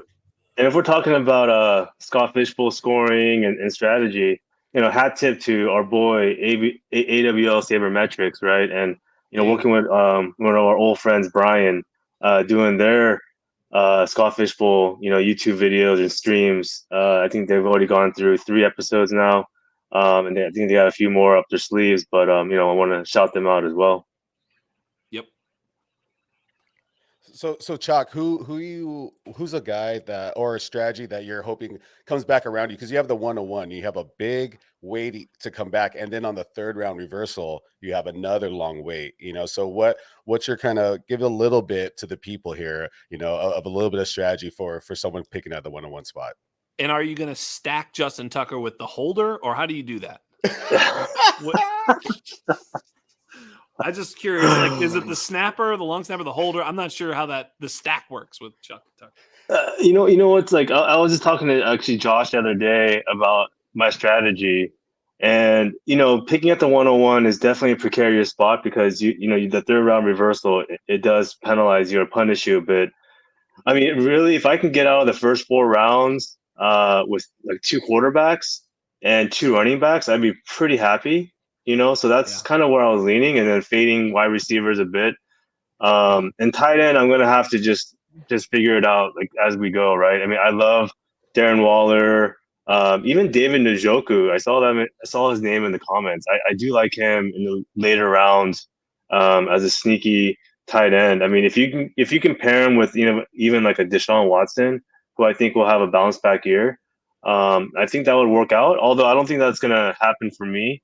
But if I can go with like a Tua and a Waddle stack, on my side of the board, maybe throw in a Chubb in there, I'd be really happy about that. I'd be excited about that start. Oh, and Kirk Cousins. I mean, he's perennially underrated, and he's like a Scott Fishbowl mega producer, no matter what the scoring format is. So Kirk Cousins as well. I'm giving all my secrets to all the LA people out there, but it's all good for a good cause.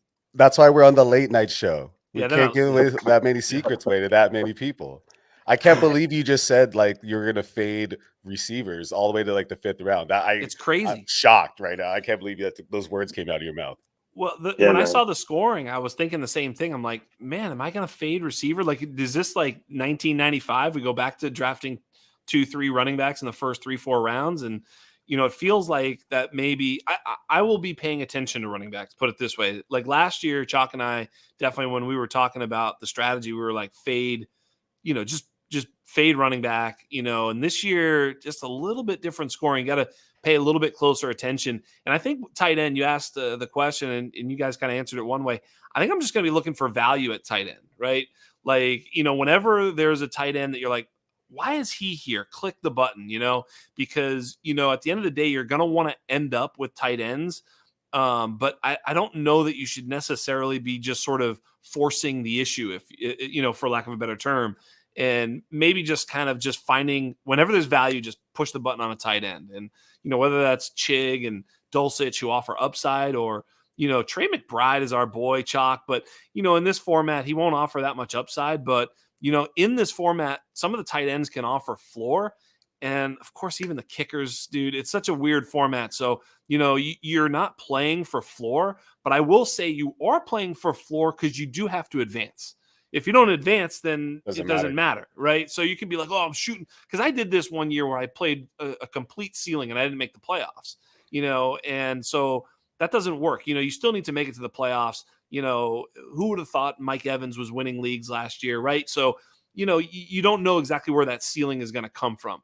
And so just, get to the playoffs and then figure it out from there. You're just going to get lucky.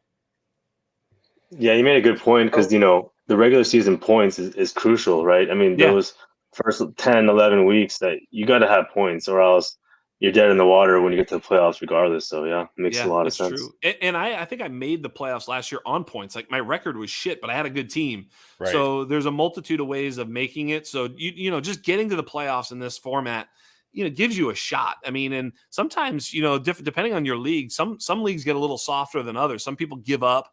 And then all of a sudden the waiver wire is super soft and you can actually get, an advantage on the rest of the tournament because your league was a little bit soft. I mean, those are irregular sort of advantages that come along, but just be prepared to take advantage of them is what I've seen in the past.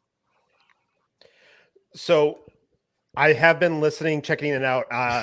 This is like listening to a podcast episode. It's pretty cool.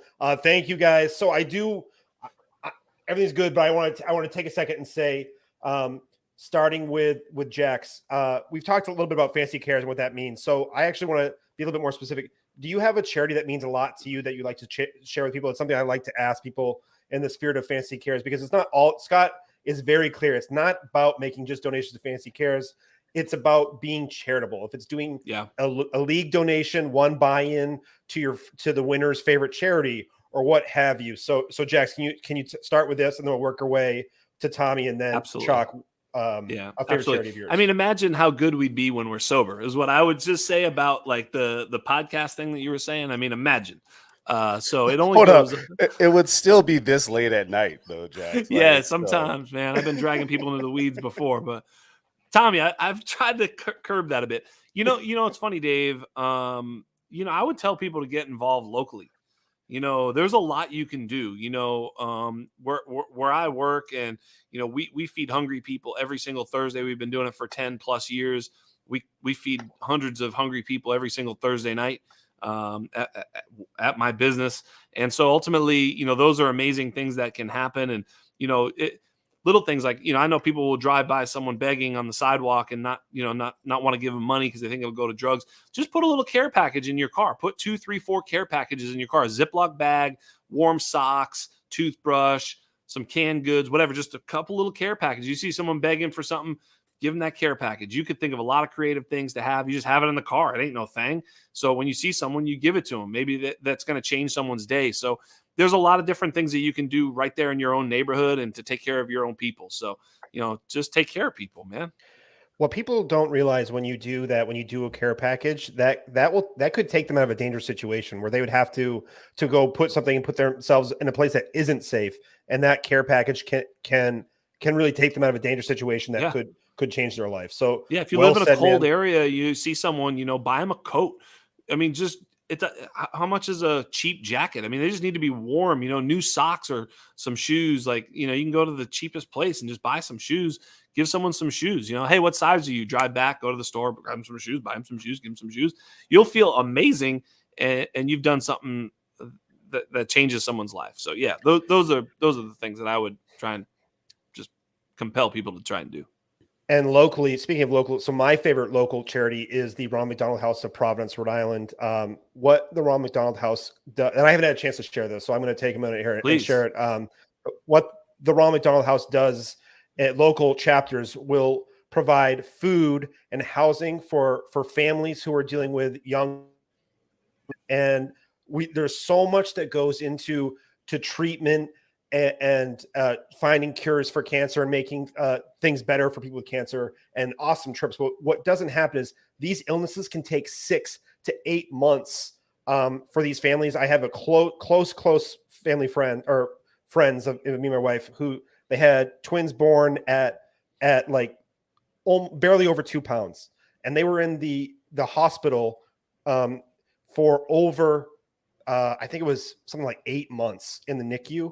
And what the Ronald McDonald House did to them, cooking them meals home cooked meals every single day, a place that was just they couldn't sleep in the NICU, so they could walk from the hospital to that. So I took too much time here, but it's really passion of mine. So sorry. So just anything, guys, locally goes a long way. Tommy, let's keep this thing going, man. What's something that means a lot to you personally? Yeah, no. As Jack said, yeah, acting locally is huge. Dave, I agree too. The Ronald McDonald House charities are also fantastic. I have a friend that their family runs a camp, Ronald McDonald House Camp, and it's just great. Yeah, what they do for the kids, what this whole organization does for the kids.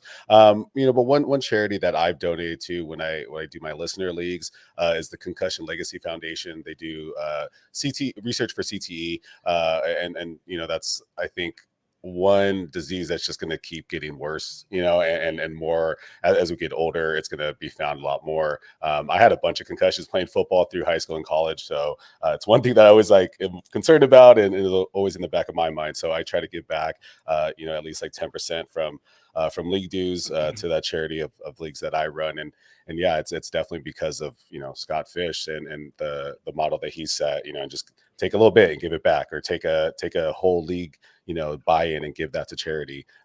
So that's one for me. Thank you. And Chalk, real quick, we're up against it, but don't feel rushed. What's a charity that means a lot to you personally? Yeah. So for me, kids are a big part of my life. I have two girls, and I love kids. And Blessings in a Backpack. So if you check them out at blessingsinAbackpack.org, their mission is to help feed kids and children, especially on the weekends. And that's just something near and dear to me. A friend put me onto them a few years back, and ever since then, I've made an effort to, at least donate a little bit of my money over there, just to help feed the kids. So that's the one I would shout out for this. Gentlemen, this was you guys were MVPs this segment. Thank you very much. It was nice to see a little bit of a personal side to the Undroppables. Thanks. I see your content everywhere. Guys, real quick, what can you guys one more time a shout out to the Undroppables and what you guys are really doing over there for content wise? I'd like to say just thanks to the chat. There's a lot of great commentary coming from the chat. A lot of people engaging with really, it's just overwhelming, to be honest with you, to hear some of the feedback from the chat. People talking about other things they've done. I saw, in their local communities. That's just, it's just really, really cool. So I want to say thank you to them first. And, Chalk probably better, but undroppables.com, you can find everything and links to everything we're doing. But Chalk, take it away. Tell them where we're at. Yeah. So undroppables.com, at the Undroppables on Twitter.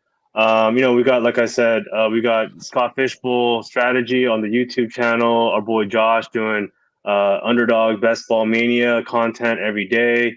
So those are some exciting things to look out for. Our projections will be slowly getting released. I know all three of us, and some of the team do team projections, so we'll be slowly kind of trickling those out. Tommy, if anything else I'm missing, you want to jump in here? Well, make sure you go and subscribe to the Undrafted, the best damn podcast out there. It's fantastic. Scott has amazing guests on his show all the time. We love his podcast, and linking up with Roto Underworld Radio to help promote it a little bit more too. So great partnership there. Got another episode of Breaking Bread coming out soon with a great special guest that we're all talking about right now. And I'm just going to drop it at 2:30 right now. Scott Fish, we're going to go to the lunch at Roscoe's. So look out for that one. We're going to have a great time talking about all things Scott Fishbowl. But yeah, you can find us on Undroppables everywhere: TikTok, Twitter, Instagram, wherever. We'll probably get on Threads too and all that new stuff. But join the Discord, the Patreon, and so many of the team to shout out. Reedy doing his redraft stuff, Regina, Michael P. Duncan, Ashley. Just like we could go on and on about all the people that contribute, and we're really thankful to. Yeah, dude. It goes on and on with how many people are part of what we're bringing to the table. So thank you to everybody. If we forgot somebody, we're sorry, but we have been drinking, or at least right. hey Jax, I think you got to take it away though. You got to close this down, and the only way you can. We are out. Guys, thank you so much. I don't have anything else to say. Hat tip to you guys. Thank you so much. Thanks, Dave. You're awesome. Thanks for having us, man. Shout out to the Fishbowl and the Podathon. Thanks, guys. Good luck, everybody.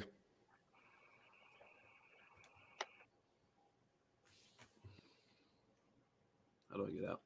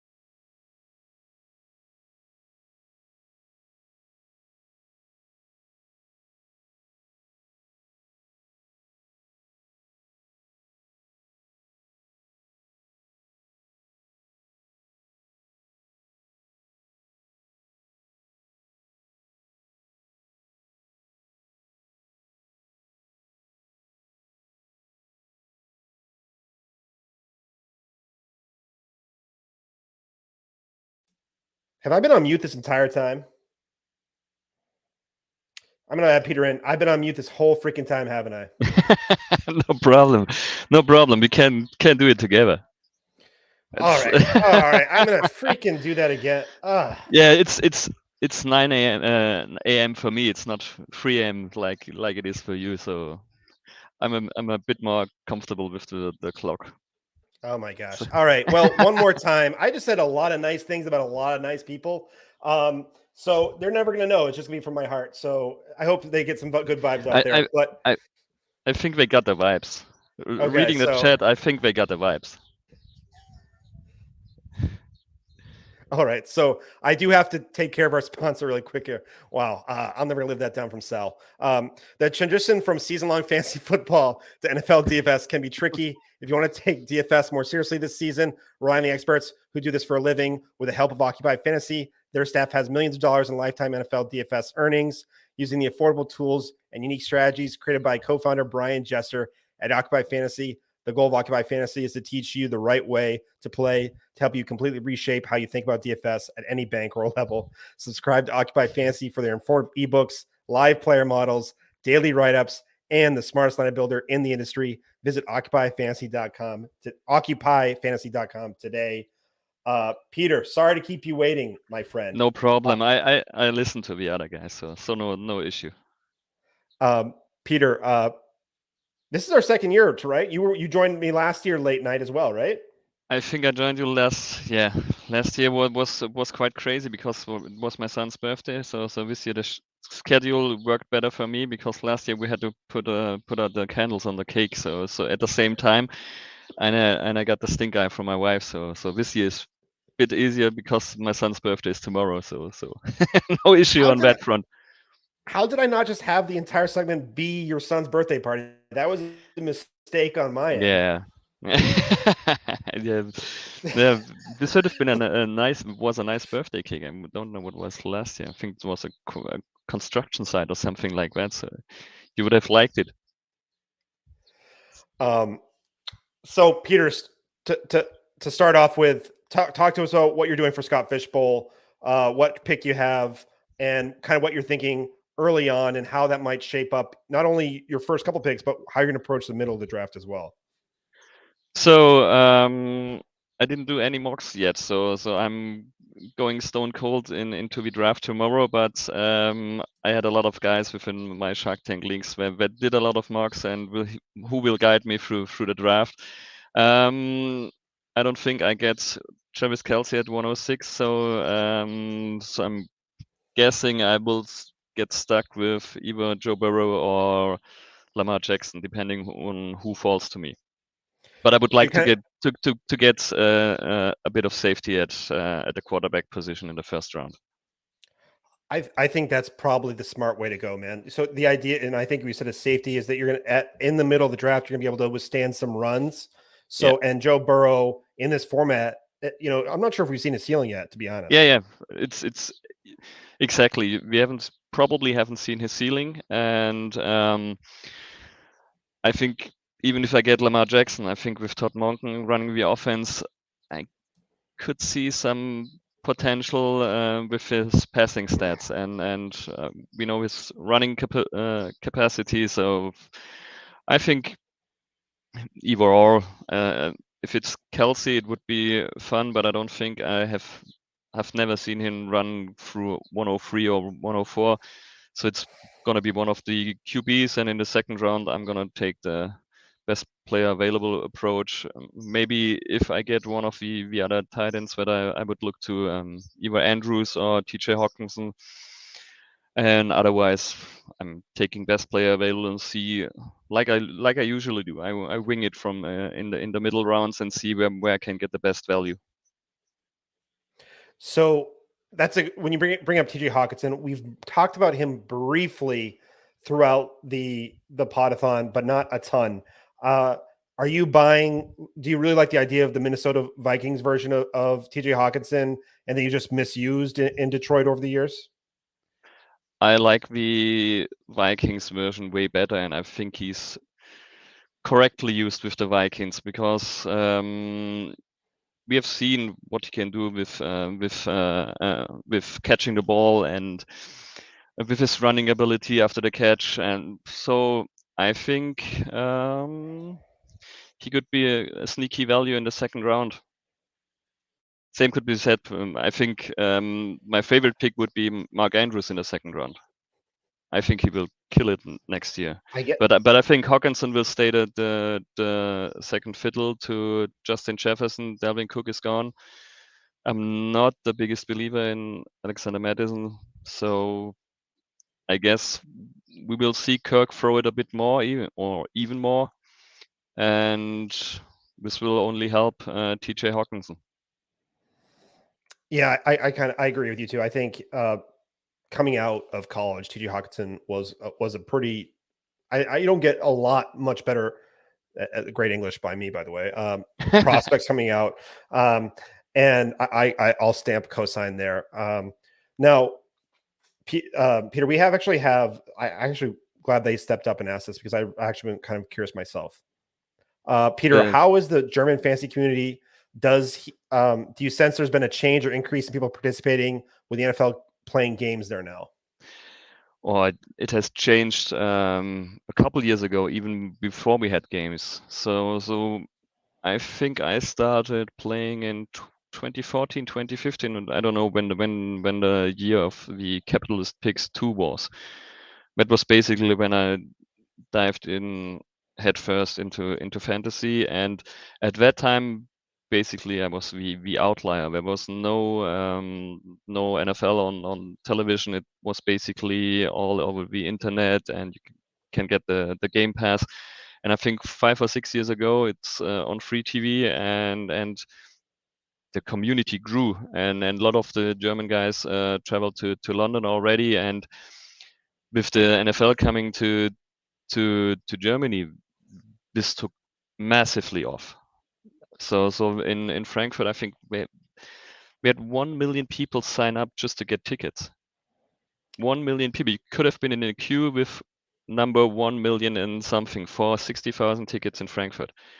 This is literally like getting a lotto ticket in Germany to watch the NFL in Frankfurt or Munich. So I haven't been lucky yet, but I will try again. But the community is ascending. And the fun thing is, I'm not really a big part of the German community because I'm still stuck with all my US guys, the guys from the UK who've been there since the beginning. So and the German community, it's crazy growing, and we have I think there's a German charity league already. That's only for Germans. I think I don't know how many people was in there last year. I know it could be 500 upwards, 1,000, and this is growing massively. So I like how you said stuck with your US friends. That's actually probably a great way to put it. But so actually, were you expecting when the NFL announced the games? Did you expect that much of a demand for tickets, or were you kind of blown No. away? We are blown. I am blown away because I didn't expect that many people to watch the games, and you saw the crowd in Munich. It was awesome because we treat it like a fest. It's the game and everything around, and we're just happy to have the games over here because no one expected to get a game to Frankfurt or Munich, and so everyone is there. It doesn't have to be your favorite team to watch. It's just the experience to watch an NFL game live. Now, when those games were those games available to anyone like internationally, or was there only Germans? Or how was it? Yeah, How was it? I think I know that Murph from 5 Yard Rush was in Munich. He's a big Tampa fan, so he got tickets for Munich, and I guess it's the same as in London. People in Europe are traveling to all these games. I know people from Spain who wanted to watch it, from Italy, from France, Switzerland, and Europe is very small in regards to the US. So if you travel from east to west coast, you basically one time through all of Europe. So the traveling isn't that hard. You can travel from Madrid to Munich probably with a flight in 2 hours. So for the US mind, it's probably in different countries, but it's basically traveling from Texas to New York probably, or something like that. Even shorter. Yeah, well, I think that's what people don't understand about Europe is how it's pretty easy to get around, and that compared to, whereas Florida, it's 12 hours to get to one. If you're going to drive, it takes 12 hours to get the other side of Florida. See, exactly. And I'm driving within 8 hours basically through all of Germany. And the Autobahn, right? I had my aunt was stationed in the Air Force there, and my in-laws were there 10 days ago in Germany for like 5 days. Where had we been? They did like a riverboat cruise. I think they did like up the Rhine. And I actually haven't had a chance to talk about it too much because I've been prepping for the Podathon. Yeah. But so happy birthday, Bill. Sorry I missed your birthday.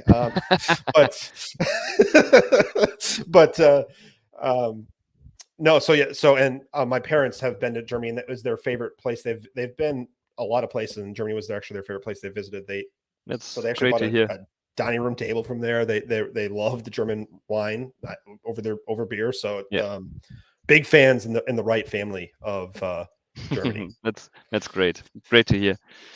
Great to hear. So all right, so I'm looking in the chat here, which is actually one really, really cool part about not only the Scott Fish Bowl, which is starting to bring in more and more international players. We had someone from Portugal. I'm not sure Peter, have you had a chance to tune in at all today? Not yet. I've listened yesterday when the Brazil guys had been on. My YouTube handle is Club Shark I think Shark Tank Leagues or something like that, and I left some comments in when the guys from Brazil are on, and I know from the Kings Classic there's such a great community in Mexico, in Brazil. The UK community is crazy. They had the live drafts and so it's crazy how everything evolved in Mexico. For example, with Mo Gutierrez and Chado Romero, these guys are awesome. It's one of the parts of the fantasy football that I don't think about enough, honestly, is how much I'm getting exposure to other cultures and the joy that they're bringing into the community. And it's been pretty cool because Peter, I hate to say it, I don't think we'd ever had a chance to talk if it wasn't for fantasy football. Yeah. Shot in the dark there. But which is just freaking mind blowing to think about. And so getting a little bit more personal here, what does fantasy football actually mean to you? How did you get started in it? Because you said you got in 2014. I think you're a pretty big IDP guy, if I remember correctly. Yeah. So what exactly does fantasy football mean to you, and why do you play?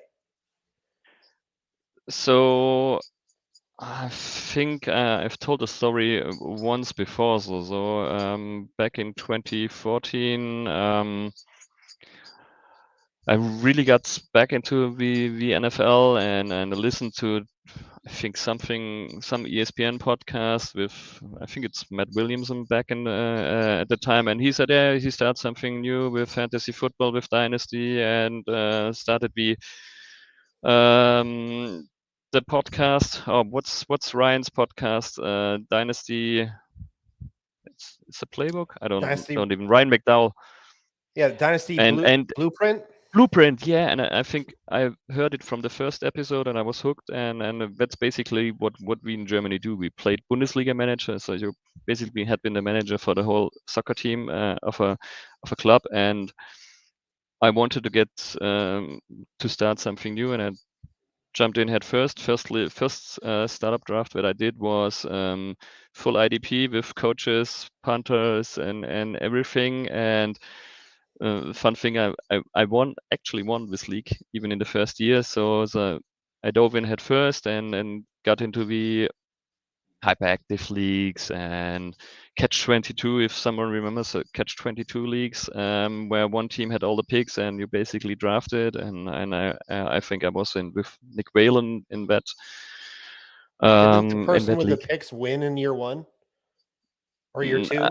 No, not in hours, but okay. if someone got it done, it was quite a feat back in the days, and so I think I listened to a lot of podcasts, and I sent Scott Fish back in the day some idea about a league with pros versus Joes, thing like that, not like the SFB, and somehow I got into capitalist picks too. And Which is for no all the more, people, unfortunately. yeah, which is no more, but it's basically the blueprint of the auction multi-copy league with 56 owners, and the chat on Voxer was crazy. It was the craziest experience, and if you think what kind of people had been in there, so I know Bosch, Price, Cell was in there, all the Floffel House guys, Kevin Cotillo, oh, probably even more Bill Latin, the IDP guy, and so from that on, I got to know all these people, and when the next year I struggled with mental health, so I basically had to drop nearly all of my leagues. I asked, I think Terminal Kennedy was it back in the days, to run two of my teams, and this was Capitalist Pigs, and the other one was a smaller league that got out of the hyperactive leagues, and um, this group is basically my home league, or had been my home league. And after basically half a year, I jumped back in and took over my teams, and from that on, I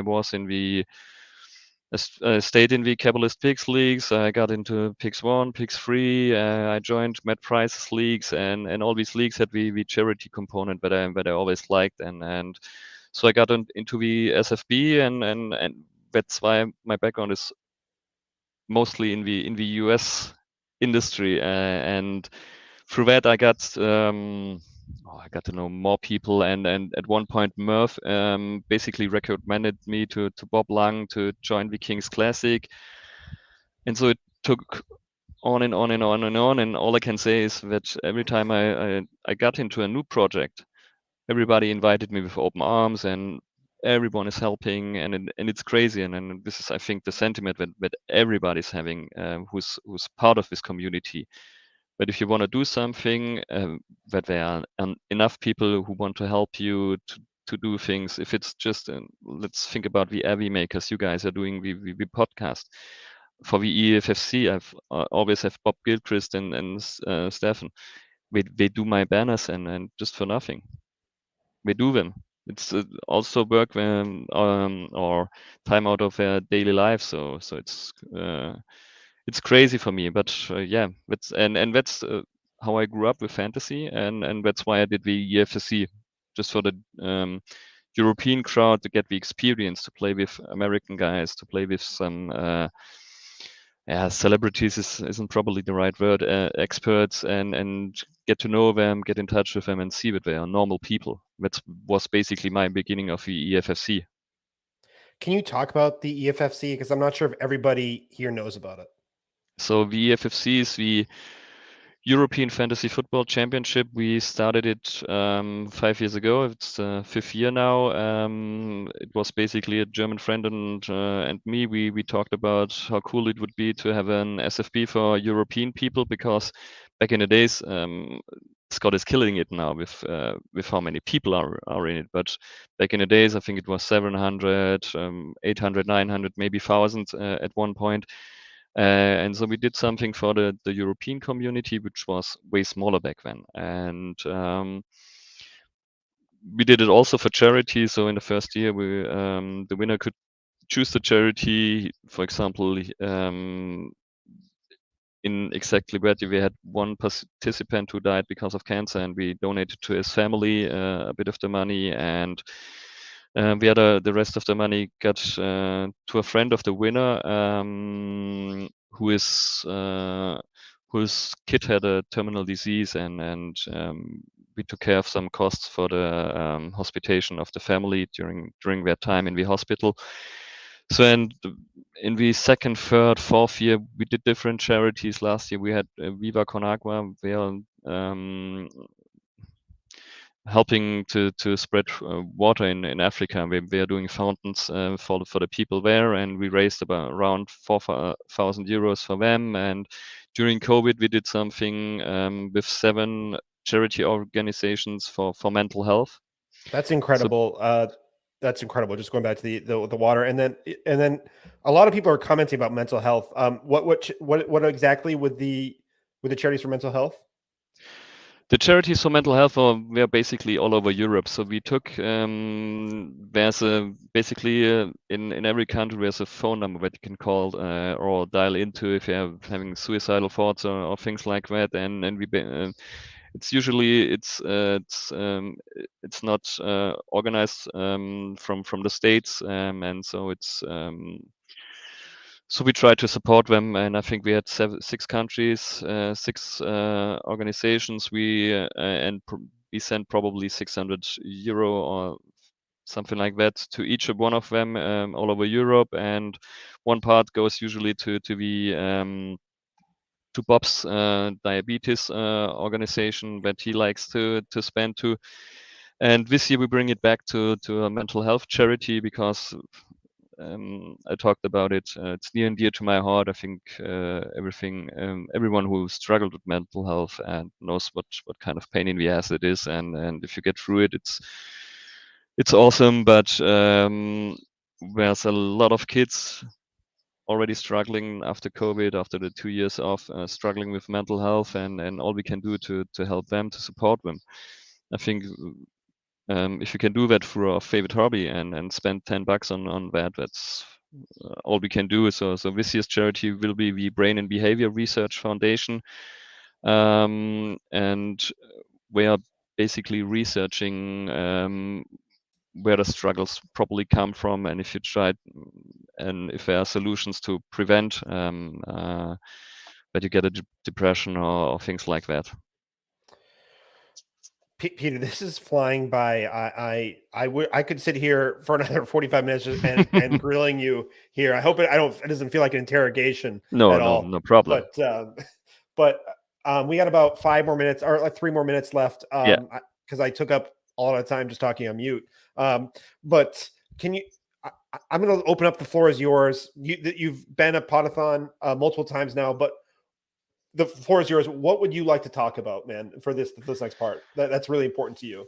So I'm the main thing is probably what I would like to thank a couple of people, because as you know, when there's so many people in the background, like it happens with the Podathon, like the SFB, there are a lot of people who are helping me.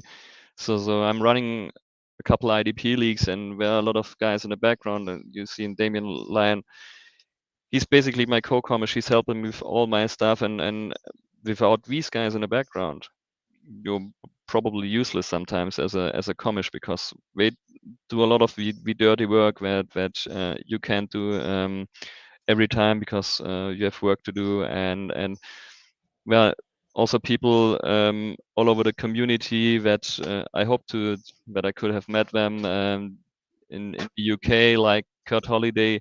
I think he's on within the next 2 hours, or Murph. There are so many great people, and I think a lot of reward goes to the head figures, and I think you should also think about the guys in the background who are doing lots of the legwork and just to get all these things done. And as I said, there's Damien one, we have Decky, Chris in the Shark Tank leagues. I had Eric Flynn working on the EFSC, other guys. It's Eric such Flynn's a great special community. person. Yeah, and Stephen who was on yesterday, I think, for quite some time. He did so many things. I know Mark in Michigan is listening. I know he said it on Twitter. He does all the banners for my leagues, and it's such a great experience to talk with all these people and get to know them. And I think that's the main point that I would try to raise with all this.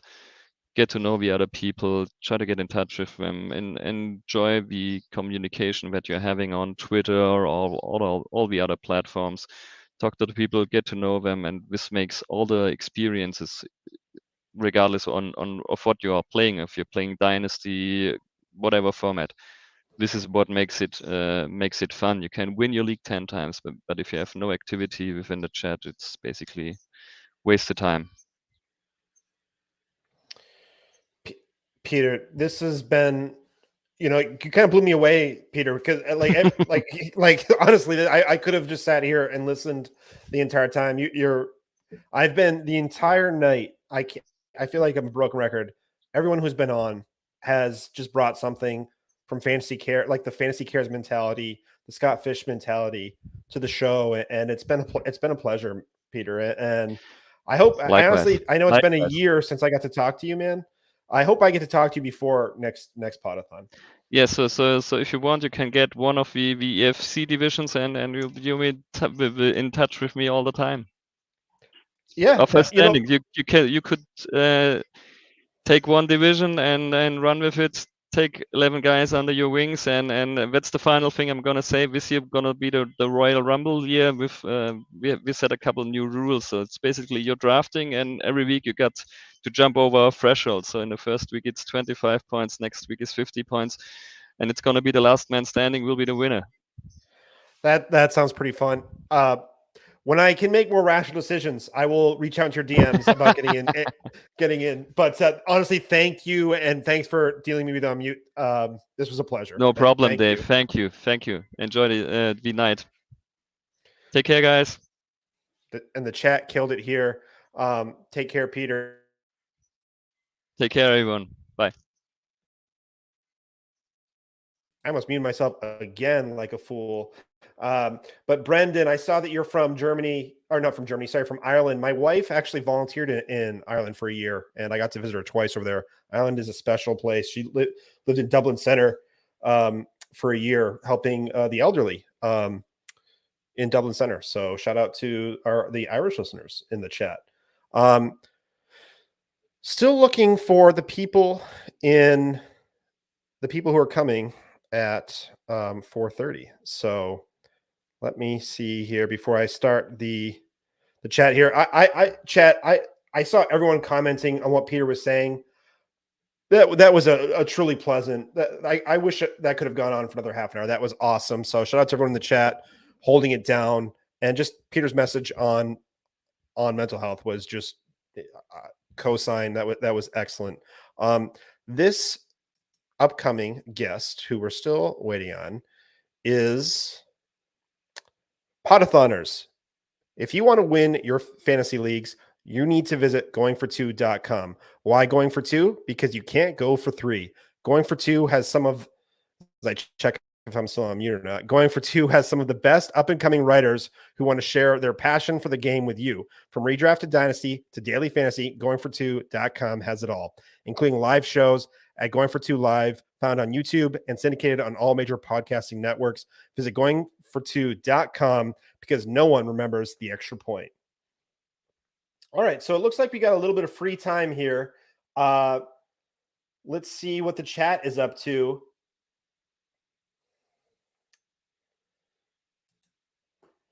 Tremendous segment. Great job, Peter. I agree, Damien. That was unbelievable. Samba holding it down in the chat. Shout out. It was a wonderful segment. Herms, I think you still have the link. Why don't you come on over for a second, man? If you don't mind. I think you still have the link. So come on over, Herms. Jamie just got wicked pumped. Peter just followed him back. That's awesome. Peter Howard, I see you there. I actually need a favor from you at 4:30 if you're up for it, Peter. No, actually, no, you're on at 4:30, Peter. 5:30, Peter. If you can help me at 5:30, Peter. And then Mike, I saw it. Go. You can definitely sleep at 2:30 your time, Mike. Appreciate you, buddy. Glad to see you in the chat. What do I want to talk about? You know what I want to talk about? I want to talk about how this freaking chat is crushing it. Like, I know I keep mentioning it, but you guys are carrying me. Undroppables, every single guest has been carrying me, but the chat most of all. I keep looking up and you guys are staying strong And I'm not even sure if you guys have any Sunkist like I do. So I hope you guys have your own version of Sunkist to keep you going. I have some pizza here that I have to finish half a slice here. And I agree with what Jamie said, going for 2, which will be on tomorrow. Just everyone needs to tune into what's going to be happening at Going for 2 during their segment tomorrow. And I see we have some guests showing up as I just get through this. Peter says, thank you. This was really fun. Greetings from Germany. Peter, thanks again. And then Mark, who was shouted out, been working for years. It sounds like it's been a pleasure, honestly, to work with Peter, Mark. I'm going to bring these two on real second so I can do some things behind the scenes. I think some of you guys might recognize Herms. I think he was on earlier. And Peter, who is a Nighthawk. Gentlemen, the floor is yours for a little bit. Peter, we cannot talk about spreadsheets for more than 60 seconds at a time. So that's the problem. And, we can't talk about David Bell or Rondell Moore at all. All right. I would rather not talk about David Bell if that's okay. That's all right. I that's taken up enough of my headspace. No. Just shut up. That's the cue, and I'll talk as long as you want. Yeah. What's up, Herm? What's new with you? Take it away, boys, for a bit. I might interrupt you at some point, but take it away, gentlemen. Yeah, no, you're good.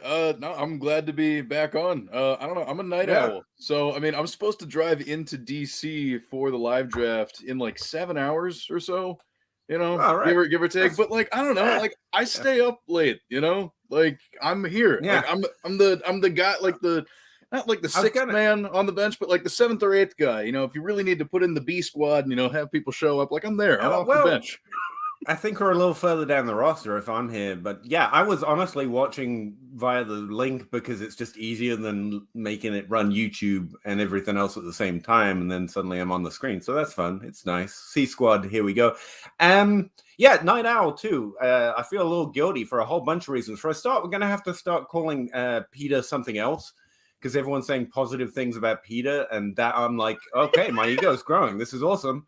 I did undeserved. We're gonna have to call him like the good Peter or the guy who's actually worth the shit or something. I don't even know because I was gonna ask Dave before he came on if I have to watch my language. But yeah, we're gonna have to start calling him something else. So something much better. I'm actually the gonna second just thing is interrupt you right now, Peter. No, it's my show now. All right, give me a minute, Peter. Give me 30 seconds, Peter. All right, but I'm timing it. Go for it. No, Peter. Honestly, Peter, thanks for hopping on. Herms, you guys, just your faces alone kept people in the chat, so that's appreciated. Damn it, they get tired of my ugly mug. That's what it's all about. Anytime we can, stop in and bring some sex appeal to the broadcast, I'm glad to do my part. That's really. If we bring one thing, let's face it, it's the sex appeal. I mean that's always been my go-to move. Exactly. Yeah. What are we without that? Honestly, I mean that's. No, before I was interrupted, I was going to say the second thing that's making me feel worse about myself, and there's normally at least a couple on the list, is this is absolutely no sacrifice to me. This was something to do in between. Like, I'd be up anyway. Like, I normally try to go to bed around now, but, like, normally I don't. So I just this is when I do most of my fantasy work. So, like, this is just a break. So, like, I'm sacrificing nothing for the kids. Like, screw you, kids. Everyone else is doing some wonderful work, and I'm like, yeah, sure, I'm around. It's fine. But Dave, I felt like you had something to say when you interrupted us, and we just did, kept on right on going. Unfortunately, it is goodbye. But before I say goodbye, it is thank you. And the blend of the Maryland accent with the British Kentucky version, it was. I'm glad it wasn't Thursday because it was lovely. We're mixing it up tonight. I like it. No, all right, gentlemen. Thanks a lot. Peter, are you available for 4:30? No, for 5:30 Eastern time. Sure. All right, Peter. I'll see you at 4:30 and 5:30, my friend.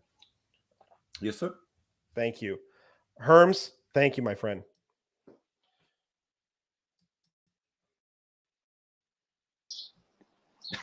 All right, there we go. The pod lagged for me for a second there. Fernando, this is the first time I've ever had. I believe this is the first time we've talked. Welcome to the Podathon, sir. Hi, I think it's my third year in the Podathon, but I think it's the first time that we talk, so it's good. I don't think I'm going to be better than these two guys were before. It was really funny, but it's fantastic, man. This is what it's all about, you know. When it's time to the kids, when the kids are in bed, that's the content that you need. So honestly, it is the content we need because honestly, without them, I'm not sure what I would have done. I would have probably started juggling or like drinking like some water for a second to entertain people. But I'm going to scoot back to the chat real quick here. But before I do that though, Fernando, this is my first time. I'm looking at your bio. I think your work speaks for itself, but you're a sports correspondent in Iberia. You're on Reuters. You're pretty much an international superstar from what I can gather. Talk a little bit, introduce yourself to the Podathoners again, because it is your third year, like you said. Yeah, it's my 7th year in the Scott Fishbowl. It's just I'm a sports journalist for over 20 years. And I've been working mainly with soccer, international soccer. I was the UFC color commentator in Brazil for several years. So I went from fighting, from from MMA, from the UFC to European soccer. I'm living in Spain for almost, I think now is 12 years. But my favorite sport was always the NFL. I love the NFL. I'm from Brazil.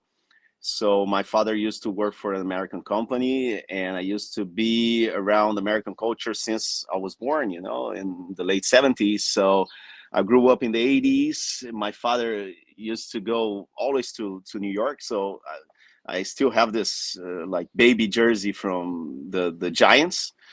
But I fell in love with the 49ers. I'm sorry for Giants, but yeah, but I fell in love with the 49ers, man. And then I broke my father's heart, and I became a 49ers fan. And since then, I just fell in love with the NFL.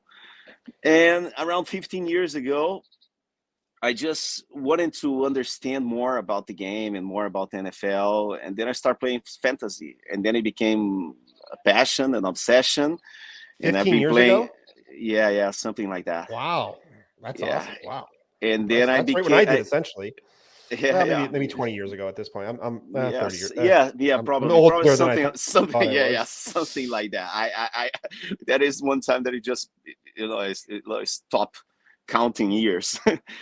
And then like I think around 8 years ago, 7 years ago, I started playing at the FFPC. And that's another drug, man. That hooked That's you? another That's drug. what did it? Yeah, completely. And I'm just it's going to be, I think, my 4th year this year playing at the main event. I have an associate that is like a gamble maniac. His name is Enrique. I don't know if he's watching or not. He's he's an amazing dude, a specialist in horse racing and in gambling. He's a movie producer. It's just unbelievable. He's just a great guy. So we play together, in the FFPC. We play 2 main events and several this year. I was going to say like fantasy pros, this year teams. And 2 years ago, I started working for the NFL, producing content for them in Portuguese and in Spanish. And now we have the biggest fantasy podcast in Spanish language. That is the official podcast for the NFL. In Spanish, the name is Los Fantásticos. And we're going now. It was only in season, the content, but this year we're starting to produce it the full year.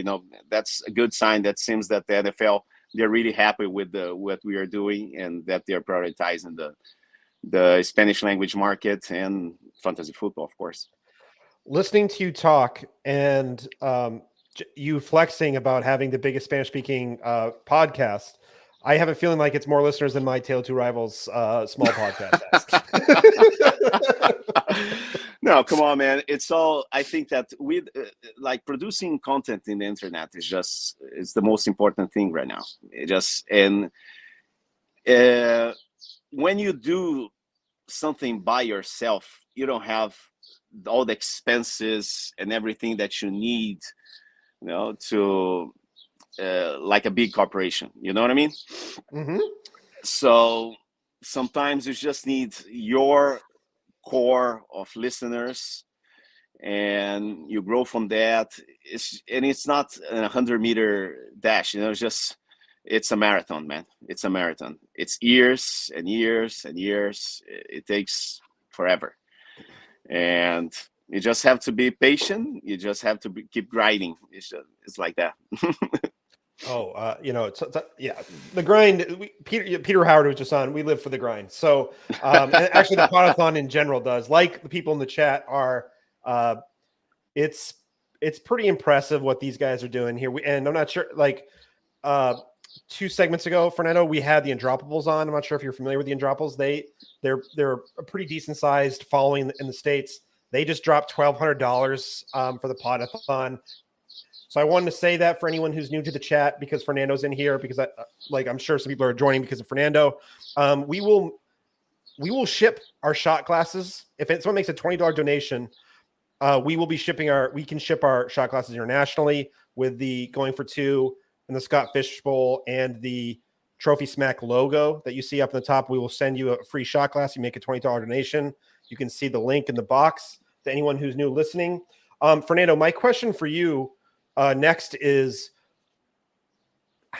seeing how you've been doing fantasy for quite a while here. How have you seen, and I actually thought this was a fascinating question the chat asked Peter, who was just on, Peter Gent, not Peter Howard, but Peter, the FF German, who's plays fantasy football in Germany. But for you, how has fantasy football changed in Spain for you over the years? Is it starting to get a real snowball effect? Is it starting to grow like exponentially, or how is it kind of shaping up? Well, for me, in my experience in general, or the audience and everything? Like players, because, I think one of the best parts about fantasy is the people you play against and the community it kind of builds, besides just beating someone and saying that I'm smarter than you.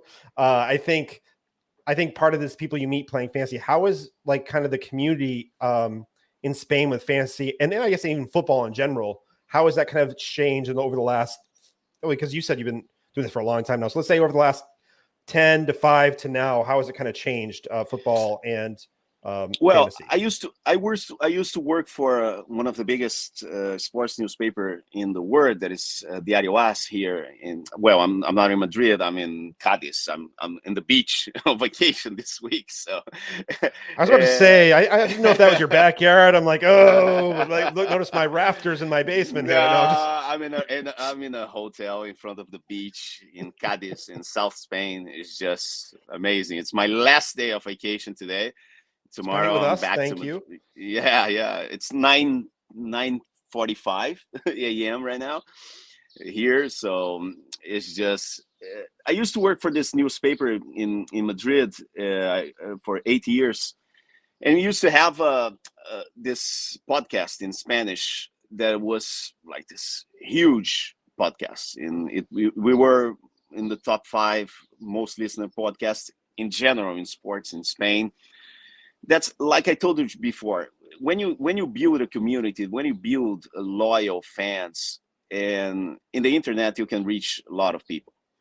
So you used to have a very big, large audience, but the newspaper, our bosses, they didn't believe in what we were doing, so we had to just quit doing that and just fuck it, because we were doing that for passion. I used to be the international soccer editor. My colleague was the chief designer of the newspaper, and the other colleague of mine, he was just a regular Olympic sports writer. So we just quit it because they were complaining that we did. And then like 2 years ago, we could it 5 years ago, and 2 years ago they call us back asking if we could, you know, like do it again, because they just realized like 3 years later what we are doing. And then we told them like, fuck it. And then I left the newspaper like 2 weeks after that to become like working for Reuters. But the good thing about Reuters is that Reuters allow me to do this, to keep working for the NFL, you know, like producing content. I go every year to the Super Bowl. Last year I was presenting in the Radio Row the show to Brazil in Portuguese. So it's just amazing. But the thing is that when we are doing that podcast, once a month, we start recording the podcast live in a pub in downtown Madrid. And then we had like 70 people coming, 80 people coming just to watch we recording the podcast, and then to have a beer with us after that. So I know that there is discussions between the NFL and Real Madrid, because Real Madrid is just launching their new stadium. They're just finishing the constructions, no, for the Santiago Bernabeu. You know, I know that probably in 3 or 4 years max, I think it's going to be like more 3 years, we're going to have a NFL game, regular season game in Madrid, in Santiago Bernabeu. So that's something that speaks for itself. NFL is growing internationally. Brazil is a huge market. Justin Jefferson was in Brazil 2 weeks ago with Vinicius Junior. There's this huge Brazilian player. They were doing all the kind of publicity for the NFL over there in Brazil. It was like a major hit. So is he looking like a 2,000-yard receiver this year? Like when he was that what he kind of looked in the media sessions? Well, I'm going to tell you, I wasn't there, but one day I went to Vinicius Junior. I have a very good relations with Vinicius Junior. So I went to his house one day, like 3 months ago, something like that. And then there was this tall guy. I said, well, this guy looks familiar to me, you know, and you know how it is in the NFL. Sometimes it's hard for you. I talk to NFL players all the time. Face. Yeah.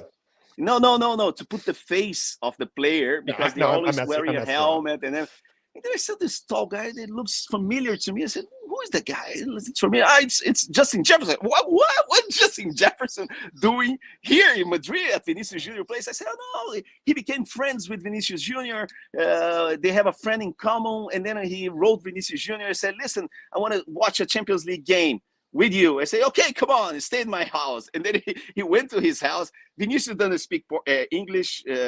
Justin Jefferson doesn't speak Portuguese, but they're friends. They communicate, I don't know how. So he was at Madrid at Vinicius Junior house to watch a game against Chelsea, you know.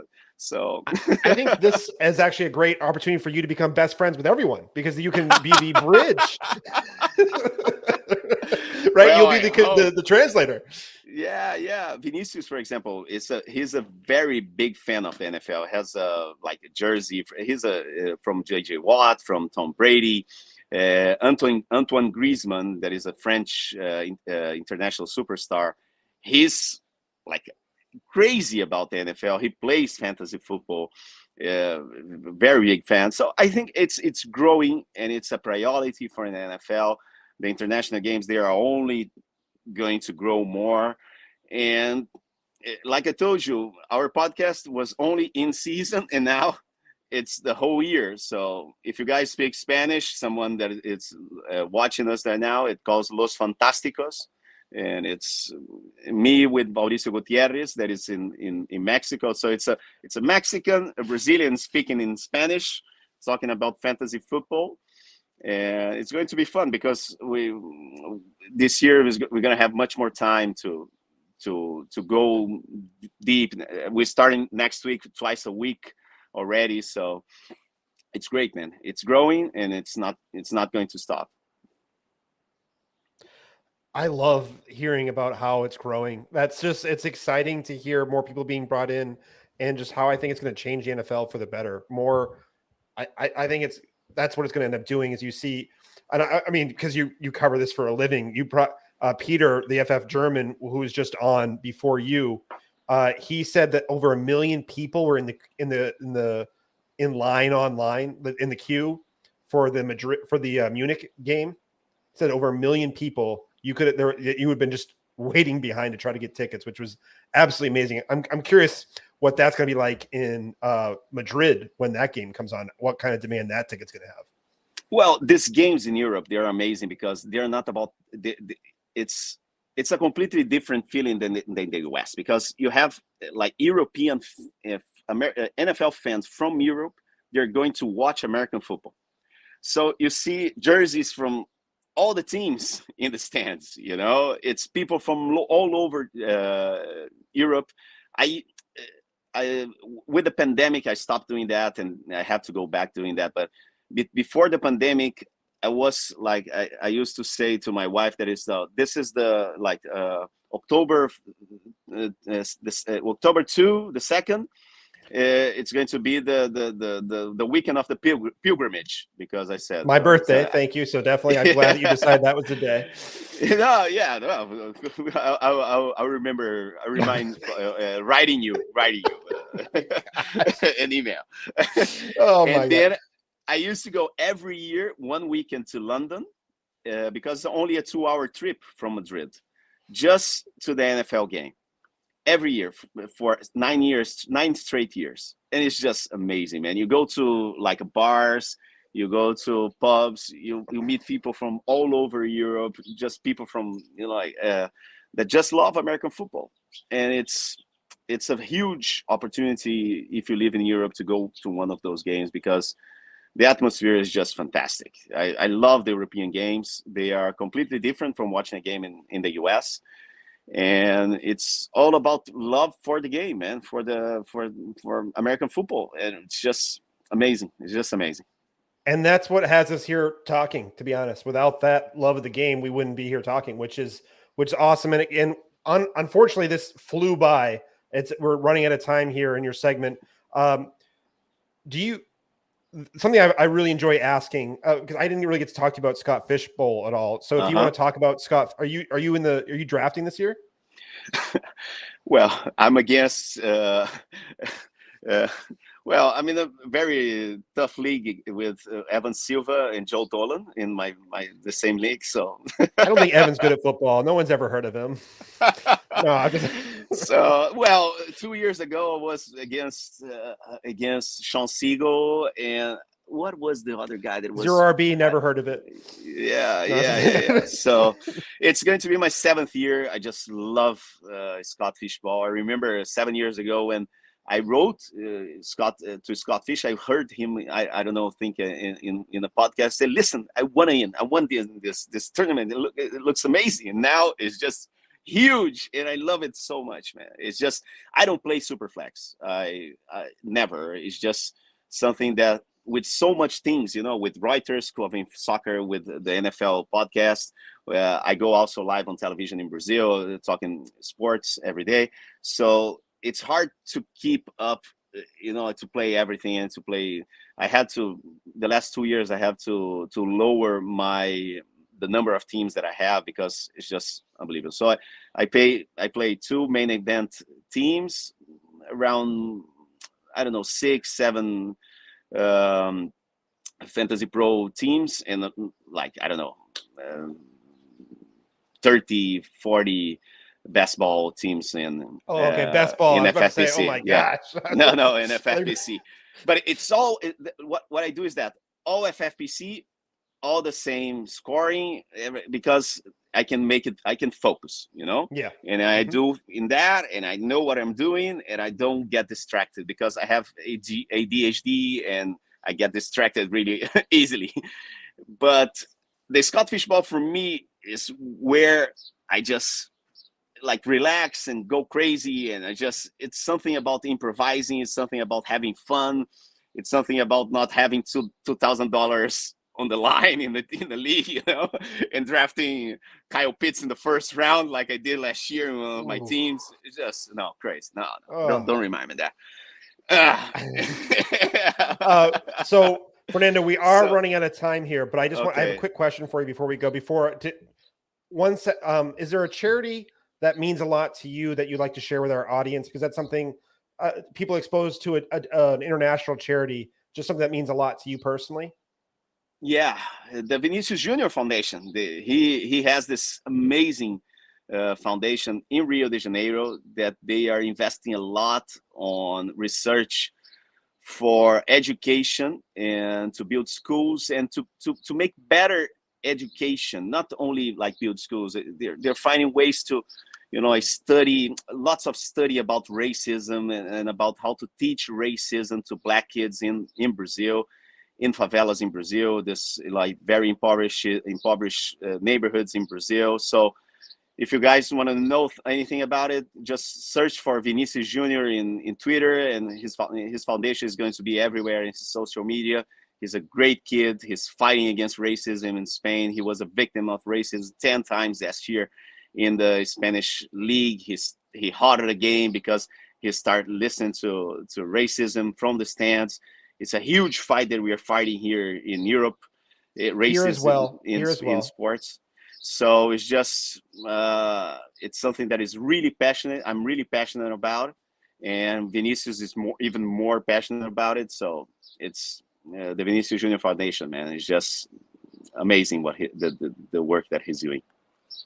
Fernando, thank you for taking time to share your story, share about football in Europe and in Brazil, and that charity also really capped off your appearance. Thank you so much for appearing on the Podathon. No, it's okay, man. My pleasure. Every year I'm here, and everyone you guys want. And good luck. Anything else you would like to say before you head out, or is that, or No, I prefer not talking about strategy and my league. I know that is two guys that listen to my podcast that are in my league, and you have Joe Dolan and Evan Steven also in my league. So I'll keep it to myself. I'm still very competitive. I don't know. I have no idea what I'm going to do. I have the 12th spot, so I just let the draft come to me and just improvise after that. Honestly, you have a new fan now. Thank you very much for coming. No, come on, man. It's really appreciated. It's okay. Have a good day. Have a good night. Still, no. What time is it? Where it doesn't matter at this point, but no, it is 4 a.m. Well, man. Well, it's for a good cause. It is. So, and Fernando, thank you. Have a great last day of your vacation. Thanks for spending it with us. Well, I'm going to the beach. Look at that. Yeah, thanks for rubbing that in. Yeah, it is. I am about 45. I'm actually about 20 minutes from the beach, so I can't complain. Well, good. That's good. Yes. All right. Have a great day. Enjoy yourself. Thanks again. Take care, man. Bye-bye.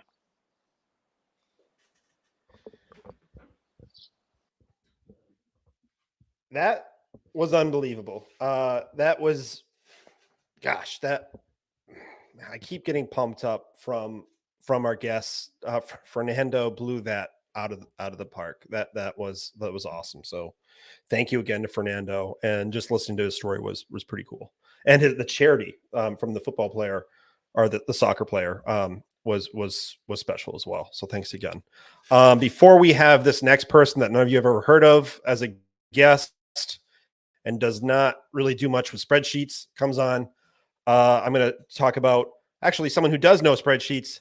This guest is brought to you by DraftBuddy.com. DraftBuddy helps fantasy players get ready for the most important, so I check if I'm on mute, most important day of the year, draft day. Create custom cheat sheets for your fantasy league and track your draft with DraftBuddy. Buddy syncs with drafts on My Fantasy League, Sleeper, and more. Use it to track your SFB 13 draft. DraftBuddy has 23 years of helping fantasy players win their leagues. Connects with DraftBuddy developer Mike McGregor at DraftBuddy on Twitter, or visit DraftBuddy.com to download this league-winning tool. And without any further ado, honestly, I'm not going to try to say too many nice things about him, but he basically, I like to try to say that he kind of inspires me to create, or when I used to create more content, it was Peter. So let's bring him back on. Peter, how's it going, man?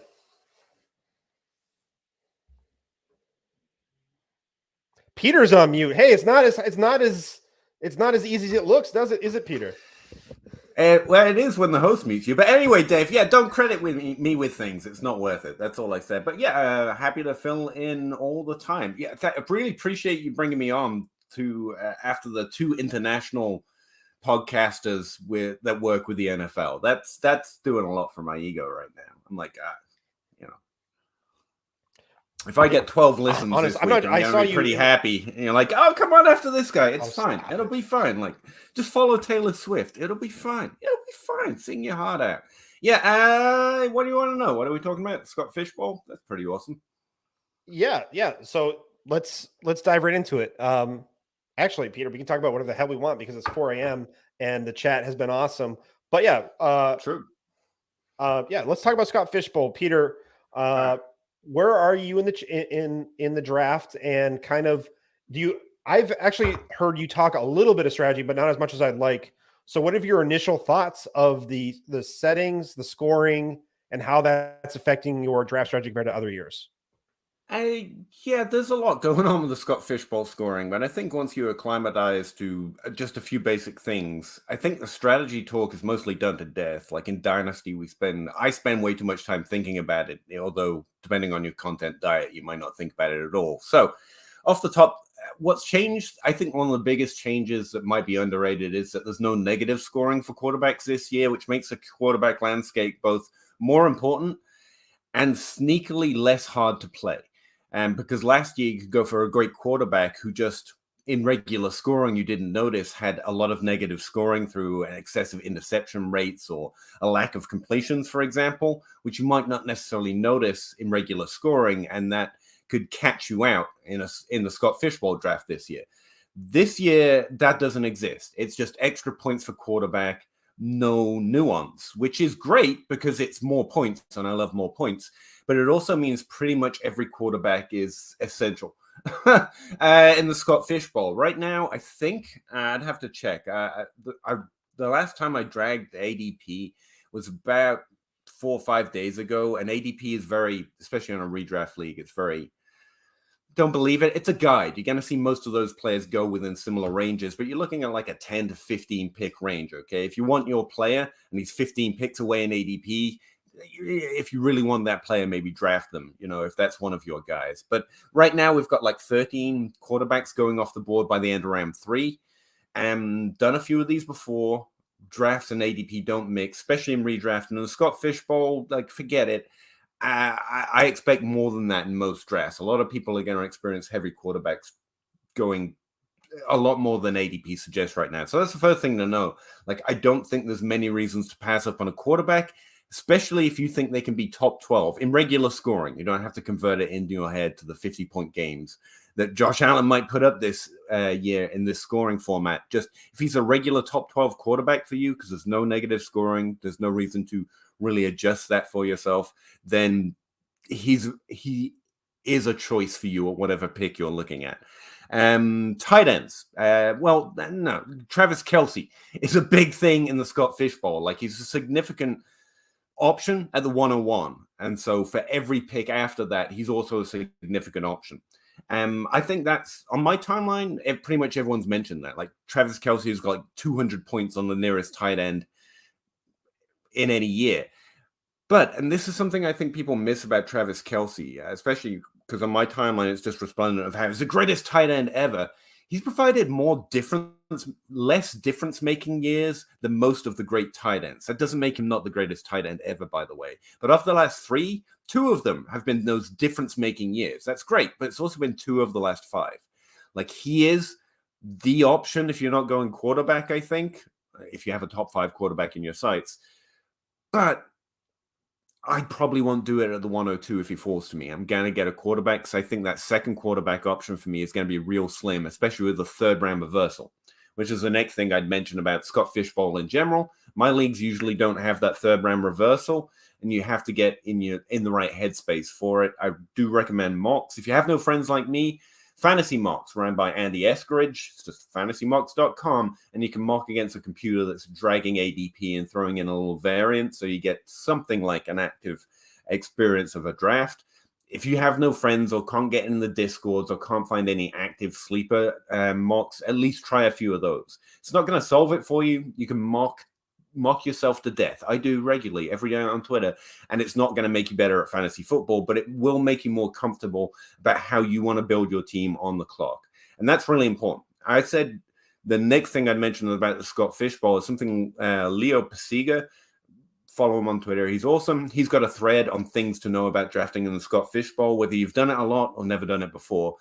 I'm drafting ADP behind him tomorrow on next week. Oh, you're dead. You're dead, by the way. Sorry to let you know. He's already done 20 years of back research on how you play fantasy. You won't be able to surprise him. Just sorry. Thanks, Peter. I appreciate your confidence in me. You know, I mean, thought we were friends. so have I, to be fair. Ultimately, we're all playing against Evan Silver and Matthew Berry and everyone else in the grand scheme. And that's actually what pulls me back to my next point. Cutting edge strategy, ideas in those 101 and 102 and 103 chats. Learn as much as you can from everyone. Take on ideas. But ultimately, my favorite note about the Scott Fishbowl, and Leo Pasiga said it on that thread of his, was something Mike Zingoni, who you might remember from DLF. He stepped away to actually have a real life because he's a successful person and young person and didn't want to waste more of his time making content. But Mike was great. I think honestly, Mike was great. He's still around. Zinger on Twitter. 2 years ago, he put out a tweet about the Scott Fishbowl 10 at the time, and he pointed out that if you just draft relatively standard to ADP, you are going to create a good team as strongly as anyone can. The best, looking at any format, looking at any draft strategy, looking at any Scott Fishbowl, PPR league, underdog championship you want to look at, people that follow solid strategies, solid, proven, time-tested ways of drafting are going to create competitive teams, and everyone has a puncher's chance, even in a large tournament like this. So just think about it as a 12-team league. Take on as much information as you can. Think about how you want to draft. Practice that third-round reversal so you're in the right headspace of what am I going to do if this happens or that happens. And then you might change your mind on the clock, but change your mind because that is a team you would build. That's how you play fantasy. This is your chance to roll out. Look, this is how I play fantasy. I am damn good. I'm going to go take down, I don't know, pick your favorite. I'm going to go take down Heath Cummings from CBS. I'm going to go take down Matthew Berry. He's going to see me in the final. I'm going to kick his ass because do that first and then think about the names that you might ultimately come up against because it's really the only way to play. And the best in any format, which is what I started to say, they try to beat average. They try to beat ADP by a couple of percentage points. That's what the best do. Like ADP gets you to about 53%. If you just draft by ADP, you're going to have a pretty winning team across 53% of leagues. It gets 53% of its picks right, put it that way. And the best not in every year either, but they're going to just be slightly above that. So there's no point big braining it and thinking I have to draft Jaylen Warren like really, really high because he's my guy and that's the edge. And I just have to go different. Don't. Unless that's the way you play, honestly, because it's your chance to roll out how you play. Just draft your draft. Take on everything that you can, settle yourself down, and then play your game because it's good enough. Everyone is good enough to play in this competition and take it home, to be honest with you, because that's a lot of chance. Have I filled your half hour yet? I'm hoping you take a nap, Dave. You don't look like no naps. I'm trying to go for 36 hours. That's my goal. Because some people bring talent here, some people bring I bring analysis like you just did. Large so I show up and I can stay awake. So that's what I'm going to do. I've got a similar list of talents. I can stay awake. I can walk and talk. I do that pretty well sometimes. But no, carry on. What are you going to say, ask, or do? I just wanted to kind of say what you said. I think a very common piece of advice that you hear with the Scott Fishbowl Podathon or the Scott Fishbowl is that you need to differentiate yourself in a way that to like win a big tournament, you have to get crazy. And I actually think that is not the best sound advice. No, I think you look at the people that make the playoffs. Look at the teams that have won. They've not gotten lucky. They've drafted very well, but ultimately they've got really good. Sorry, Karen, you were saying it. No, so like they're you'll solid see, teams. A little tweak is, hey, maybe target 3 late round tight ends a little earlier. So like that, just if you really tweak. Sorry. Like Trey McBride. Yeah, we do have a lag. Yeah, that's probably so. If you like Trey McBride, you target like 3 of those in that range, and that's your differentiation, along with a solid core and a strategy that of a good structure. And And people don't realize, it's not a best ball where you don't get to manage your roster. I think managing your roster is going to differentiate you.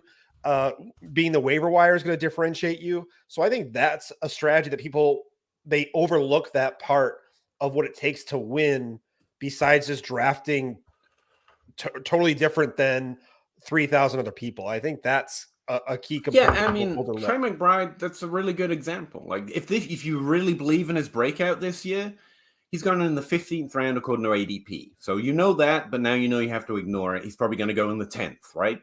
But that down that low, that's actually an okay reach in a regular draft, right? But this is a Scott Fishbowl. So you make sure you prepare yourself, highlight those players that you really believe in, if that's how you prefer to play, and make sure this would be a fair reach and definitely seems to get him in most mocks or most actual drafts that would happen. I'm going to take him around 11. That's a really strong pick. That's like 30 points above. And if someone else gets him, fair enough. I will beat them some other way. But I think that's a good point. To go through and highlight some players that you really feel like the team you want to build, and just find out where will be a reasonable reach. It's okay to reach. It's okay to take a chance, try to differentiate yourself with it. But it's not drafting, unless you're certain people, Trey McBride 101, because you don't have to. And you wouldn't play that way if you were playing against your 12 friends, because you really want to beat them. And you really want to beat everyone here even more. Or you don't. Have fun, And I actually will mimic that last part, is have fun. So, Peter, I can't remember. Did you say you had what pick do you have? 102. 102. So are you going? So I actually think I already asked you that question. So you're going. No, you didn't. Answered it in advance. I'm probably taking a quarterback, even if Kelsey falls to me. So it's going to be Mahomes. It's going to be Allen. I have considered Hurts. I mean, you've got 6 quarterbacks, and they're all good options there because there's no negative scoring. There's no little nuance. There's not like actually Hurts scores negative 20 every week, and you didn't know. There's no. If he's good in your regular format, he's good in this. Daniel Jones last year would have been great in this format. There's no completion problems. Russell Wilson would have sucked. Like, the ranks are fairly stable. You're just getting a bunch more points every week, and the other positions aren't keeping up because they don't have extra scoring opportunities. I mean, they do have a little, but not nearly as much as quarterback does. So yeah, I'm probably going Allen. Now, I'm guessing everyone takes Mahomes, but I might get spicy and take. But you've got those 5 options. Like, I really like Herbert and Dynasty, but that's a Dynasty thing. You've got Joe Burrow if you're a Bengals fan. If that's the guy you want to lead your squad, I think that's a very fair option in the first 5 picks, any way you pick. So you just take your favorite. I'll probably follow my ranks just so I don't get called out for having ranks and not follow them. And that would mean Josh Allen right now. So you're passing over Kelsey if you have a chance to draft Kelsey? I mean, I can't predict but yes. Yeah. Yeah. No, I think it's the 3rd round reversal that kind of gets me, to be honest. Especially if you got an early pick, I think you have to consider it. Because if you don't take a quarterback 101 overall, then your second quarterback's going to be good. Like, there are some good quarterbacks available there. But then you have to wait another 24 picks to see who comes next. And if you don't take a quarterback 101 in that first round, if you got an early pick, you can still build a really solid squad. Check out the players that you like and how you like to draft. But I don't think you can underrate the value of quarterback in this scoring format. For example, 69% of the top 5 players since 2010, that's a nice number, yes, I know, have been quarterbacks in this scoring format. Because Addison Hayes, Amaze Hayes on Twitter, DLF Guru, I guess at this point, produced a data sheet. So I just went through and looked at some basic things just to understand the difference. For example, top 36 players overall, like all players, are quarterbacks. In the top 36 overall scoring in this scoring format, 51% of them are quarterbacks. So that's all the quarterbacks are in the top 36 players. Your running backs, your wide receivers are getting very marginal look in, and then occasionally Travis Kelce.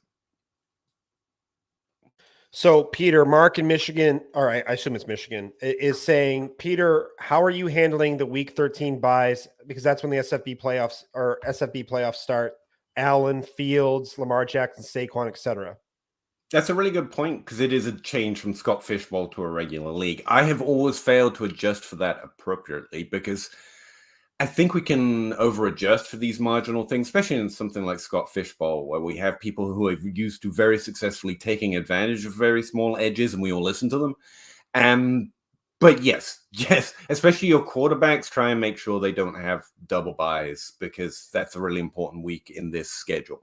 But I wouldn't take, someone you don't think's a top 12 quarterback over someone that you think it is because of it. Because ultimately, you have to get to that position where it matters. And I prioritize the earlier weeks. But you should check it out. If you have a chance to avoid double buys for your best players in that week, sure.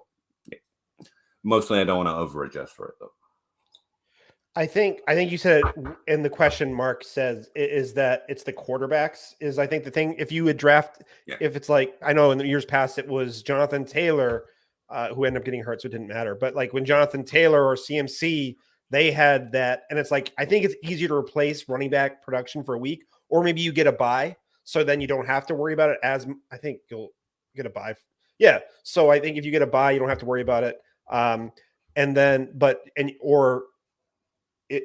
it's a little bit easier to replace the running back position than it is. You can't just it's not like you can just go to the waiver wire and like Colt McCoy. You can't necessarily do that. So I think it is more important, like you said, double buys. So that's what actually killed me last year. It's a good point. I'm just saying the way I play it is I'm not going to plan to have a bye because I don't think I'm going to get it. Like I squeak into the playoffs, not once out of 10 if we run the simulation out 100 times. So I'm not going to plan on being in a certain situation. I'm going to focus on trying to get as many points a week as I can. Yeah, exactly. Broadly. But it's a very good note. Again, looking at those smaller aspects is, again, a really good idea. My main concern is not over adjusting for it, because I can get deep in my head about it and make some mistakes. That just my experience playing fantasy, I found myself over adjusting rather than under adjusting. So I try and chill. I just be a little chill about it. Shoot, I had a really good question for you, Peter, and it disappeared. It's all right. That's what just happened. Shoot, we're talking about. I think Kelsey's a really fair pick. Yes, I see a few people reacting to that. Like, if you're at the 102 and you want Kelsey, no player provides a bigger advantage. There is no player you can select. Not if Josh Allen, not if they have their best year so far, or Patrick Mahomes. Kelsey's best year provided the best advantage that anyone could possibly provide a team with one pick in his best year. So yes, Kelsey is an option there. And again, I focus on playing solid. That's typically how I play fantasy in general. And I'm thinking about stacking quarterback. And with that third round reversal with an early pick, I'm not going to bet I'm going to catch the Daniel Jones this year. Like if you did that last year with Kelsey and then you snagged Daniel Jones last year, that's a playoff team. But that's the bet I'm not going to put all my chips in. I'm going to do this. But if you're good at that, if that's the way you play fantasy, I'm good at catching those underrated values, those Daniel Jones, especially at quarterback. It's something you should really try and employ in this in this kind of format for this draft. Personally, I think the quarterback landscape, from my perspective, where I work on a dynasty perspective, is pretty set. Outside of injuries, outside of unexpected seasons, which we can't project, I don't expect to see a lot of breakouts. It's kind of why I'm a little down on Justin Fields. Don't hate me so much. And I know that's not player evaluation. I actually love the player, and I dislike the disrespect he got from the NFL and analysts when he was coming into the league. I think he's a good passer, but I bet on historical trends broadly. And we've seen a lot of quarterback breakouts, and that just makes me think we've seen the breakouts of this era. But Daniel Jones, I wouldn't have seen Daniel Jones coming next year, which is, again, why I wouldn't focus my team around predicting it, because I'm just not going to predict those more outlandish things. That not outlandish, that makes it sound bad. Those kind of edges. So it's just not where I try and put my shoulder, because it's not my strength. So here's a question. Did you remember the question? I kind of did, and then I was like, I don't really care about it anymore, I guess. Okay. But so here's actually a little bit. I'm not trying to get, maybe this is too big brain, but do you think there's a way to factor in early waivers into our strategy at all? Because I know people are always talking about, hey, which positions are scoring points, and talking about structure or anything, but do you think waivers in weeks 1 and 2 should be playing it all into our strategy? I know we can't predict who's going to be the big hottest buy, but is that a way we can at least incorporate into our strategy? Yeah, definitely, especially redraft format. It's been a minute since that was my main way of playing fantasy, so disregard if someone your favorite redraft content creator, I don't know what we call ourselves anymore, says something different.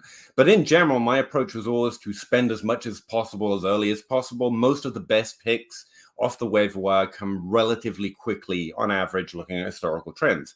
That doesn't mean, again, don't overexploit an edge, that you spend money or you spend your fab budget or go all in just to go all in. Last year, for example, there was decidedly thinness to the waiver wire early in the season. The year before, I distinctly remember, because the conversation was one of the big conversations, it followed more closely to the average. And if you went in early, then you got a lot of the best players that came off the waiver wire that year.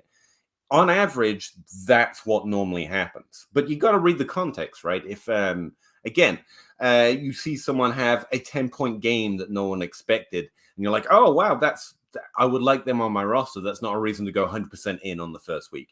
In general, as a broad rule, but make sure you do read that context as the season plays out. By week 4, I think I'm already drained most of my fab budget looking at the average. But again, a lot of years, I'll have a lot of it left. But if you find someone, especially at the running back position, especially in this scoring format, who looks to be that guy early, I'm not saving it to pick up a kicker in week 9. I have to survive to week 9. I have to be competitive by week 9. And so, especially if there's a running back, which is usually where the waiver wire darlings come from, that I really think has a significant shot early, I'm going to go pretty heavy on the waiver wire for that guy. And that's how I would approach early waivers. That's what I'm looking to do. I'm looking for a reason to do that. But again, a wide receiver catches a 100-yard touchdown. I don't know I'm going to spend a lot on it unless I built specifically thin at wide receiver. I don't know if I'm interested in it versus maybe backup running backs who are suddenly more interesting. And so also, Peter, I see you Samba Dynasty League. I just looked at your whole league. So I will mention Taysom Hill. Yeah, you take him 1 or 2, obviously. That's who I'm taking. No, don't draft Taysom. I'm probably not considering Taysom Hill. I actually just drafted him in a best ball dynasty startup I'm in. I just took him ahead of ADP because I'm just trying to load up. I have Kelsey and I'm trying to just make sure, and it's no waivers. So I'm trying to really make sure I don't. Yeah, and where he might get that random start at quarterback or the random throw at quarterback, I understand it. But we're talking outside the 10th round. Yeah, it's round. It was round 19. Take your mascots. It was round 19. So yeah, but take who you like. Yeah. So Peter, I'm going to save my favorite question for the next time you're on at now 5:30. If you're still up for that. Sure. So I'm going to save my favorite question Dave. For you then. I appreciate that, Peter. But no, but in all seriousness, no, I'll save my favorite question for you. But I want to answer this question from Fernando just because his appearance was awesome. He needs a little advice here. What about the 1-2 turn, Peter? QB or 2-stud wide receiver RB? What QBs you like there? Thanks. Hey, Fernando, you're better than this to me, so don't pretend you're actually asking advice, but I do like hearing from you. Your segment was awesome. It's always fun to hear from you. Or hear you talk. Not that you talk to me a lot, but I do enjoy hearing you speak whenever you do. ADP suggests, which again, you should look at doubtful, that wide receivers are going pretty heavy right now. And it makes sense because we are aware of who the best wide receivers are a little better than we are aware of who the good running backs are. Especially because we tend to lean youth at running back, and the best running backs right now are frankly, relatively to the position old. It's Christian McCaffrey and Saquon Barkley still. Seriously, what year is this? But they are the two outside of Bijan Robinson that we can feel pretty confident in. But at the turn, and I haven't broke it down looking at the turn because I'm not, I don't have a pick anywhere near there. Personally, my preference will be double stacking. It depends how confident you feel in your running back ranks, because it's redraft, so there's no point gaming it out. If you like stacking running backs, if you have running backs you like this year, draft your two best if they're available there, because if you get it right, you're going to be bludgeoning, even though you will miss out on those quarterbacks because you've got that third round reversal to look forward to as well. So you get a chance to make that up. Outside of that, I tend to like stacking when I'm on the turns, if possible, where the most value is. And so if the running backs aren't falling to you, like ADP suggests, then it would be okay to take 2 wide receivers. But remember, they have a slightly lower ceiling, even when you're comparing the 1 to the 1, wide receiver 1 to the running back 1. But they're going to be infinitely startable. Like if you get Jamar Chase and Justin Jefferson, like you're not worried on a week-to-week basis about starting them broadly, and that's definitely true in the Scott Fishbowl too. But that's where my head would be at. It's where I kind of just pummel at one position because you've got that third round reversal to try and make it up a little bit. But you might find a quarterback that forced you. It's okay to divide the value as it were. Like a lot of people really expect a lot from Trevor Lawrence, as they should this year. And right now, I think he's going close to that pick, I would imagine. Yeah, he's going right at the end. If that's your guy, if you feel very confident, and you should, about starting him week over week, and you really think he's got that upside, you can split the difference there and get your quarterback, take your favorite running back or wide receiver, depending on the best value that fell to you. And then that third round reversal is just going to do wonders for you. And to be honest, that's the great thing about that turn, I think. So you can hammer something like that, like overvalue one position, like you've really got the top of that depth chart sorted out.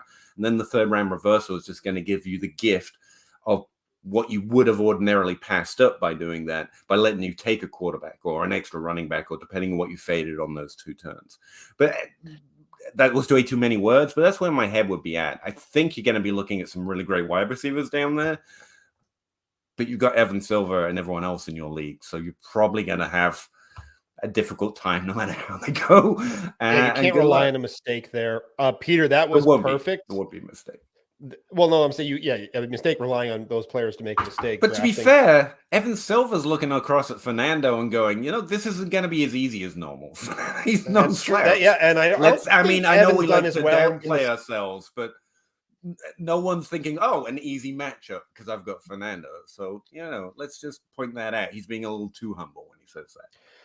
All right, Peter, we have a guest coming on. So I'm going to talk to you about what you're doing in fantasy. Okay. And then also a couple other things in an hour. Thank you, Peter. That was awesome. You carried it, man. Thanks a lot, my friend. Anytime, man. Thanks, everyone. Hey, chat.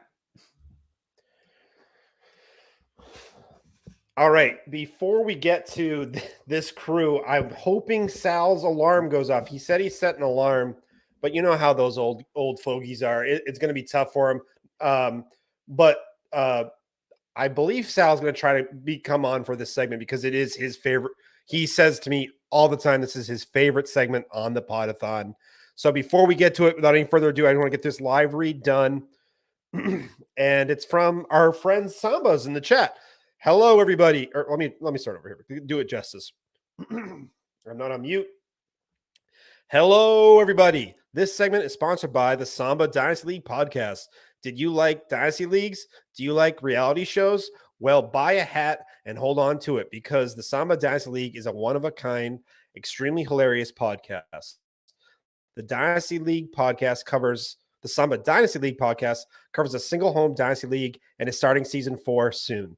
Our hosts, Ken, Dave, Nick Money, and Bad Mitchie have the best chemistry on the airwaves while providing A+ entertainment and enlightening strategy discussions. Tune into the Samba Dynasty League podcast, and thanks for having a giggle. Whew, that is it. I like that. That's a unique live read, but without any further ado, I know these guys are going to take it over, so I'm going to sit back, relax, and hey, chat, get ready to enjoy the show. Hey! Dave, how are you, man?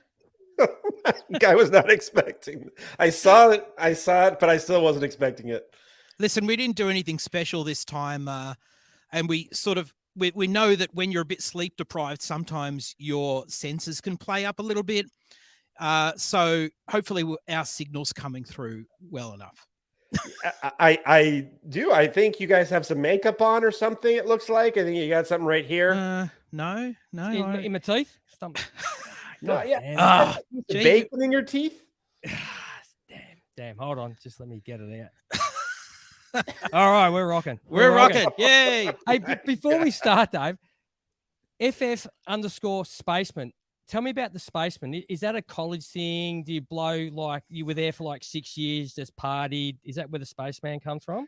No, it's actually, I wish it was, and it's not from Bill. I forget Bill, the spaceman. It's not the MLB pitcher who was like did a bunch of LSD in the majors. It wasn't him. It's actually from Calvin and Hobbes. It's a comic strip that is huge. Well, it used to be huge in the like like these were the newspapers like a comic strip about a young boy and his imaginary friend, the tiger. So that's where it comes from. Yes. Yeah, I remember that. I'm old enough to remember that or know about it. Anyway, so, but this is our first time with you, Dave. It is. Yeah, because Sal takes over usually. Yeah. So where is he? That's a good question. Sleeping. Well, as you said, the older bloke, he's probably still got the wind up alarm. Yeah, like one of the red lettering, and he has to.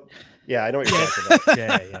So as you know, we don't talk football because you're probably all footballed out. So we like to say we're a bit of a reprieve from fantasy football talk because there's only so much that you can discuss.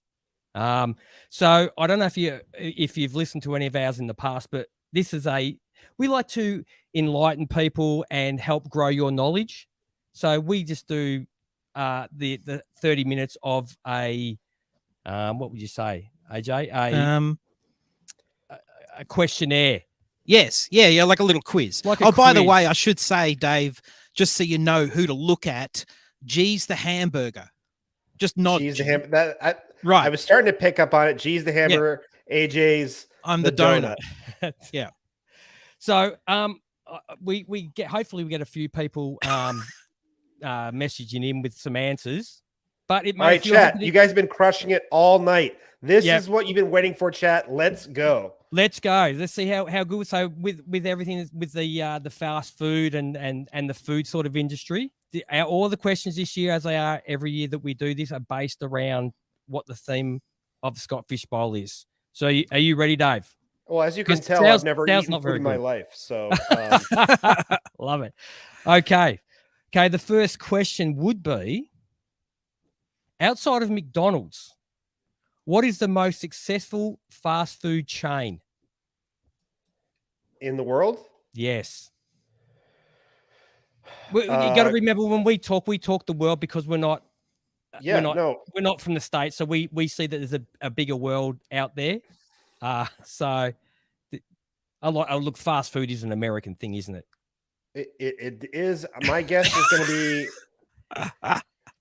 I guess it is. I guess I would think that Americans like their fast food. All right, let's see what people coming in the chat, what they have, what's the most successful at the McDonald's in the. Let's see who we got here. People coming in. My guess is going to be Burger King. It's Burger King. Burger King. Starbucks. Oh, okay. Really? Okay. Yeah, wow. Starbucks, mate. Well, I don't know. I just this is what I'm told. I believe everything that's on Google. All right. No Campy. So Subway. 0 for 1 for you, Dave. Sorry, unfortunately. Okay. According to Vincent, what do they call a quarter pounder with cheese in Paris? According to Vincent, what do they call a quarter pounder with cheese? And if you say who is Vincent, that's what I was thinking. Oh, Dave! Come on. I can see why Sal loves this so much. He loves getting roasted. We've got a movie must view. Yeah, oh my God, Vincent! No, I know. Oh my God. I know it. Come on. I know. Pulp Fiction. Sorry, my bad. Yes. Okay. Sorry. It is 4:30 in the morning. We get it. Real with cheese is correct. Nice work. Yeah. Sorry. That's my bad. I knew that. All right. I'll give you another movie question. Where's the question? Name the fast food diner that they visit in Talladega Nights. Ooh. Actually, I saw that in theaters. And there were some drunk people next to me, and I could not hear half the movie, so I had to. It was KFC. It was not KFC. It was Applebee's. Oh, I wouldn't. Okay, I wouldn't I wouldn't consider Applebee's fast food, but all right. Yeah.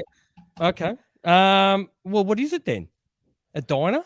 Like we don't a have chain. Applebee's here, I so consider a chain restaurant. a chain Okay. restaurant. All right. Okay. Look, a high quality food. Is it? Has it got a Michelin star?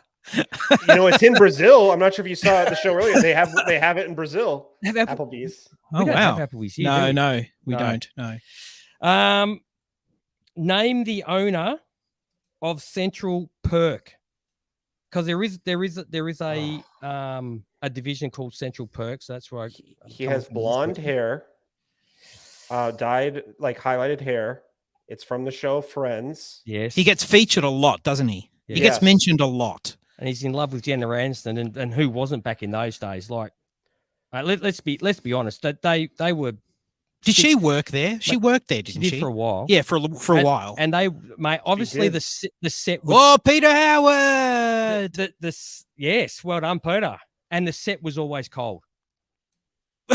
You know, they have that set travels around the United States, so people like can go to it. What?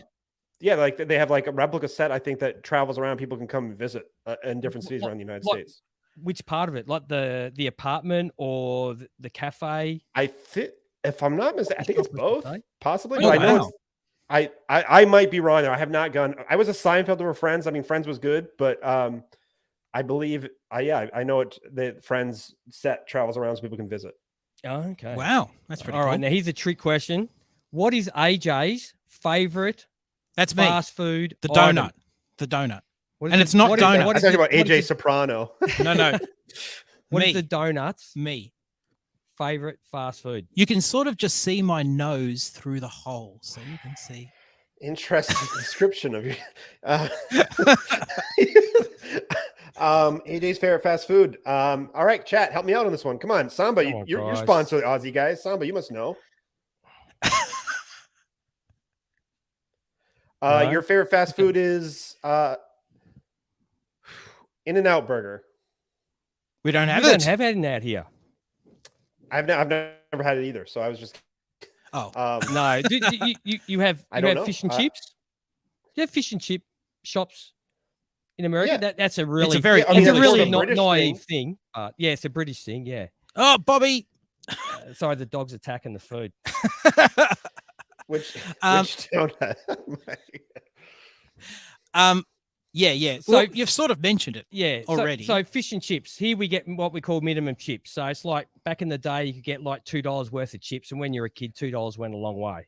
Wrapped in a newspaper or what? Yes. Not so much. Yeah.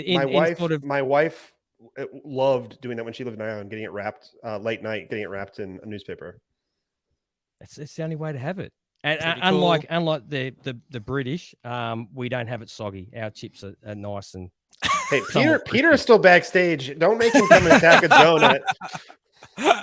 We could talk to him about. I know he's in the fantasy football and the NFL. I don't know if he's into cricket, but maybe want to have a chat about that. Peter, do you want to play? You want to play along, Peter? You're on mute, Peter. You can't just. Yeah, sure, go for it. What do you need? No, just you play. You just no. Like instead of me just guessing, it'd be a little more fun with two people. I'm busy. Complaining about Aussie chips being inferior. What's the next question? Let's go. Inferior. What? Yeah. God damn.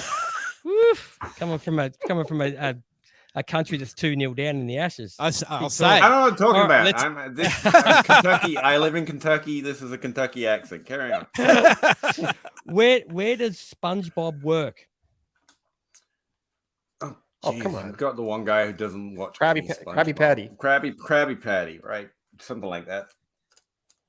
Is it? That's right, isn't it? Is it Krusty Krab? Krusty Krab, yeah, he gets. They yeah, serve the Krabby They serve Patties. the- That's the Krabby right. Yeah, Patties. right. Okay. Okay. Burger King is called what in Australia? I mean, that sounds like a trick question. What's this restaurant called? Here's Burger the name. Queen? Burger Royale. Let's just borrow the other answer. There you go. No, over here we call it Hungry Mr. Burger? Jacks. Hungry Oh, Jacks. Okay. I actually think Might I have heard of that. absolutely I'm not no sure. idea why we call it Hungry Jack's. I don't know why we don't call it Burger King. I'm not sure. You guys are making me hungry. I'm gonna have another bite. Of this. This pizza's been sitting out for about 4 hours. Go for it, Dave. I've got this. I can answer these questions. Oh, hey, all by okay. myself. Seeing you're having pizza, here's a pizza question for you, Dave. What is the most common dressing on pizza? Coleslaw. Ranch. It is in my house. I should say topping. Sorry, I should say topping. dressing. Oh, Not topping. dressing. Sorry, topping. Yeah. Cheese. Pineapple, not 'cause it including belongs cheese. Pineapple. What's wrong with why don't Americans like pineapple on pizzas? What's wrong with I you guys? don't know. They're kind of crazy over here. I don't know what to tell you. It's bloody fantastic. Dave, I any guess it's ideas? pepperoni. Aye, well done. Nice work. Good work. Good work. Okay. That makes sense. What is the kids' meal called at McDonald's? Happy Meal. Yeah. That's too easy. I knew that was easy when That I was a wrote bit it. Come on, easy. I'm an American, and you talk about fast food. All right. You guys love. I actually don't eat celebrating- fast food, but You don't? No. Well, I mean, if I'm in a crunch and I'm traveling long distance, there's no other food. Yeah, but I haven't had fast food in like 3 years. So So what do you call fast? So you don't call Applebee's fast food? Nah, it's a McDonald's, restaurant. Burger King, Taco Bell, KFC, basically anywhere you drive up to Drive and they serve through? you through a window. Okay. All Fair right. enough. The 13th of July is dedicated to which fast food? It's an item, a fast food item. Can you say that again? On the 13th of July is dedicated to which fast food item? An item of I have food. you no know. trivia that can help me out, like no trivia knowledge that can And help this me is out with this. So only I'm in just gonna America. start naming items in a minute. Like July 13th. fries. is Yep. 7. Yes. Yay! Well done. French True Friday. American, Peter is.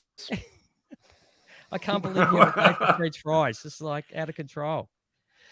Okay, how are we going here? What is the highest number of patties you can order on a single Burger King Whopper?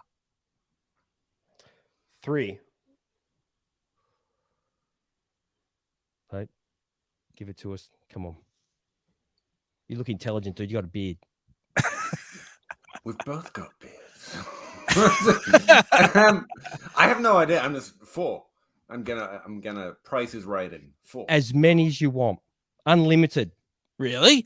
Yes. So And Russell Wilson's a fan. The record is 1,000. What? Imagine ordering 1,000 and you wouldn't be able to eat it. You're just blowing all your cash ordering that. You're just trying to get in the record book with that. That's right. Who invented the pizza delivery concept? Domino's. Yes. Nice Hey, work. nice work. Ninja Turtles taught me that. Fair dinkum. TV is educational these days. You know? Who knew? I just watched the Family Guy. I'm not learning a lot off that, except the wrong stuff, how to raise my kids, but that's okay. I think Peter does a great job. In what country did Nando's originate? I know this. I don't even know that restaurant. So no. Is Nando's? Is that in America? Nando's? Oh, you don't have Nando's. Oh, you don't have Nando's. Ah. Oh, there you go. Had no idea. It's what is So it? it's probably Chicken. not America. It's Can we chicken. cross It's that one chicken. off? It's chicken. Yes. So seeing you don't know, I'll give you a pass. It would be AJ. Well, I thought it was South Africa. It is South Africa. Yay! There we go. There we go. Good work, mate. What fast food restaurant was initially set up inside a Shell service station? Subway. Oh, that's a good guess, but wrong. Like our Subway is in a Shell service station. That's why. Is it Bucky? Is it Bucky's? But what's Bucky's? I don't know. Because we don't have a lot of your stuff here. Well, it's obviously not the answer. No, it's not the answer. But I'm just wondering, what does Bucky's serve? Is it a hamburger place? Is it a?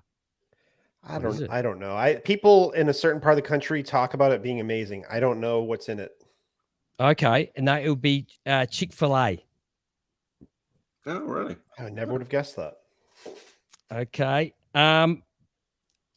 Here's an easy one for you. Flavor enhancer used in food.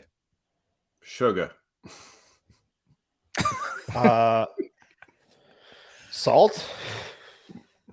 Do you guys have MSG? Oh, yeah. That's true. Yeah. I've heard of Kramer, that. more extra MSG, please. Are you guys beer drinkers? No.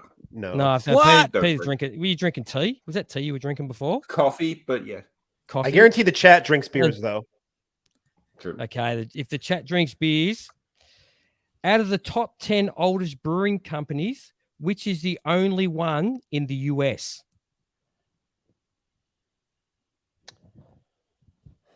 Seems like Budweiser is the obvious one. Yeah, Anheuser-Busch. Yeah. Yeah, it's actually it was started by a German company called Yingling. Philadelphia. Yeah, Pennsylvania. Yes. Yingling. Yeah, in Pottsville. Yeah. Pottsville, Pennsylvania. Okay, what else have we got here? Let's have a look. How you guys going? Are you keeping score, AJ? Oh, am I meant to be Yeah. keeping score? No, I'm not. No. Okay, it's probably. I think I'm winning. That's all I know. Okay. Which fast food restaurant is famous for its curly fries and is it Jamocha shakes? Is that? I think I pronounced that right. Don't know about the shakes, but the curly fries ring a bell. Isn't that Speedway? No, Arby's is correct. Dave. Arby's. Yeah. Nice work. Speedway? Really? Arby's is on the money. Jeez, we're going through these They questions. actually had an aren't Arby's in Presque Isle, Maine, which is almost the Canadian border. And there was no other one, I think, in Maine. Arby's. So Arby's is is that well done, Tycoon? He's doing well for himself. I got that one. Is Arby's the same as Applebee's? Is it the same sort of? No. It's basically hot deli meat. Yeah. So is it a restaurant chain? It's a fast food chain.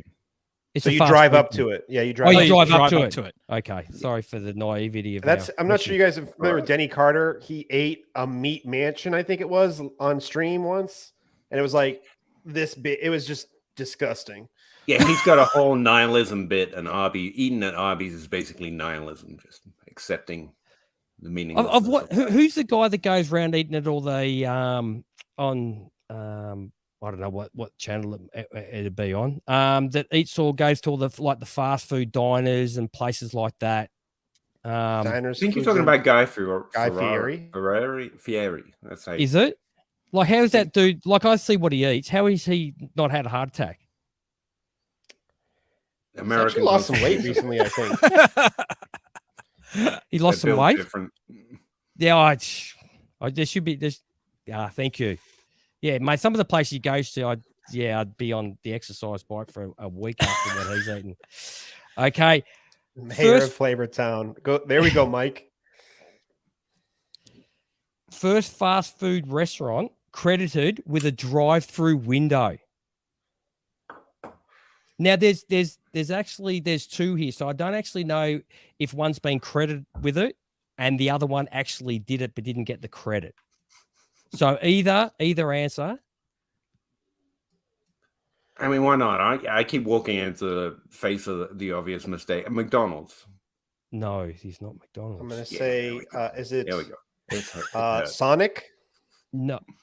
I actually didn't even know what Sonic was. We do have a Sonic question coming up, though. But I have no idea what is Sonic. Why did I say Speedway before? I was thinking Sonic. Yeah, thanks, Dave. That was bugging. Wendy's is the one credited with it, but I also saw that In-N-Out Burger was the first. Wow, Wow, well, that makes sense. The internet has a conflict. Where was the first Pizza Hut built? America. It would be in America. Wow, I asked my the wife, insight. I asked my wife a few of these questions. That's the first thing she said too, was America. I said that's really good saying it's an American company. She sounds like a smart woman. I like Yeah, it. yes. Well, she married me, so points off. Oh, well.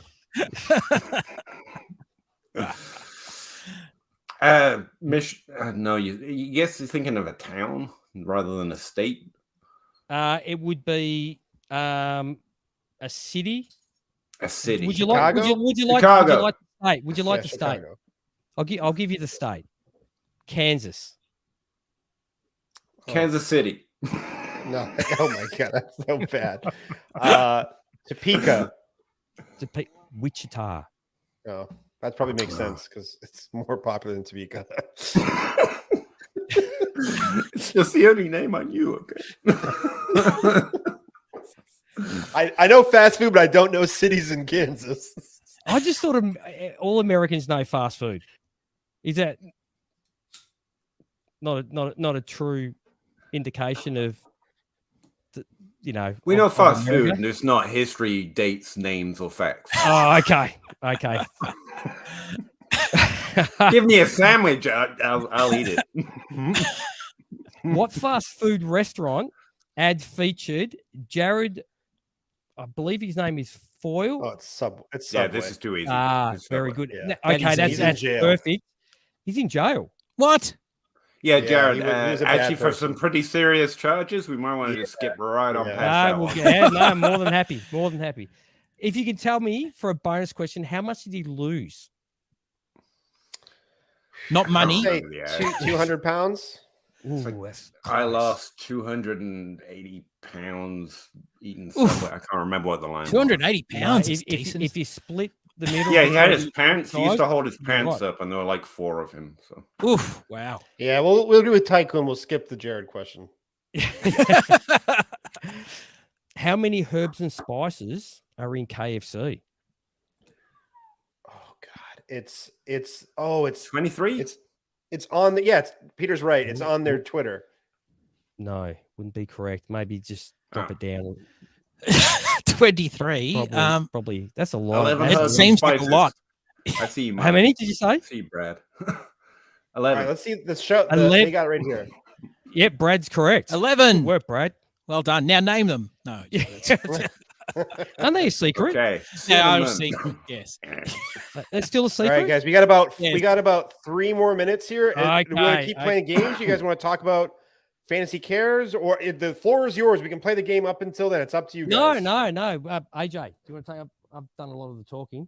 Oh, well, how many more questions do you have? No, I got heaps of questions, but we can have a chat about something else if you like, because I don't think Dave's really enjoying this. He hasn't done. No, I am as well loving as he this. would like to I am think. loving this. So I just want to give you guys a chance because I've always, I it's actually just- been a dream to be quizzed by a burger and a donut. It's actually been a lifelong. So this is amazing. I feel bad. I want to admit I cheated off of Brad for that last answer. Like I completely glanced over my classmate's paper there. And it's like 11. And so sorry, Brad. Sorry. What were we going to talk about? Charity or something? Oh, we can. No, guys, the floor is yours for the next 4 minutes. I'll just ask one. I'll just Ask one more. I'll One ask more. this question, which Yep. is quite interesting. What fast food chain was literally founded in a closet? And I believe In-N-Out burger sounds like such a good answer to that. if you connect Jerry Jones with this. Oh, Texas would be. What do they love in Texas? That Big things. Big hats. Freedom. Guns. I was going to say guns, but I don't know if you want to bring up guns. You know, we already spoke about the foil, dude. I don't know if we bring up guns as well in this half. Oh, hour. this is it. Yeah, Mike comes in for the win. No, it's not. Sonic is not correct. I now need to know this. Like I'm gonna go quiz my kids. Well, and sound what did smart, Jerry so Jones had? You gotta tell me. He was a supporter of Jerry Jones a few years ago. I can't remember exactly what it was about. Probably Not money. Papa Again, not John's. good things. It is Papa John's. Oh yeah. So I wouldn't count that. I wouldn't count that as fast food. But What? yeah, I count that as pizza. I don't count pizza as fast food. I just count it as pizza. Domino's pizza, they tend not to get grouped in for some reason. I don't know. How is pizza not grouped in with fast food? Because they bring it to your house. They bring it. doesn't sell You don't burgers. drive, they bring it to your house. Mate, you got Uber. You can bring everything to your house these days. Isn't that American? So no, you can't just drive up to it. No, they bring it to you, so you don't have to get in the car. I'm just waiting for the "Will Help You Chew" app. Like, come move my jaw, please. So if you get a call girl come to your house, that's not considered fast food. because she That's came to your no, house? that's No? completely that's delivery. That's different. That's delivery. Also, they do frown on you eating people here. I'm not sure. I Oh, know no. Australia's a wild place. Well, it but we depends don't on, normally Yes, eat talk to me a people. little bit more. What do they do in Australia? Don't judge culturally, but I'm just letting you know. And we are culturally similar and very different. I've seen the number of things that can right. kill you in Australia. I'm not messing with Australians. I'm not judging. I'm just saying. We how did you make pizza in a closet? I have zero idea. Zero idea. I'll get back to you on that one, Brad. Dangerously easy bake oven. Oh, but mate, we risk our lives. Easy bake.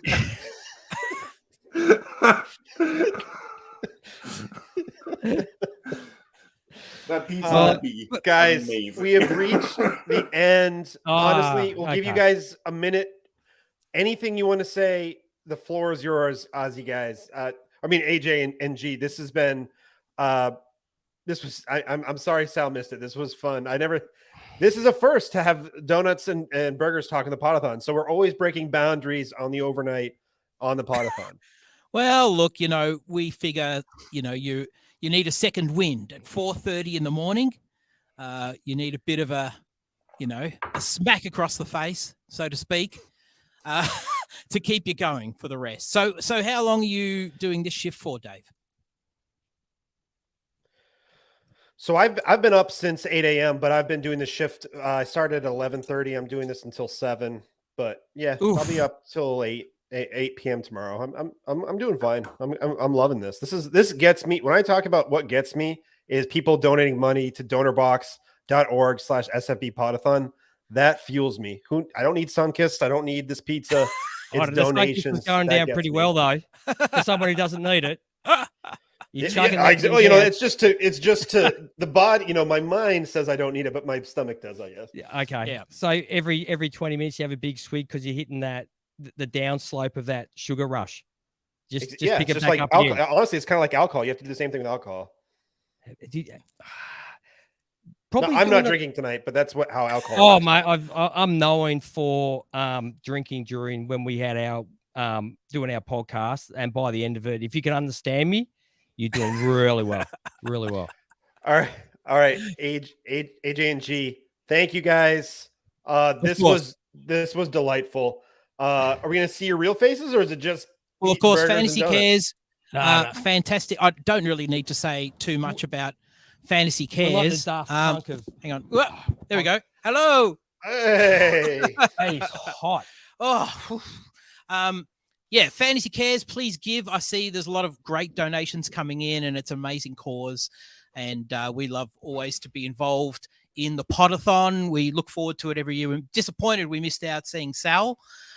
So, let him know. Let him know that we're very disappointed. Yeah. Very. If And you look, guys- I told my wife about what the Podathon's about, and she just said, "What a great idea." If you guys want, I'm not sure when you're going to be up and when Sal's around and you're up. If you're watching the Podathon, we can always slide you in just to say Sal, because Sal's going to miss this. If you want to say hello to Sal for 5 minutes, dressed like that at some point later tomorrow or tonight, go for it. All right. And So let me anytime you want to just DM bring that Ringo. dog. It'll be a surprise. We'll surprise Sal. I'm surprised the dog didn't attack us with the hamburgers and the he donuts. was trying. He was doing his Yeah, best. he was doing his best. All right, so honestly, DM me guys, and we'll maybe try to surprise Sal later. But we have to get to the read and the next guest. But you guys were amazing. Without doubt. Thank you. That's all right. Thank you. Thanks, mate. See you, Dave. See Thank you later. Bye. Bye. That was really fun. Yeah, it Peter, was, yeah. do you want to take a break? And I'll see you in I don't know what time it is. In a half hour.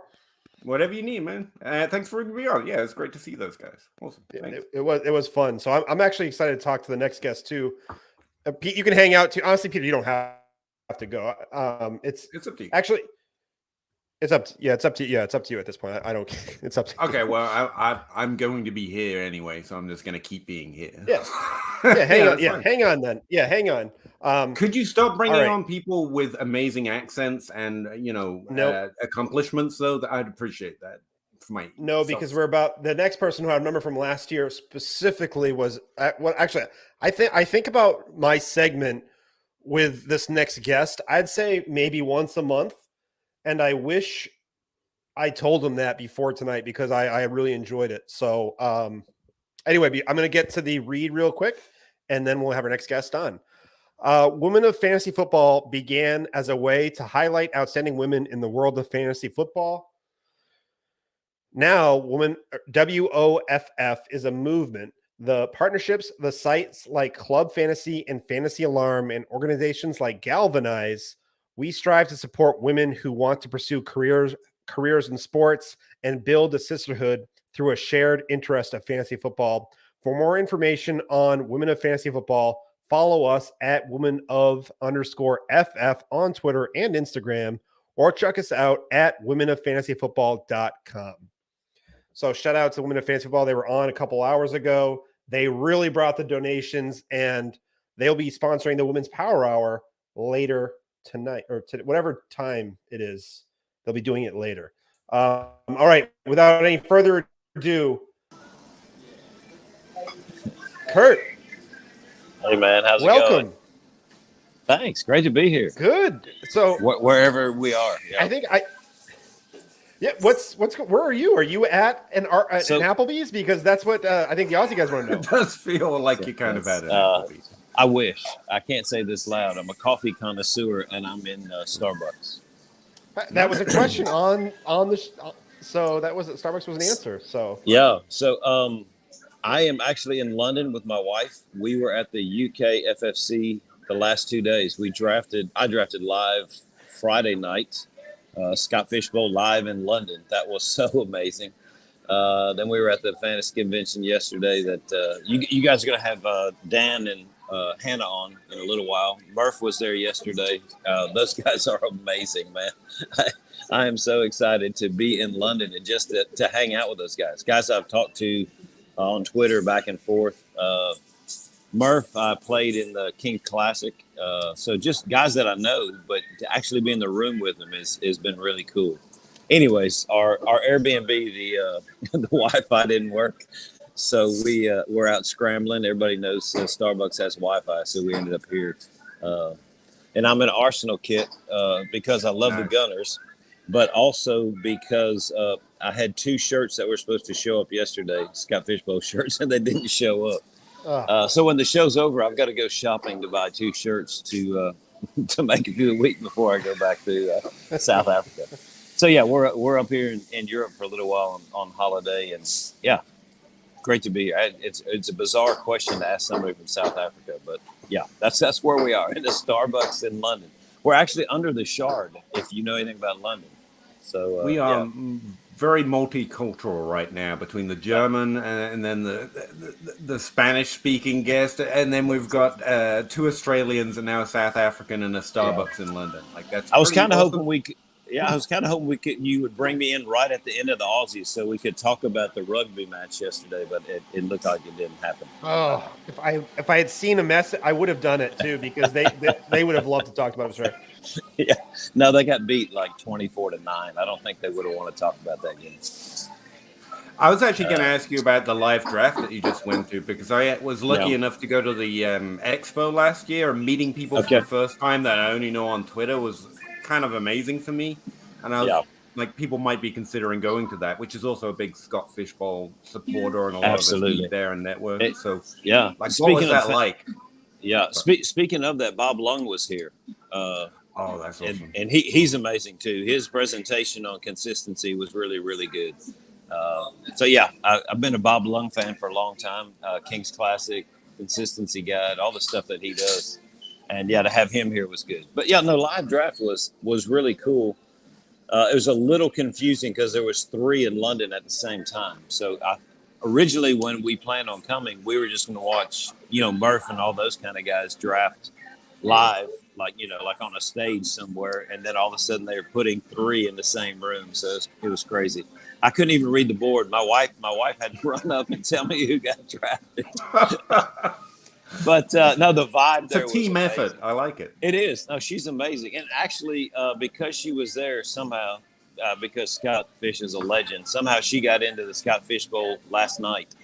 So that's awesome. Yeah, she's thrilled to be. Yeah, since we're sponsored by Women in Fantasy, my wife is in the Scott Fish Bowl for the first time. She was kind of on standby, I think, in case somebody got stuck on the tube and we had to start the draft. There would at least be somebody in the room capable of playing fantasy football and drafting. My wife. A quick story about my wife.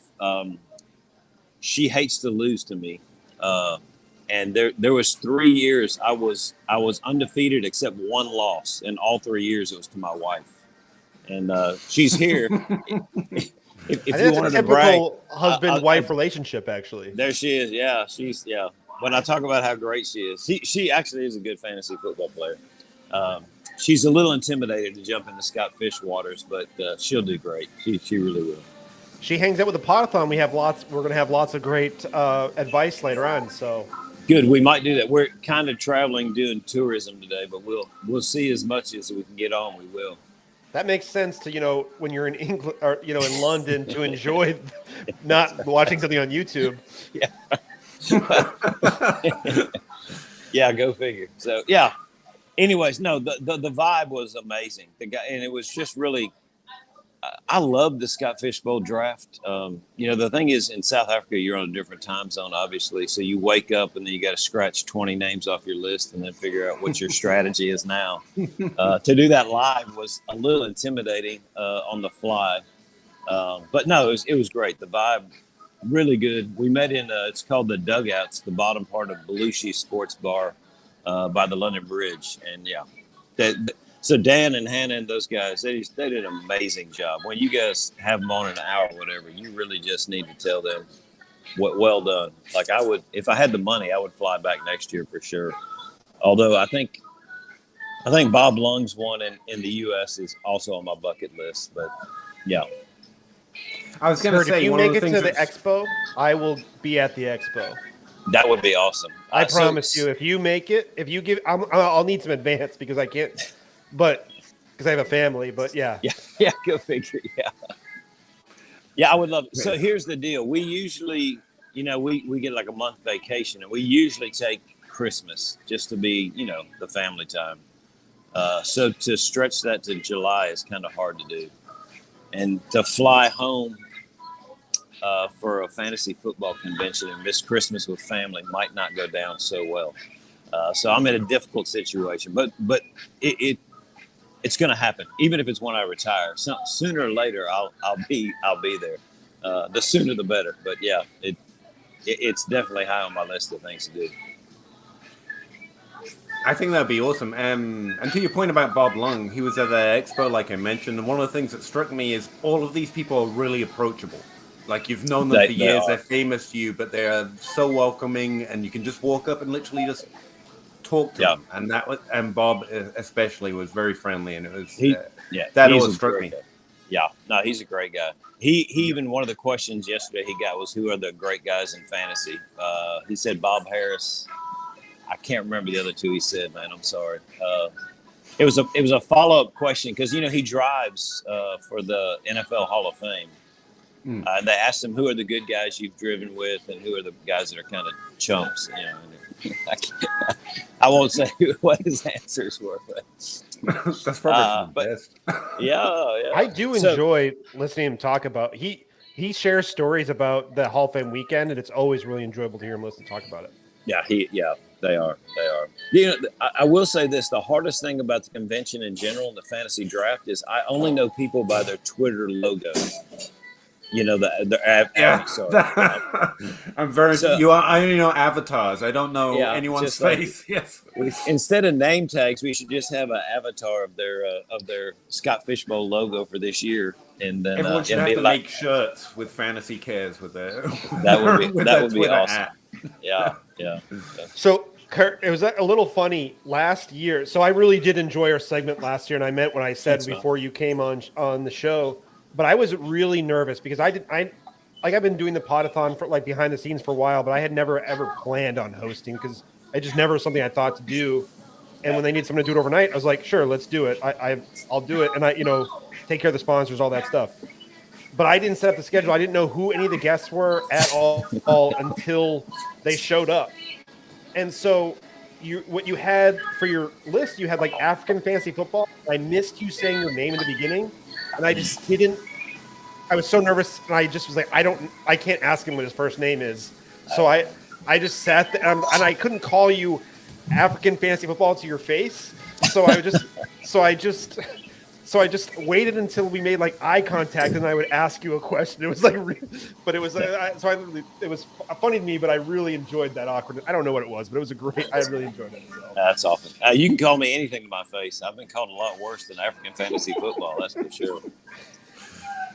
So have I, unfortunately. Oh man.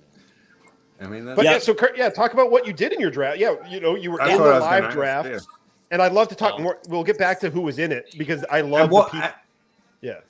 I was gonna say, let's hear what your wife did since she beats you. I'd quite like to know what she did too. She wasn't in the live. She'll be joining the Sweet Tarts tomorrow, I suppose it is. So you do all these drafts to get ready and have some idea of what's going on. And every draft I had, either Fields or Lawrence or Herbert made it to 9. I drafted 9, and they all went before I got there. In fact, Herbert went 7, Burrow went 8. And so I thought, instead of just I'm a huge get 2 quarterbacks in the first 2 rounds guy, or first 3 rounds guy.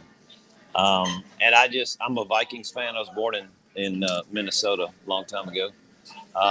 And I just took Justin Jefferson. I just couldn't let him pass. I figured if you get the best wide receiver, I think this year maybe there's more depth at quarterback than there used to be. Last year with all the stats, the quarterback specific negative stats, made it difficult. So I took Justin Jefferson in the first, and then I took Deshaun Watson in the second. On my flight up here, one of my 2 8-hour flights to get here, I listened to a podcast, and they just convinced me that Watson was going to be able to run a lot more than he did last year. So I thought he was a good pick at 2-4. And then I took CeeDee Lamb. I was looking quarterback, but I decided to take CeeDee Lamb at 3. And then did you have the 3rd round reversal in the lives? We did, yes, we did. And did you find that was sorry, Karen? No, go ahead. I was going to ask, did you feel that in the draft? Because a lot of people are about to face that maybe for the first time. Was it a lot different than just an irregular snake draft? Did that affect your draft strategy at all? Well, my draft strategy was out the window after round 1 because I was going quarterback. One thing I would say about Scott Fishbowl is you can have a strategy, and like Mike Tyson said, everybody has a strategy until you get punched in the mouth. And so at least it happened in the first round for you. Yeah, exactly. Okay, get it out of the way. So the problem was, anyways, for me, I had a couple big issues. One was in the 6th. Oh, sorry. Let me catch you up. So I took Jefferson, Watson, Lamb, and then Waller was there. I wanted one of the top 4 tight ends. Okay. Obviously, this year in Scott Fishbowl, I think you have to have one of the top 4. So I took Waller. Well, that just backed everything else up. And then I was going to get in the 5th. I took Travis Etienne. I was like, I've got to have a running back. Now we're in round 5. This is going to get awkward quick. So I took him. And then in round 6, I was thinking I need to get my second quarterback quick. Like, this is way too late for me to be comfortable at quarterback. And let me think. Oh, yeah, Daniel Jones and Russell Wilson were still there.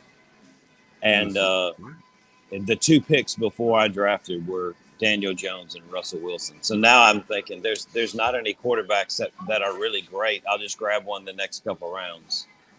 So I took Dalvin Cook. Dude, if he doesn't sign with the Dolphins, I'm a dead man. So in one round, I lost out on the quarterback that I have to have, and I took Dalvin Cook, who's not even signed with the team right now. Then I took Terry McLaurin the next round, and then I thought, I've got to get my second running back, and obviously I'm Viking centric for a reason, but I wanted either Alexander Madison or White, and they went like 3 people before me. So I am completely out of any hope. So now I don't have a quarterback or a running back, and I'm not doing well. So I ended up taking David Montgomery was the best running back available. And then when it came back, so Kurt, before you say the next thing, Kurt, Mike Seeley in the chat says he's from Minnesota, or he's from Duluth, Minnesota. Skull. So there you look at go, Skull. Before we die, bro. Before we die. Great to see you. Okay, then I took Brock Purdy. He's the last quarterback I think can start. So I have Cook, who doesn't have a team, Purdy, who doesn't have an arm right now, but he's supposed to get miraculously healed by August. And then I took Okonkwo in the 9th. Okay. Just because, again, I think TE is going to be huge this year. And I love Okonkwo. I think he's got a huge upside. He finished last year really well. I don't know who's going to throw him the ball, but might happen. And then I took Trey Lance. I figured because I need a starting quarterback. So when you take Trey Lance in the 11th, you're already spinning out of control. But I have some kind of a team with Purdy and Lance as my backup quarterback, Watson as my starter. If Cook signs with Miami, I do really feel good about him as my RB2. If he doesn't, I won't make the playoffs by any stretch of the imagination. But the good thing is my wife's learning from my mistakes, so she'll do a lot better job. There you go. Yeah. That's how she'll win. Now, I was going to ask, if one of the things I find about a draft is looking back, you're like, if I had a second chance, I might have reached on that guy because of what happened. And obviously, you don't know that in advance. Did you find anything striking about the Scott Fishbowl ADP? Like, especially quarterback, you missed out on your guys. Would you maybe have reached on Russell Wilson or something earlier, or do you still feel pretty comfortable with where Let me it ended look up? real quick. So, of course, it's your time. Yeah. Thanks. Wilson was round 6. So in round 5, I took Etienne as my first running back. So that's a really solid pick, that deep for running back, I thought. It is, but the problem is then I don't have my second quarterback. So I think the last 3 years in Scott Fish, I've gone quarterback and then either running back or wide receiver and then quarterback. And I did something totally different this year. So I don't feel comfortable at all. I've got some names I want to pick up quickly that might change my ideas. But yeah, right now I don't see me winning my division by any stretch. Well, exactly what you said. A Scott Fishbowl draft is tough. You're going to get punched in the mouth and you have to adapt to it, especially live. That's real difficult to do. But you build a lot of upside in there. Again, it's like if Cook gets that job, if Lance starts, that's all the upside you could hope for in the 11th. I'm not taking Andy Dalton at 22, no matter what happens. So fair enough. We'll go from there. Yeah. So you ended up with 3 quarterbacks by the end of it, did you say, with Lance and the third? Lance and Purdy. I figued who. Oh, you got both. That's good. Yeah, I took Purdy in the. Sorry, man. No, the you 9. did. The 9. I took him in the 9. Yeah. I missed that. That's so you at least have the starter, unless I guess it's Sam Darnold, but it's not Sam Darnold. Please. So it'll be interesting to see how that works out. But I think, man, I don't want to play one quarterback. But if I have, again, everything I'm hearing is that Purdy might actually be ready for game 1. If not, he'll only miss a few games. If he starts game 1, I'm okay. If he doesn't, I'm in big trouble. So I like that. Kurt, yes, we have Peter Gent, the FF or the _FF German. Yeah, there you go. He wants his belt back. Yeah, so we took the belt. The King's Classic gives out a belt as a championship, and Peter and I are on the same team, and we won it in 21. We won the snake draft in the King's Classic, and so we're gonna go back and get it again this year. Yeah. Did you catch him when he was on? Did by any chance? I did not. Our Wi-Fi was messed up, and yeah. I wish I had another 45 minutes, to be honest. It was pretty cool to hear him talk just about. Yeah. But, sorry. Yeah. So, Kurt, first off, getting a little bit back to the EKFFC, or no, the UK FFC. Yeah. I don't know what it is, but I think I have more close friends in the UK, or I have more people who consume my content in the UK than I do in the United States, which is weird to me. Because Peter has the American market covered. So so for some reason so that's how it works. I will say I have to come to America so to meet anyone from England that like this stuff. That was my experience.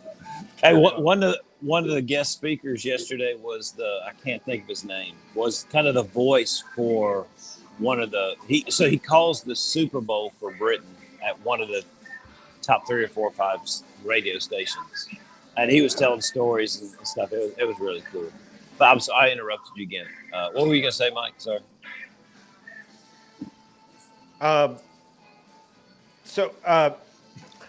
So actually, we're starting to wrap. We have like 5 minutes left in your segment. Do you want to talk a little bit about what you do in the fantasy space? Are you playing a large amount of leagues? Do you create any content? I tried to create content and I suck at it. So I've stopped doing that. I should do the same. The one article I wrote that got some time was about how Irv Smith was going to be a tight end 1, and he got injured like in week 2. So I've given up. You just were a year too early. You were a couple years too early this year. Yeah. Well, as a Vikings fan, and then they traded for Hawkinson, and I know that's never going to happen. So, although he would be a great tight end to pick up this year in Scott Fishbowl, it's like your tight end 2 or 3. I think he's going to do well in Cincinnati if he stays healthy. I think he's a really good tight end. One thing I am trying to do this year, and I just haven't got around to it. Work has been crazy. I want to start a league, a charity league, to raise money for women in South Africa that are victims of violence. The violence against women in South Africa is horrific. I got to put on my glasses to read these stats, but in the first quarter of last year, 10,818 women were raped. The number of women killed by intimate partners in South Africa is 5 times the global average.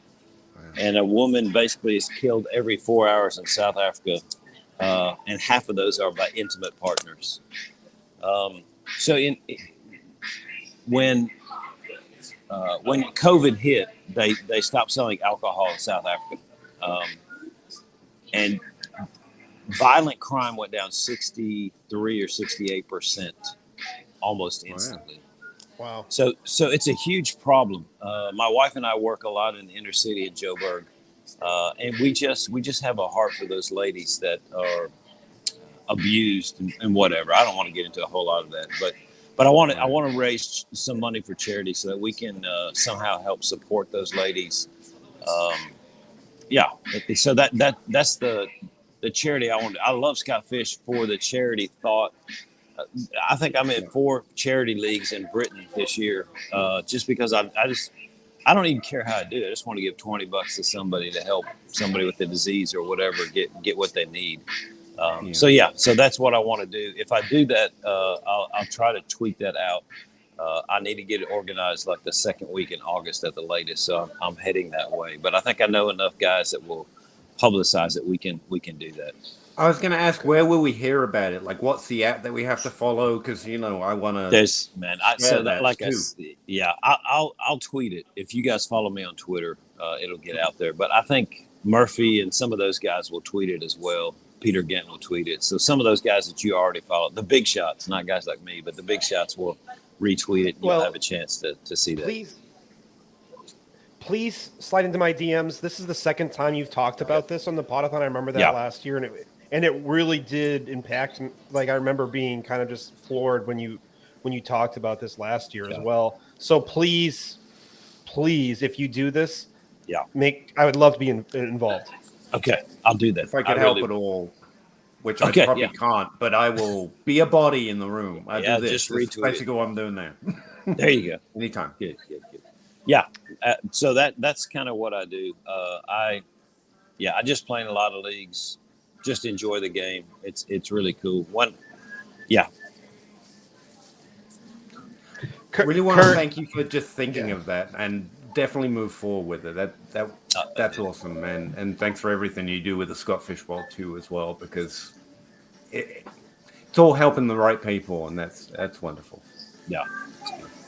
Kurt, honestly, what you've done this entire segment, you have embodied what Fantasy Cares and what the Podathon's about.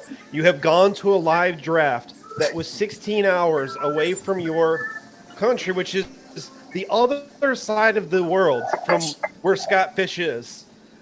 You then flew to London for a live draft with your wife, who is now in the Scott Fish Bowl, on a segment sponsored by the Women of Fantasy Football, and then talked about domestic violence in South Africa and made Peter and I, who were unaware of this, you made us aware of it, and we would like to help out in any way we can.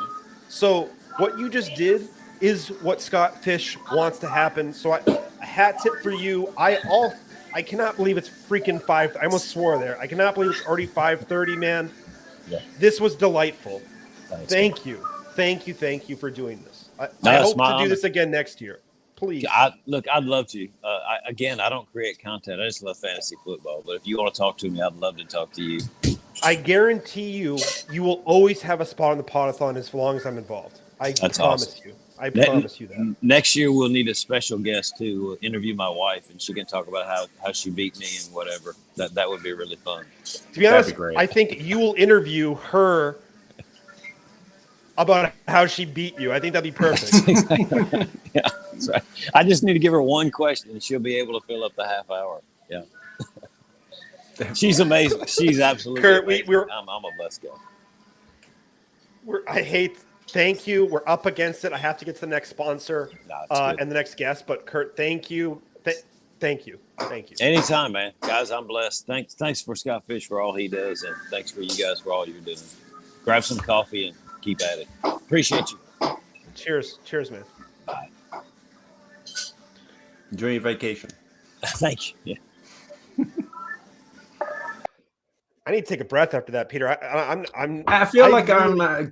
feel guilty. I've got another one on the list. I'm taking up screen space, and I shouldn't be. I feel like at this point. So JB is going to step up, Peter, for this. I know you were here before. Could you give us a 1-minute rant on Kadarius Toney for Nubs? I guess. Hat tip to Peter. Can we get him a rant on Kadarius Toney? I don't really have a Kadarius Toney rant. At this point, his ADP is fair relative to his potential upside. He's an incredible athlete and a team that's shown a willingness to build and increase the potential of a player like that on their roster. He has the upside in every play with every target.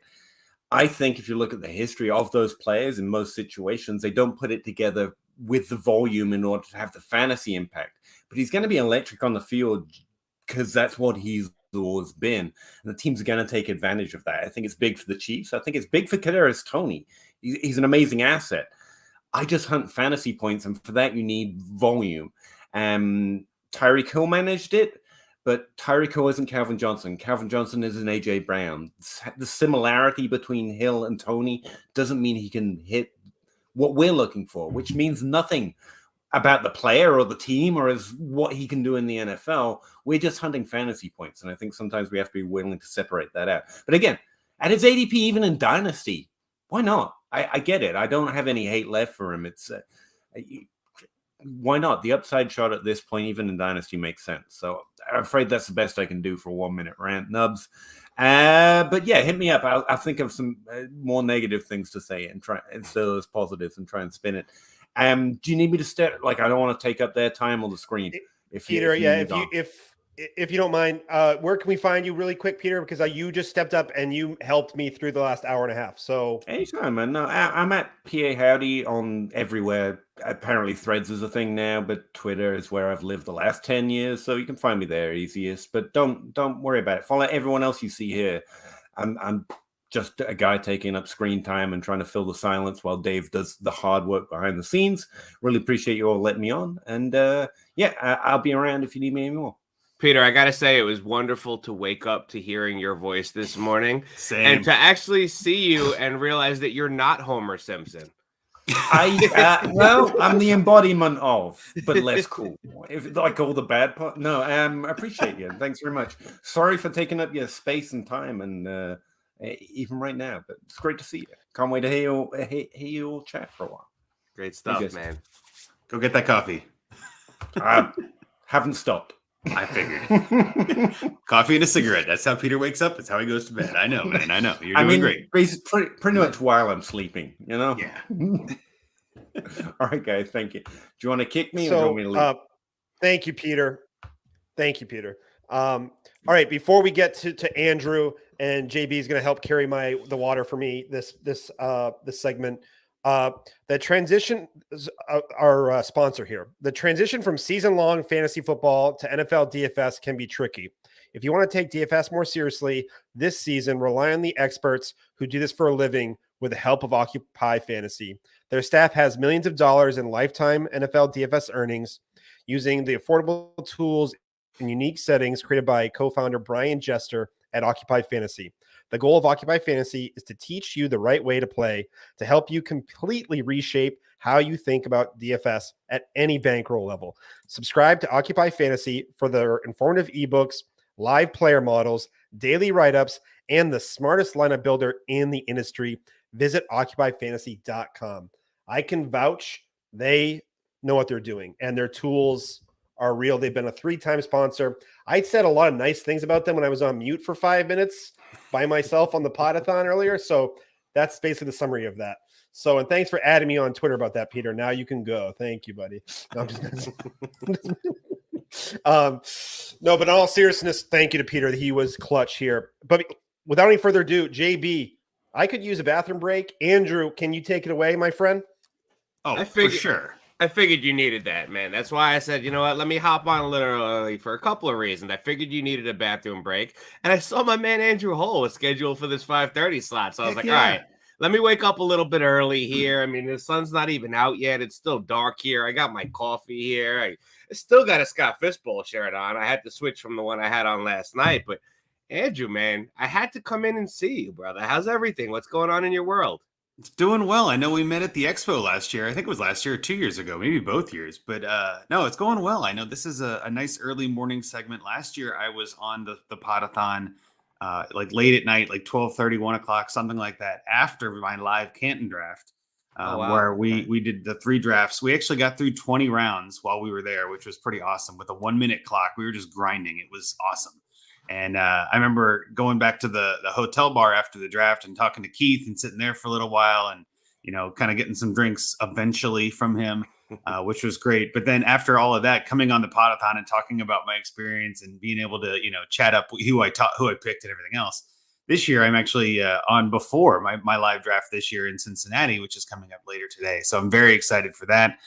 John Bosch is putting that on. It's a hell of a show. There's going to be, I think I heard there's $10,000 worth of raffle prizes in this thing. Wow. And I am not going to be shocked if we don't get damn near close to that with the donations, with everybody that's coming, with a lot of the different people that we've talked to. I know there's been a couple of different things related to the Cincy live draft with Chris and Tim yesterday on their way in from Pittsburgh. They put up a donation up to $1,000 for the few hours they were driving in. I know a lot of people were donating in the Cincy chat just to kind of get that done. And Chris said, on top of that, I'll also buy you a beer. And that really got things going. So, I mean, it's at a brewery. So, and it's at a brewery with 24 beers on tap. Wow. And I'm almost certain 6 of those beers are fruited sours, which is why John picked it. Because it's just his style. But so it's going to be, I'm looking forward to a great day. So when I got the schedule and saw I was on at 5:30, I'm like, oh, who am I kidding? I'm not going to be sleeping anyway. This is like a kid on Christmas. Like I'm so excited to get the day going. So yeah. And then obviously I saw that Dave was hosting, which was terrific. And Dave's doing a terrific job already, of course. And then I saw JB. I'm like, oh, okay, we're going to be fine. Like, this is going to be a good time. This is going to be great. So, yeah, I'm glad to be here and glad to wake up with you guys. Absolutely, man. And I know J Mike was on last night when I was co-hosting with Sal. He's going to be at the live draft also. So that's going to be a fun time there in Cincy. I kind of wish I was there. I'm getting a little jealous. So you guys got to take a lot of pictures, take some videos, put it on Twitter for us.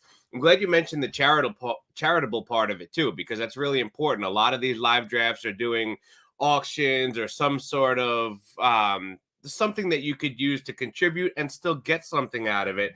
And I'll use that to remind people that we have a giveaway here too. I got this DK Metcalf autograph football, and I have this Tiki Barber autograph jersey. So I know Dan wanted to get involved in this, and he's on, I think, the 6:30 segment. So he was like, I'm going to bed. I got to wake up early. So I was only going to run this during my co-hosting segment last night, but Sal asked me to keep it open a little longer. So now everybody gets a chance to participate in this. So what I'm doing is anybody who donates over $25 gets entered for a chance to win one of these. Whoever donates the most from the time I started it to the time Sal decides to end it will have their choice of one of the two of these, whichever one they want. Love it. The other one goes to whoever randomly wins out of anyone who donates 25 or more. So just another part of getting involved. Donorbox.org, SFB Podathon, or there was another link also before that was up last night that I was saying, I don't even remember it anymore. But donate, that's what we're here for.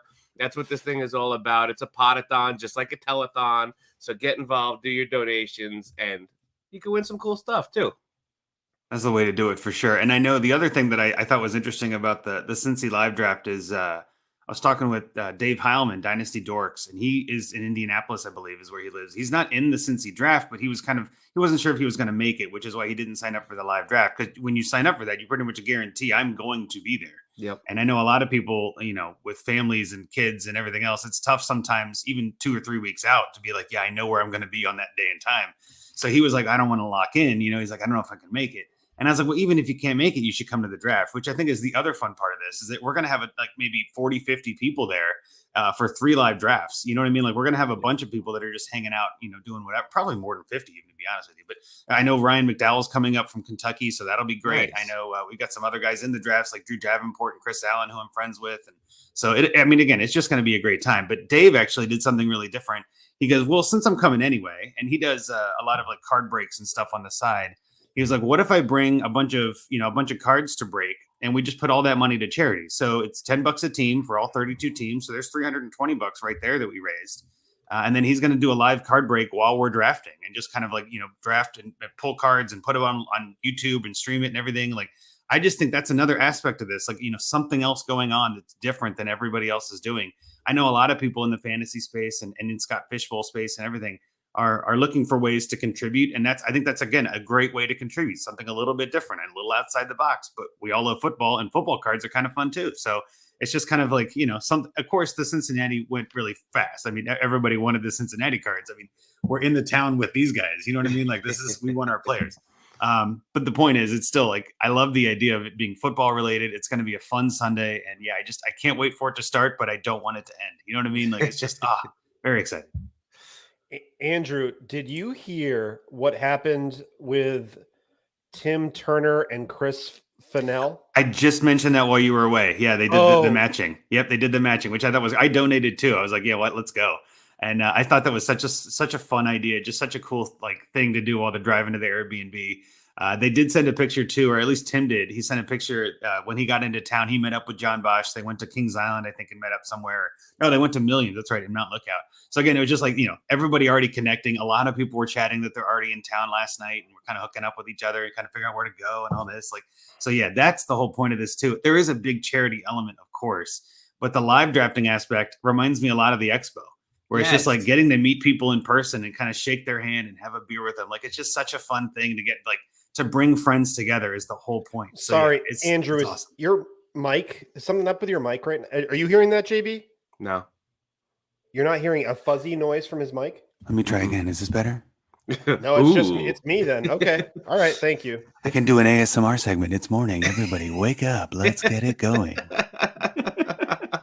No, but you're absolutely right. That live draft component has an expo feel to it, which to me, I love it because I can't make the expo this year. I had a great time there last year, but I can't make it this year. But I'm doing the New York live draft. And There there you are go. people coming in from other states, even like Hutch and his dad are coming down. I think they're in PA. They're coming down for the live draft in New York City. And there's a bunch of other people that I've talked to that I knew were New York people that now I get to actually like hang out with at the bar next week and draft together for 10 rounds. So really looking forward to that. What division are you in and what pick do you have, Andrew? Yeah, so I'm in the Skyline division. There are 3 of them that are live drafting. There's Skyline, La Rosas, and Graders, all of which are Cincinnati staples. I couldn't avoid Skyline though. That was, it's Skyline time. I got that shirt last year, even though I wasn't in the Cincy division. I guess last year I got that Skyline shirt and I wear it all the time. To the point where my wife is like, "You got that Skyline shirt on again?" I'm like, "Yeah, I do. I love Skyline. I love Scott Fishbowl. It's a good like conversation starter. You know what I mean? Like it's really fun." So I bought another one this year, of course, for the Skyline Draft Division in the Scott Fishbowl 13 logo. But again, it's the same thing, but it's just a different color, which I love. Nice. But I'm in Skyline, and then I've got pick number 4, which I was debating when I got the invite and everything, and you pick your slots and everything. I was like, well, let me think about this for a couple of, let me think it over for a couple of days, and then I went back in like maybe 2 hours later just to see what was taken because I couldn't remember. And like 1, 2, and 12 were already taken. I'm like, oh, I might have to get on this. Like I might have to actually pick this kind of early. So my thinking with picking 4, even with the 3rd round reversal, is like I want Kelsey or one of the top 3 quarterbacks. I think Barry mentioned that yesterday, where it's like that's pretty much my thinking. It's like Hurts, Allen, Mahomes, or Kelsey. I'm fine with one of those to start my team and anchor it. And that way, I mean, I thought about going 5 and putting Burrow in that group because again, I'm a homer, right? But then I'm like, there's no way Burrow makes it to 5 anyway. And then I was like, man, that means I should have taken 5 because he's going to push one of those guys down. So I kind of feel like I missed a little, but either way, I'm happy to get any of those guys. I wouldn't be shocked to see Kelsey go 1 and Burrow go 2 in the Cincinnati live draft, or at least one of them. Just because, again, it's a fun charity league. It's meant to be a good time. Winning is great, but the whole point of drafting is fun. And, and whoever gets to put up the Burrow sticker is going to love doing that. You know what I mean? There's so much fun there. So anyway, I'm expecting I would love to get like an Allen Diggs start. I think that's ideal for me if I don't get Kelsey or Mahomes. Getting something like that with a solid stack. The other option I've seen that's worked out for others is that the Hurts Brown stack, which I think would be fine too. I love stacking and redraft and best ball and things like that, just because it kind of, concentrates your points in one spot, which makes it easier to follow. So if it doesn't happen, it doesn't matter. I'm just going to be excited, putting stickers up on a board, drinking beers with a bunch of buddies like that. What better day is there? It's just, I love it. I'm excited. So as a 105 myself, I'm a little jealous of your spot at the 4 spot because really, I mean, as we talk about it, the 4 spot, and we talked about it last night also in one of the segments, is like the 4 spot is, okay, you have the 4 guys you mentioned, just 3 top quarterbacks and Kelsey. They're making that decision for you. 1, 2, and 3 are picking 3 of those guys, and boom, there you go. You got that 4th guy. Us at the 5 spot, now we have a decision to make, okay? We're not in Cincinnati, so it's not an automatic, you're taking Joe Burrow. Right. We have to decide between Burrow, Lamar, Herbert, and that's really the conversation that has been going on in the chat. Or do you pivot to a CMC or to a Justin Jefferson? Like, I'm 99% going to be taking a quarterback there. I just have no idea which one because personally, I prefer Burrow over the other 2. But that rushing upside that Lamar brings is something that with this new scoring system can kind of make you think about it. I'm not a Lamar guy myself. So curious, Andrew, what you think as far as, take the homerism out of it. Where do you think that like a Lamar or a rushing quarterback in general can benefit with this new scoring system? And would you take him over a Burrow? So personally, I would rather have Burrow. I think the offense is a little more high powered. He's got a lot more weapons and less of a running game, which I think helps the passing attack and kind of giving him options to throw. That being said, Lamar is not a bad option either. I'm not saying they're in the same tier. I'm with you. Like they're all right there. And I'm not saying anything other than, man, that's a tough pick, right? Like I do think though that the way that the offense ran in the past couple years with who was it in Baltimore? The old offensive coordinator, Greg Roman. There we go. So Roman did a lot of rushing, and I think that really played in well to Lamar having to run the ball too. And then, of course, Dobbins getting hurt kind of opened the door for him being their top running back. I'm not sure if we see as much of that this year. I also kind of feel like Lamar last year getting hurt and kind of sitting out some of the end of the season in a way just kind of it put a bad taste in my mouth, right? Where I was just like, oh, what is going on? Like, I don't like that.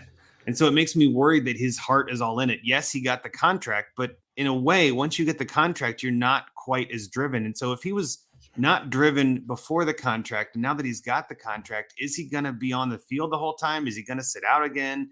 Is he going to be running the ball? They're going to be passing a lot this year with Monken. So I'm not saying anything conclusive or like official. Like there's no way to predict the future, but it just feels like there's a lot of smoke that he's going to be rushing less. And if you take his rushing away, the upside isn't there. And therefore, I'd rather have Burrow. So that's kind of where my thought process goes with all of that, because Burrow's offense is essentially the same with less running attack. That's a mark up for Burrow. And then Lamar has got a whole new passing attack with a whole bunch of receivers that are going to want the ball and pretty much demand it. And Dobbins is coming back, hopefully healthy, right? And then he didn't seem to play well. Those are all negatives. So it's kind of like ascending and descending for me. So I don't know. I'd almost rather have Fields over Lamar in some places. Like I just think with this format, Fields, I've seen him go at like the 109, 110 kind of range. And I'm just like, God, that's a steal. Because I think Fields could break this format.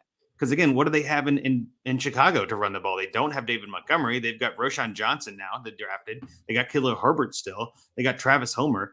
I think it's just going to be Justin Fields going nuts. And they added to the passing attack, which I think is going to help him with DJ Moore. So I just feel like Fields might have a better season than Lamar, even if they're healthy the whole time, which we can never guarantee. So there's kind of where my brain goes on all of that. I just think Burrow's in a better spot to be steady and consistent and less risk. And in the first round, that's what I'm looking for, really, is as little risk as possible. I don't want my draft to end on draft day. This is why you're my boy, man. Everything that you said is the stuff that's in my brain and that I've been talking about in the 105 chat. And I have nothing to justify why I don't like Lamar, but the same conversations, like, okay, because he sat out, it had a little weird taste in my mouth. He got paid. Now is he going to play as hard, right? He got paid, so now are they going to let him run as much? So all these things that you're talking about are just the same things that go through my head. Dave, what do you think, man? Are you like a Lamar guy? Like, I haven't got your opinion on this yet. I think I lean more Lamar guy than non-Lamar guy. And I try to stay out of the narrative it's not that I disrespect people who just went through the discussion you do, because I think there's let's say there's a path, there's a high, like a road of what you just said of that narrative was on. And then there's the sidewalks that are also are probably correct. Like say if it's not quite spot on the narrative, I think though that still makes your point true and accurate. So I think you definitely are. It's not crazy what you guys are talking about by any means whatsoever. That being said, I think I just care about his talent and his upside, especially in this format and where there's no negatives, especially if he's going to be passing more. I don't have to worry about incompletions. I think I'm getting 0.25 per carry for him still, and which is a bonus that we didn't have in previous seasons. True. And if he throws more with more touchdowns, and then if I compare him with Justin Tucker a little bit earlier than people are expecting, so then I can have that stack of Justin Tucker with Mahomes. I can get that bonus where I can then pile up and maybe in a playoff scenario advance because of that.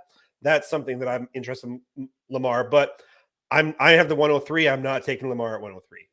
Right. Well, and just to clarify too, I think that I use the narrative stuff to break ties.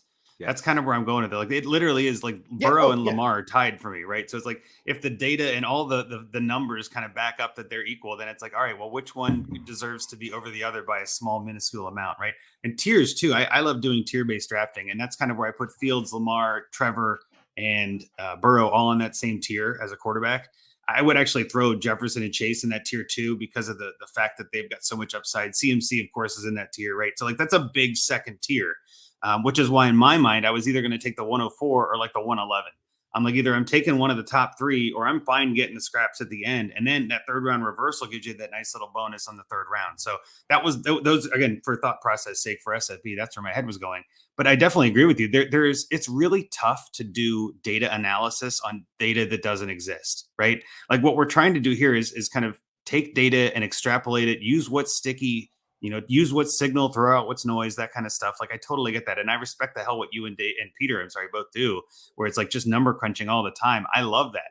But when you try to spin that to the future, it's always going to be in irregular science, right? You're always trying your best to filter out whatever you think is noise. We can't do that. if we could, you guys wouldn't be here. You'd be millionaires somewhere living on a beach. You know what I mean? Like that's just how it goes. Peter does more number crunching than I do. I actually do a little bit more just kind of game theory wise. It's kind of what I try to do. And like, that's what I kind of, is that I try, like, I do care about the number. Like I do care about the numbers and because I have them and I like playing with my columns and my buttons on. I know on you the guys are spreadsheet. great at that. But it's more of the game theory wise of like, hey, I mean, Burrow. See, the problem is Burrow still has the hits because he has those weapons, and they're going to be in shootouts. I mean, it's just it's tough, and Andrew, you're the Cincy fan, right? Oh yeah, I don't know yeah, if you of can course. tell. That was a stupid question, but I knew that like before I even said it. I don't know why. I know you're tired. I know, but I think Cincy took a step back though in their defense too, so maybe they throw the ball a bit more, right? Well, yeah, there's some talk about that because we lost two of our safeties. We traded or signed one in free agency, I guess, Nick Scott, and then we drafted one. And I think we've got some defensive issues, but Lou Anarumo has been really good at playing with whatever chess pieces he's got, and I think that's what makes it kind of nice is that it doesn't really matter. We've never really had true studs in a sense. They've all been great, but they haven't been guys that you're going out and buying jerseys for, right? On the same end of that, though, the other narrative streak you want to paint is that there could be a chance because we're playing the AFC South. A lot of these games could be blowouts where Burrow doesn't need to throw a lot, right? Where we get up by 3-4 touchdowns, and some of those could be rushing or defensive because the teams we're playing are just kind of scrubby. And so you can kind of paint whatever narrative you want. I'm not saying I'm right. I'm just using where my brain is like kind of drawing this picture and like pointing me in this direction. And I think too, whenever it comes to speculation, all of us are going to have biases. I mean, it's just how it goes. That's why you try to avoid it because you don't want biases interacting with your information. But my thing too is, and again, comes from being a homer. Obviously, Burrow greater sign Lamar for a lot of reasons. You know what I mean? Like, it's sort of where my biases are.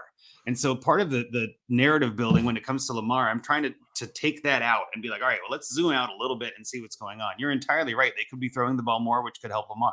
And throwing the ball could open up the box so Lamar is able to run more. There's a whole bunch of ways you can paint that. Those are all crutch arguments. And that's kind of where the thing goes, if you don't know, don't bother. Just pick one, flip a coin, throw a dart.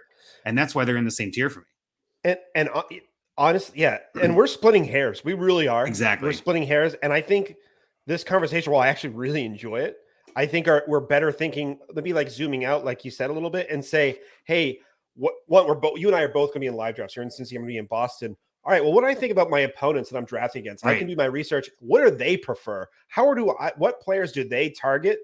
And like, do they like? I do the Twitter search. I look at their previous drafts, and this is, and I say, hey, what are the players are they going to target? So is that going to affect my ability to stack or build roster construction with one versus the other, or have a little bit more safety if Lamar does get injured or sits out because they want to protect him long term because of his contract situation, like of the money they invested him. So I think those are all questions you have to ask yourself versus one or the other. And also sometimes you just got to follow your freaking heart. And I actually really believe that, especially in this thing. Go get your guy. Just follow your freaking heart. Both great points, because when you think about Lamar and you take Lamar at a 4 or a 5, right? And there's a pretty good chance that Andrews probably doesn't get back to you, because if Kelsey's going that early, somebody might jump for that second tight end early. So you might not get Andrews. And I'm not really interested in the wide receivers. I know it got a little bit better there, but I'm not really interested in it. If you go Burrow, you have the opportunity to maybe not get his number one, but T. Higgins is a guy that you could certainly get. You might need to reach for him a little bit to get that stack, but you can get him. You can get a late tight end with him. So you could definitely do that. I mean, that's part of why I'm considering Justin Fields there. You mentioned Fields before too. He's got the rushing upside, and you can get some later pairing options with him. So, I mean, I'm at this point, if I was drafting this morning, I would probably be taking Burrow, but that could change in the next week before my live draft, but that's where I'm leaning. Well, real quick too. I mean, I'm in the Cincy live draft, right? And I'm planning on getting to the bar at brewery around 11 o'clock. I'll be on the clock at like 12:05, right? If I get enough drinks in me, it could be Burrow at 4. You know what I mean? Like, let's be honest. Like, if you really want to talk about know your draft room, like we're in Cincinnati. I had Burrow last year. I picked him at 3, and we were in the Canton live draft, and Chase almost made it back to me. And Dennis at Culture Coach Club, I think is what it is on Twitter, He sniped me on Chase on the way back, one pick in front of me, and I was just livid. I'm like, I almost had the Burrow Chase stack, you jerk, but ended up getting Higgins and Boyd and McPherson, had a really solid Bengals stack, and then I ended up getting Goff and Hawkinson before he got traded, and one of the other receivers for Detroit. But again, like I just love stacking in this because I just think it makes it more fun. So again, you're right. I'm not going to get Chase on the way back, but I can get Higgins in the second and reach, because by the time that third round reversal hits, it's a big gap again. So yeah, that again, you said it perfectly, Dave. Get your guy, go have fun. That's the whole point of this tournament. Is there's 3,000 plus people playing in this thing. You got to be different. You got to stand out. You can't just follow ADP and win this. I You're love the gonna have to make quarterback a gut kicker call. stack. You guys are both coming with the quarterback kicker stack. I love it. I'm If telling Linda you, was it awake right works. now, she'd be so happy. That's right. Get your kicker to match your quarterback if you can, and don't be afraid to reach around in like the 11th or 12th round. Don't be afraid to reach an extra round to get him too, because at that point, who cares? Go get him. And Throw ADP Andrew, out. That's I what am I'm saying. sorry. This went way too fast. I know I was gone for a lot of it, but this went too fast. Andrew, I'm going to give you like a little bit longer because I know it's already 5:59. Good. You have some time to talk about whatever you want, but one thing I would love to hear is a charity that personally it means a lot to you. That's the floor is yours, sir.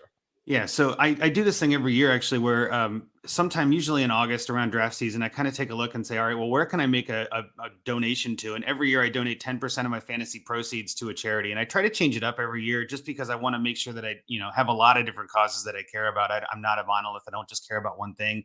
I know a few years ago it was the Equal Justice Initiative, which I think is always a big thing, making sure people get tried for the crimes they actually committed and getting out of them, the ones that didn't. Then the next year, I know James the Brain passed away due to a brain aneurysm, so I donated to an aneurysm foundation that year. Last year, with all the political stuff going on, I donated to Planned Parenthood last year, just because I feel like that kind of something that kind of hit close to home for me and something I thought could be beneficial. I think this year I'm leaning toward homelessness. I feel like there's a lot of homelessness in this country that needs to be helped.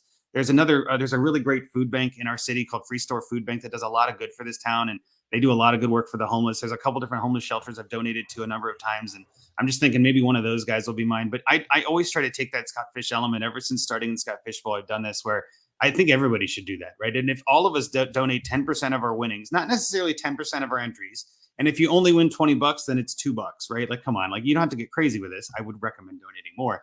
But the point is, as I've gotten in more and more leagues and gotten more winnings and everything, it just feels like a little bit more meaningful impact, and every little bit helps. So that's something I try to tell everybody is like, just pick some charity, pick something, $20 here and there, every dollar helps. And honestly, if everybody in the Scott Fishbowl did $20 to a charity, what is that, like 60 grand or something crazy? Like that's a ton of money that we'd be raising for a lot of different charities that would help a lot of different people. So, I mean, even if it's only $20, do more if you can. Donate to Scott Fishbowl, of course, and Toys for Tots, donorbox.org/SFB-Podathon. I see it on the screen. And then just donate to Fantasy Cares in general. See if your company matches. Like those are kind of easy little things that you can do to help your dollar go further, and enter these contests. That's always the way to go. So yeah, I appreciate you having me on. And it's always a pleasure being here. Always love the Podathon, and look forward to a fun drafting day. Exactly. It's what I'm ready for. Andrew, it's funny that you said what you donate your winnings. I wouldn't know what that's like. So that's interesting that you talk about winnings. And, you'll get there, Dave. You'll get there. Yeah, one of these days. And two, I really thank you for sharing James the Brain's name. That name hasn't been mentioned yet on the Podathon. I feel like that's a name that should be mentioned every Podathon, because I think he means a lot to a lot of people in this country. He was phenomenal. Yeah. And that was out of nowhere. Like that caught all of us off guard. It was right around the same times where Tags passed away, which again, RIP to Tags. That's one of my favorites. And so that's one of those, like, it was just a rough year. And obviously there was a lot going on and a ton of different things happening. And I remember thinking like, man, James the Brain was such a smart dude. Like so yeah, I've got a Brainiac sticker on my shelf in the garage. I always look at that when I'm mowing the lawn and stuff. And I'm like, man, James, I hope you were still up there somewhere looking down on me. I wasn't even that close with him, right? Like he didn't know who I was from a speck on the wall, but I loved hearing it. Yeah, great dude. Loved listening to him. So, and he knew what he was talking about. He got me interested in this a lot, like Tags did, right? Where it just influenced me to start creating content. So yeah, that's why I felt like that one made the most sense for me that year. But anything helps. That's always the point of this. And that's why I love Scott Fishbowl, just bringing awareness to charity in general. It's a great idea. Andrew, thank you. We're out of time here. But thank you for being part of this. It means a lot. I would love to talk to, and I've been saying this to a lot of people, but I would love to talk to you before next year. For sure. Me too. And again, JB, always a pleasure seeing you, my friend. I'll see you in Canton this year, I assume, right? I wish. I won't make it this year, but I'll see you there next year, and I'm sure we'll be talking before then. So great Damn hanging right. with All you, right. man. Thanks for hanging Thanks a lot, with us. guys. Good luck with the rest of the show. Thanks, man. So JB, before we talk to Michael, and I think it's just Michael and you for this part here. I want to say I have a couple of things are going to happen this half hour. We still have 28 people. They have been loyal. We were still at 50 people in the chat at like 3:30 in the morning. So it's and now the people are starting to wake up here, but we're going to transfer links after this segment is done. So what I'm going to do is I'm going to do the live read, and then I would like to say something about the Undroppables before we have Mike take over. You and Mike take over for a bit while I set up the live read. I mean the next link. That's the plan, JB. Sounds good to me. So this sponsor for this segment, I have a habit now because I muted myself during a live read when I was the only one on. I have to look to make sure I'm not muted. I'll think about that for the rest of my life, I think. But Podathoners, if you want to win your fantasy leagues, you need to visit goingfor2.com. Why going for two? Because you can't go for three. Going for Two has some of the best up and coming writers who want to share their passion with the game. Share their passion for the game with you. From redraft to dynasty to daily fantasy, goingfor2.com has it all, including live shows at Going for Two Live, found on YouTube and syndicated on all major podcasting networks. Visit goingfor2.com because no one remembers the extra point. Still top 5 read right there. That well done by Jeff and his team there. They are making, I'm just going to say a little tease. People should be tuning in for their appearance on. They will be on at really quick. Jeff is going to be on. Going for Two is going to be on at 8:30 a.m. Everyone you got to stay in for that 8:30 a.m., which it is going to be a special half hour, and I am not overselling it. Next, Mike. Holy shit! It's the fucking under. Yeah. What did you guys? You guys were awesome, man. $1,200 donation overnight. Yeah, well, it's not exactly overnight. We've been planning this out for a few weeks now, and part of it was I actually told the younger guys I'll match whatever they put in. So we raised $1,200. I didn't match everything they put in because they came above and beyond where they should be. And we have a lot of people, so it was great for us to raise that $1,200. We really went out and this really goes out to like the team of guys like Dukes. He was one of the people starting that, and then Tommy going after it last night to get us to the point where we'd be able to make the donation during the Podathon. But $1,200 is, and we feel really good about that, by the way. I'm proud of the guys for being able to put all that together and make that donation. This is something that means a lot to us. And I think we made it into 3 different segments between the 3 guys last night in the middle of the night, myself this morning, and Mad Jester in another segment. So we're also a little flattered to be able to have some of our people in 3 different segments on this Podathon, right? Like let's say it's going to be in perpetuity. Is that the word? Yeah. Plan on it. You just give us a wink, and it's going to happen from here on out based on what you guys. And I know that's not how donations work, but it is going to work because, and you saw the genuineness when your other crew was on overnight when they announced it. I think sometimes the Undroppables can get like they can get they can get a little back and forth with people, but they'll call people on their shit. And you got to respect that. But then when you see them on the Podathon and then you see like what they're about, I think that's what's going to lock you guys in to be on the Podathon for a long time. A couple of our guys are, I guess you could call it acquired taste. And I know because, I'll tell you that. because sometimes people are very standoffish with me and I'm like, well, I mean, I wasn't mixing it up with you, but they do the guilty by association thing. And then I I can't lie. Sometimes, people think I'm this super nice guy. I'm not. And and I'll call them out and they'll be like, I can't believe you just did that. Well, come on, look at what you did. Like it's okay, right? But some of that is just a couple of people's Mike, where are you online from? Sorry, persona. Mike, where are you from? Well, I'm a Boston guy, to be honest. I grew up in Everett. I live in Maine That's right just what now. to say. I'm from Maine, so I was about to say New Englanders get a bad rap of being mean. I actually think they're just a overly little bit more direct. honest. I think they're just a little bit more honest, personally. Yeah, I work in consulting and we're overly direct. And sometimes people from like the Midwest and the South and the West Coast are like, I can't believe you just said that. You tripped the old lady on purpose. So yes, I called you out on that. But no one else would do that. Well, I mean, we're not that nice. Sorry. Like, We would, Mike. I'm a New Yorker. We would too. Don't worry. oh yeah. Yeah, we love New Yorkers. But the team really came together and I'm glad that something like that is out there and public. This like I'm the old man of the crew, obviously. Like I tell a couple of the guys I'm old enough to be your dad sometimes, and I do this stuff for fun. I'm not looking to get on ESPN or anything like that, and sometimes we get a bad rap, Dave, and I'm not sure we deserve it as much as we get it, right? It's I understand, and in some cases, some of the people that really go at people hard aren't even in the undroppables anymore, and they and we still, it's like okay, whatever. But we have a lot of guys doing good things in their personal lives too, right? So like they're out there donating their time to the sports leagues that kids play in. I used to do that too. My kids are grown up now, um, and donating money and time to other causes too. So like this Podathon means a lot to us to actually have 3 people in 3 time slots. Like I said, we couldn't be more flattered for that. And I wish Andrew had stayed on, by the way. I've never been on a pod with Andrew before. I was going to say, stay on for a few minutes.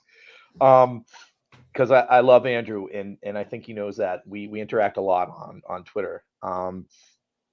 But we're big on these things, right? Like for me, when you talk about charities, we're big on giving back time too, and that's why I mentioned the coaching and things like that. Everybody likes to say, let's give money, but sometimes it's important to give time.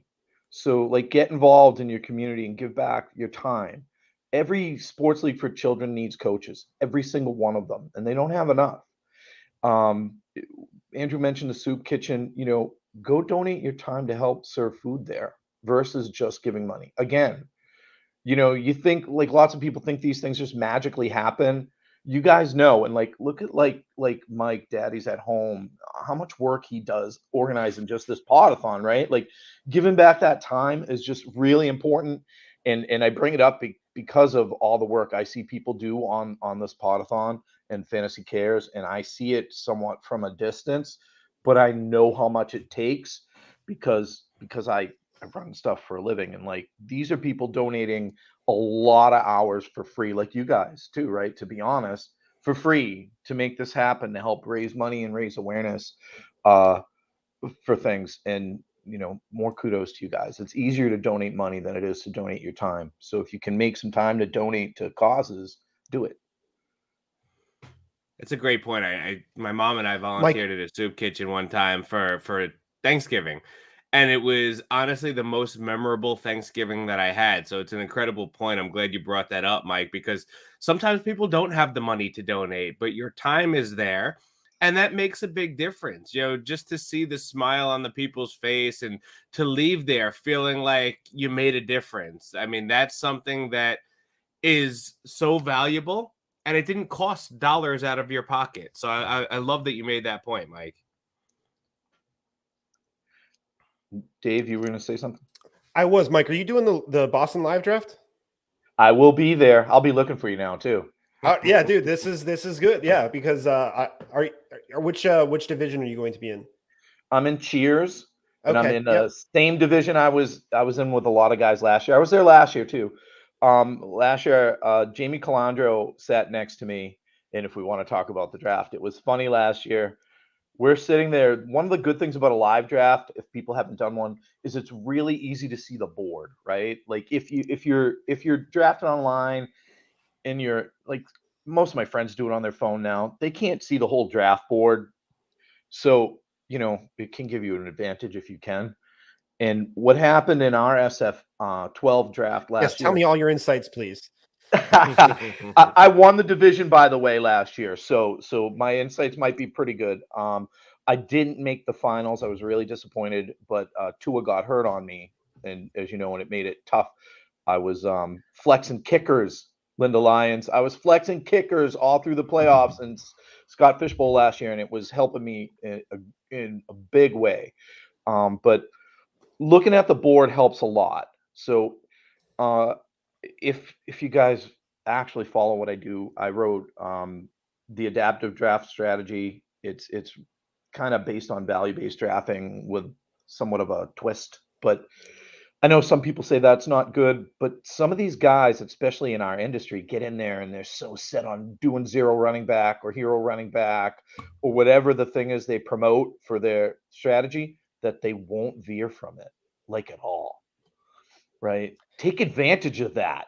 That means that for our board, we had 6 people doing zero running back and 2 people doing hero running back in a 12-team league. That meant 4 people weren't. And Jamie and I were 2 of those people who weren't. So we were mixing it up between running backs and wide receivers while everybody else was just going wide receiver. And we were getting the tight end. And, we got players other guys weren't getting because we were paying attention to what they were doing. I also reached maybe 5 times during that draft for players I wanted, 2 or 3 rounds above ADP. And the fun thing about that is you get to hear people turn around and yell at you, "Hey, what are you doing? That guy, oh, Jesus Christ." And I just laugh. That fuels me. That would fuel me. Honestly, when I have to make a pick, if someone doesn't say something in the chat when I make a pick, I feel like I screwed up.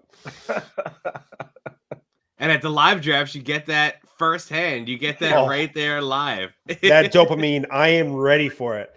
I am ready for it. But it makes it fun, right? I think it makes it a lot of fun.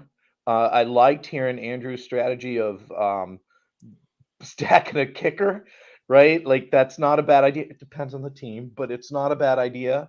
I added kick 2 or 3 kickers off the waiver last year, and the floor is high, right? So if the rest of your team is good and you're throwing in a high floor flex, it's helpful, and that's roster with a little bit more injury security too. Yes. Yeah. And roster construction is something not everybody pays attention to.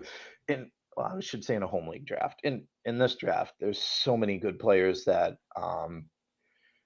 winning the division felt like a really big deal to me because the competition was so tough.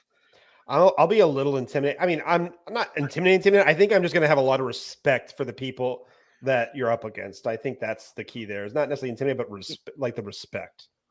Well, I mean, it's a lot of smart people. And, when you get there and you're like, oh, God, I've read stuff from every one of these guys. Great. But no surprises, right? You know their guys. You know who they like. Mike, this was delightful. This was delightful. I took up too much of JB's time already, so I'm going to just let JB. Are you good to go? And I'll get this stuff done. Yeah, go ahead. Do what you got to do. Me and Mike will chop it up over here. And I'll see you next week, Dave. I mean, I'll be here, and I'll probably be here and I'll be back in like 5 or 7 minutes or so. But I just didn't want. All else fails, I will see you in a week. No, I've been drinking. This is bad. I don't drink soda normally. This is my second one of these. Oh, yeah. He's hammering the 2-liter bottle too. You see him go up with 2 hands. I don't drink soda. I don't drink coffee. So this is but I haven't. Not to say anything. I have to go. But I've had like 6 hours of sleep and I think 72 hours now. So here we go, baby. But thanks for donating your time, man, to this. It's the least I can, that I said this earlier. I might not have the best strategy advice. I might not help people win, but I can show up and I can stay awake. So there we go. Shout out to Dave, man. Dave's been here for the overnight shift. He did the same thing last year too. While Sal gets his beauty rest, Dave steps it up. He comes in here, he hosts it overnight. And honestly, Dave's got it good, man. Dave gets to talk to everybody overseas. He gets to, listen to those great accents and great analysts that are on a completely different time schedule than we are. So it's actually like, yes, it's tough for him to do that overnight, but there's a lot of benefit and advantage to it too. He gets to hang with some really cool people. I'm going to forget some people, so I don't want to, but Fernando was unbelievable. Peter Gent was unbelievable. Kurt from South Africa was unbelievable. And I'm going to forget other people, but it's a treat. It really is a treat. But anyway, I'll be back. Go ahead. Do what you got to do, Mike. Go do what you got to do. And then try to get some sleep later. Oh, he will. He's going to sleep for a while later. But I'm glad he mentioned all the great people that he talked to, too, because really that's what this thing is all about, Mike. I know you've been involved in this for a few years now. I've been involved since SFBX, actually.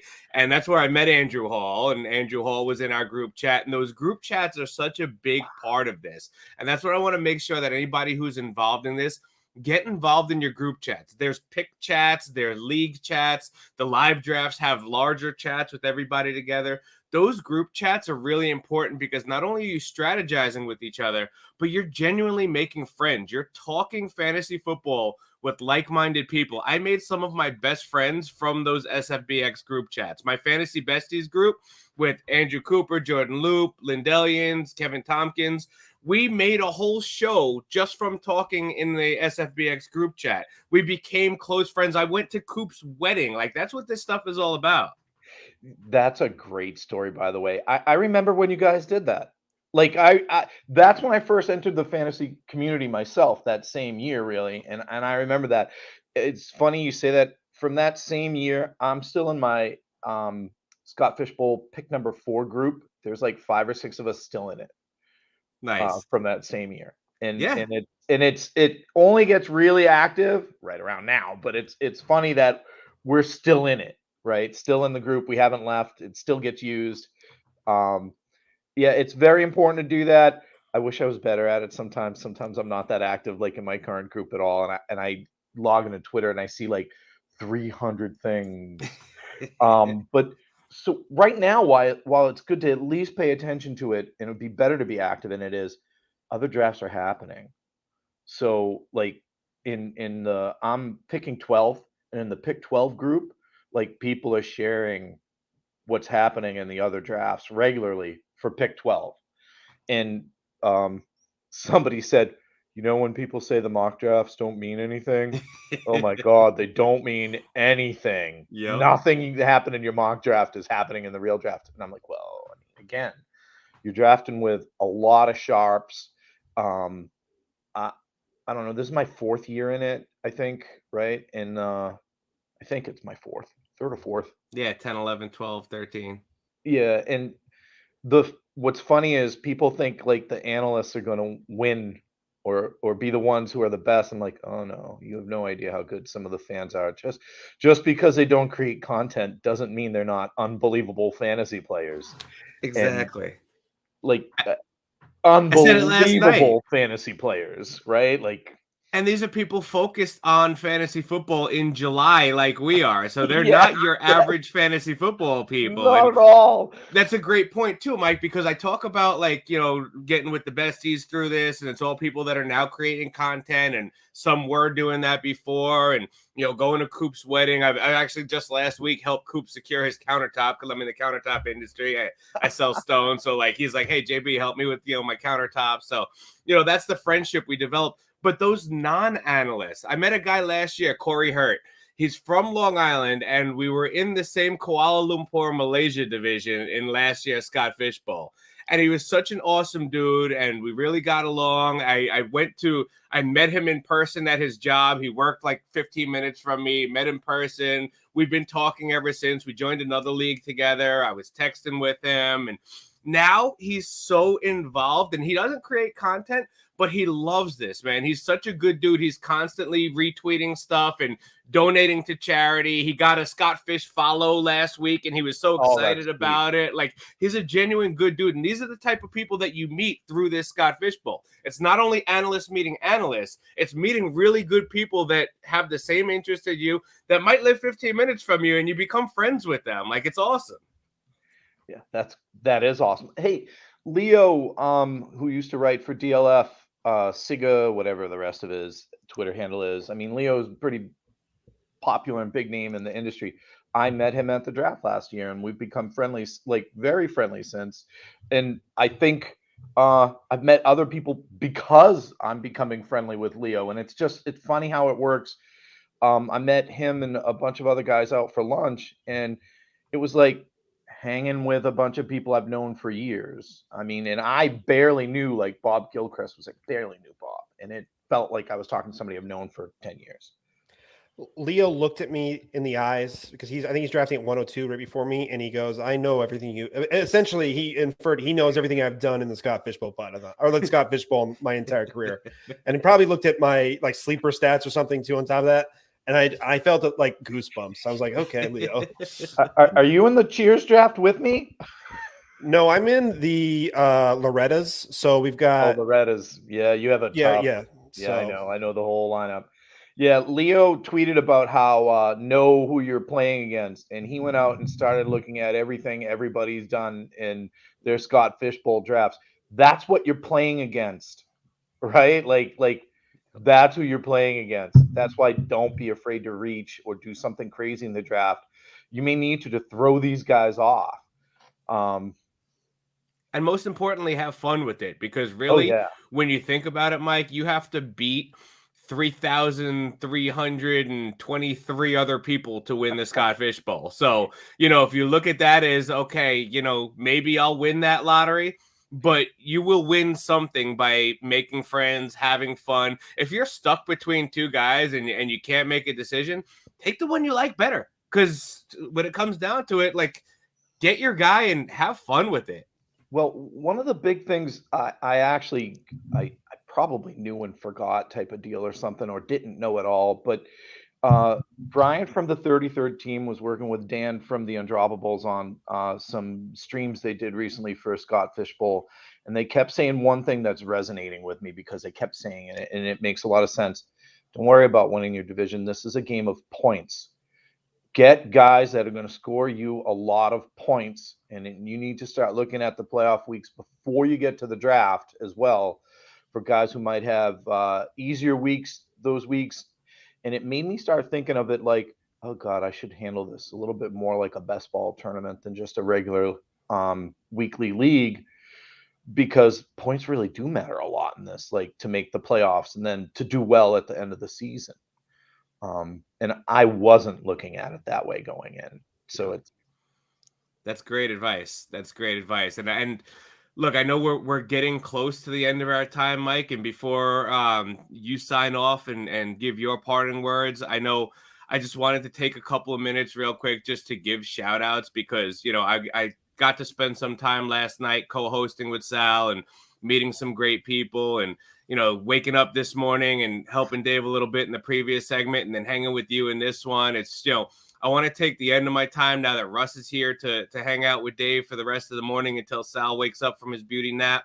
I obviously got to give a shout out to Scott Fish and Ryan McDowell, everything that they've done for all these years, starting this. John Bosch with the Eliminators, Mike, Daddy's Home, setting up all the guests and the scheduling, setting up the group chats for every time slot, getting the links to the StreamYard out. Steven Johnson, his design work that he's done, the live draft posters that he created, being an Avi maker, I learned is how you actually say it. I've been saying it wrong all these years, but his hosting, he's been awesome hosting the show also. Bob Gilchrist leading the Avi makers, his design work, he's literally everywhere doing everything. Then you got guys like Hep and Russ that are doing everything that you don't see. They're like the unsung heroes, but then here comes Russ. He keeps popping up. He keeps popping up here in the Podathon, and he always has something to add to it. And he's always just there doing what needs to be done, and he doesn't get enough credit for it. When I met him last year at the expo, he had to introduce himself as Dynasty Outhouse because like people know him by his Twitter handle, and he's doing so much in the background that it's like, okay, now we get to see that face and we get to know exactly what he's doing there. Sal, obviously, Mr. Podathon himself, thank you for bringing me on to co-host with you. Always one of the highlights of my year being on this and being able to co-host with you guys, and just for being a friend, Sal. And Dave, man, last 2 years I got to hang out with you here. You're just crushing the hosting duties. You're hitting that overnight shift, but you're also setting up all the sponsorships. People don't realize that you're doing that work behind the scenes, and you're doing a ton of work behind the scenes. So to all of you guys, everybody involved in making this happen, you guys are phenomenal, and I love spending this time with you guys every year, and I truly, truly appreciate it. I tweeted out a video late last night after I hopped off. My wife took a video of my son watching me co-host last night, and he saw me on the TV, and he's yelling, "Dada, Dada," and just that he's turning 2 in October, but like that's the first time he saw his dad on TV, and just that melted my heart. So you guys gave me that opportunity. I appreciate the heck out of you guys for this. So as we wrap up here, we're going to say, a big thank you to Michael, and JB as well, everyone, to be honest, but it's time to start migrating over to the new part 4. The Podathon account just tweeted out, come check it out. Part 4. It's time to start getting the chat wrapped up again. 6:30 people should be up by now. Come on. Like, what's going on here? But seriously, no, thank you, Mike. I will see you in a week. JB, see you in a week. I'll see you in a bit, buddy. Russ, I'll see you on the flip side, man. All right. Dave, well, I'm going to keep talking Newport, here. Rhode Island. We got to talk, Dave. Yeah. Yep. Dave, why don't you head over to the new one? I'll be here to hit the end broadcast button. Nice to see you, Mike. Nice to see you, Russ. Great talking for 2 seconds. Wrap it up for us, Mike. What do you want to tell the people? Well, I was unbelievably flattered just to get a slot, as I said, and on the Undroppables, I think we feel really flattered to have 3 slots, right? Like, it was great.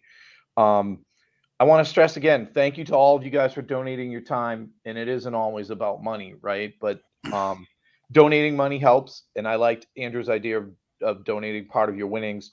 But if you can, donate your time locally. It means a lot, especially if you're coaching kids or helping the homeless. Those are things that are really easy to do and that are already set up to help you succeed if you're donating your time as well, because they're usually really well organized. I mean, JB, you brought it up, donating some time at a soup kitchen, right? So those are things I'd like to see people do more of. A charity that's close to me, one of my former bosses started, called Ride Hard, Breathe Easy. I run a playoff challenge for it every year.